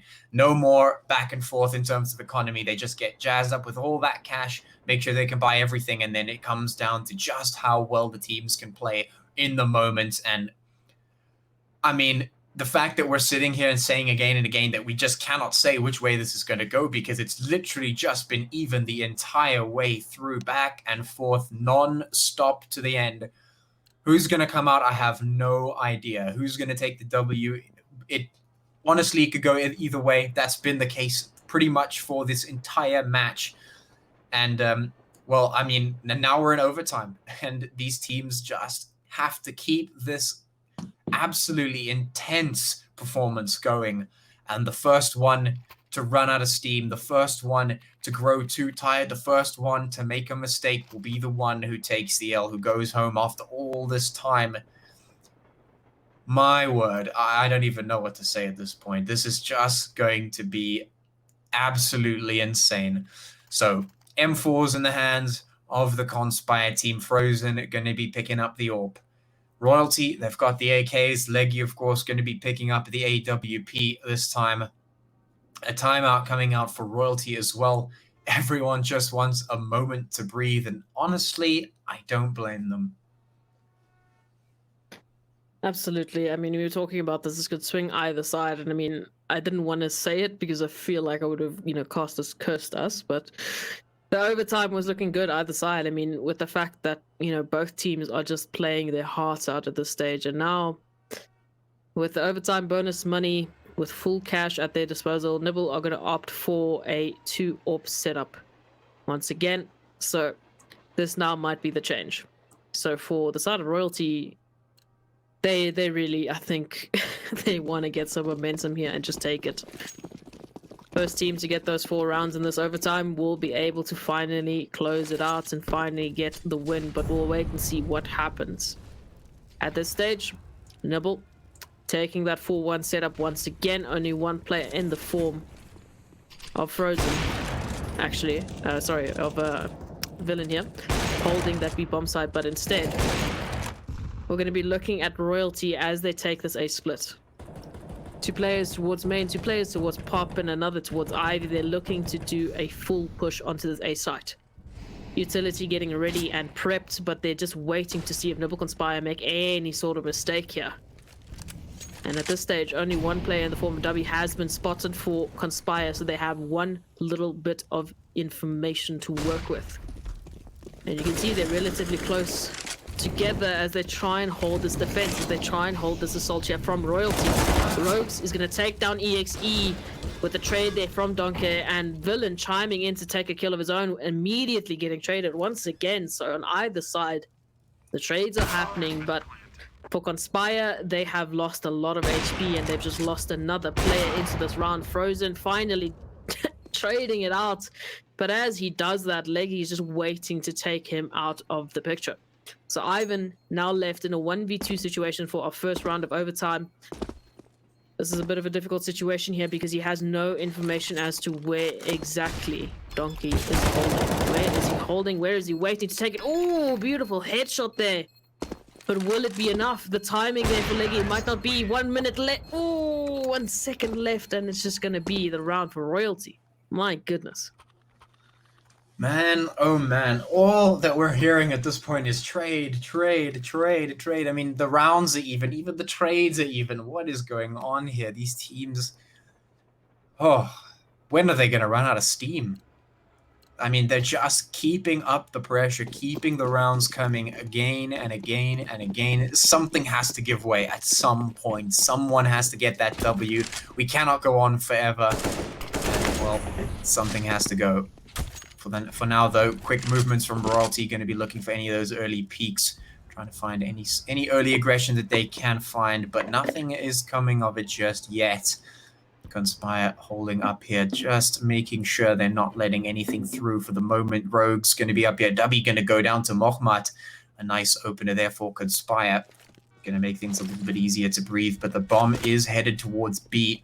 Rotation's not coming through just yet. Ivan doing some spotting out here of some of the players. Frozen going to take down God's Not Dead. He's out here for the support, making sure that the team from Royalty is not getting into this bomb site. EXE goes down. Leggy and Donkey, the last one's left. Frozen jumping up, gets the spot out, takes him down. Leggy are going to fall as well. Conspire take the 16th round and even things out once again. I feel like we need to start looking at synonyms for evening it out, trading it out. I feel like we've said the same thing time and time again for this map.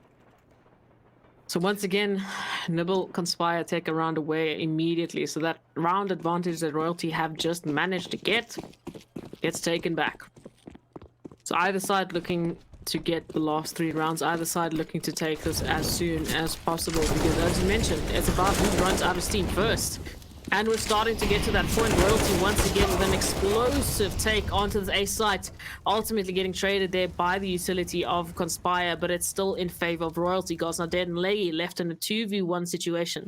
It's only Mohmat to try and trade it out. Bomb has been dropped, and Mohmat can see this. He just has to find the last 2 players, but God's Not Dead's going to be good to get that last kill. So as we do the swap, Royalty on a 1-round lead, really, with 2 rounds in overtime. They need only 2 more to get this win, but it's insane how these players still have the stamina, still have the energy to keep putting up rounds on the board. It's beautiful to watch.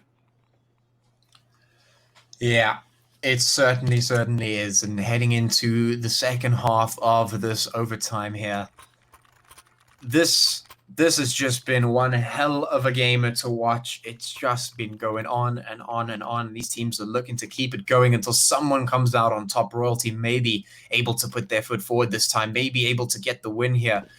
They have started their half off pretty well, 17 rounds to 16. They have 1 round lead. Conspire looking to take it away. Let's see if they can make it happen. Moving now up towards the A site. Just putting their sights in that direction, seeing what they can see. Conspire got a lot of work to do here on the T side. Can they make it happen? Slowly moving up, trying to find any sort of peaks they can get. Mohammad up here towards B. Taking a look, not seeing anything just yet. That's going to be a little bit of info, at least. We'll see if Conspire works off of that. Smoke's coming down, Util being spent a little bit. Royalty playing slow, not making any aggressive moves this time around, not going overly aggressive at least. Conspire have to be the one to pull the trigger here. They're going to have to choose where they want to go. Not getting anything for free and not getting any opening picks. It's going to make things difficult. Frozen on 6 HP also going to be a little bit of a limiting factor there. He runs into a bullet. It's over for him. It's going to make things difficult. Rogue's now peeking out towards Ivy, just seeing what he can see. So far, not spotting anyone out. Util getting spent. Time ticking away. 37 seconds left. Conspire need to find somewhere in. They need to find a site. God's Not Dead goes down. This has to be the trigger. This has to be the sign for them to go in. Villain and Mohammad taking 2. So it's now 3v5 at this point. Conspire trying to make it happen. They get in. Dubby taking down Mohammad. The shot's coming in. The time is not their friend. Frozen, who was on 6 HP, has to cover this bomb, sitting right inside some smoke. Can it be done? Can it happen? The defuse is coming out. Well, it's just not enough. I feel like finally, you know, we're getting a bit of advantage here on the side of either side, really. Just starting to see a bit of a difference here. And I think either side, they're starting to get tired. We're seeing a little bit of a slower take. We're seeing a little bit more, you know, potentially some mistakes starting to happen now, but that's what we're waiting for. We're waiting to see which team is going to be running out of stamina. And now Royalty, they've opted for a bit of a noob cannon here. The auto sniper is in the hands of Donkey, so a bit of a changer might be what needs to happen for Royalty to take the round, or maybe that's just what Conspire has been waiting for. Oh, Doobie going to do well to open up this round as he takes down Muhammad. As Conspire still fight for their chance in this, they still fight to try and trade it out. Villain doing just that as he takes down God's. As he opens it up. Oh, Doobie. Oh, my goodness gracious. You could not have cut that closer. With 12 HP left, he takes down Rogues. It's a 3-on-4 situation now. In favor of Royalty. But what will we see? Conspire still trying to open up the site, still trying to get somewhere with the bomb plant. Not finding any sort of CTs, not finding anything for free at this stage. It's just Royalty playing it out, playing the timeout, waiting patiently to get this win. Ivan here might actually spot a player towards Connector here, but the utility is going to stop them from doing just that. That being said, the bomb should have safe passage into the A site, and Royalty are a little bit too split up right now to try and stop it. So some shot through the smoke there from the auto sniper, but it's not going to be enough to stop Conspire from getting the bomb down. But Royalty have managed to get into a good position here for the retake. Trades going either way. Ivan doing well as Dubby, both taking 2. Ultimately all left onto Ivan's shoulders, and there we have it.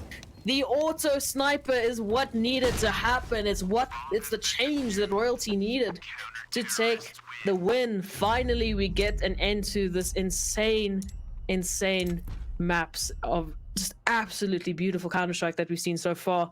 Both sides, I think, were so deserving of that. Ultimately, Royalty closing it out. Maybe they just should have got the auto sniper a little bit sooner.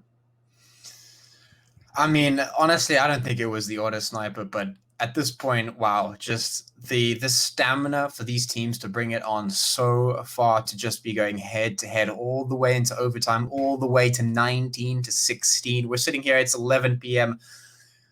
It has been a long run. These players have played absolutely phenomenally. We saw some amazing Counter-Strike, and I think probably the saddest thing that happened today was the fact that we didn't get to see all 3 maps getting played to their absolute finish. Because what I just saw here was brilliant CS, brilliant stuff from all the players, amazing gameplay, well played to these teams, well done.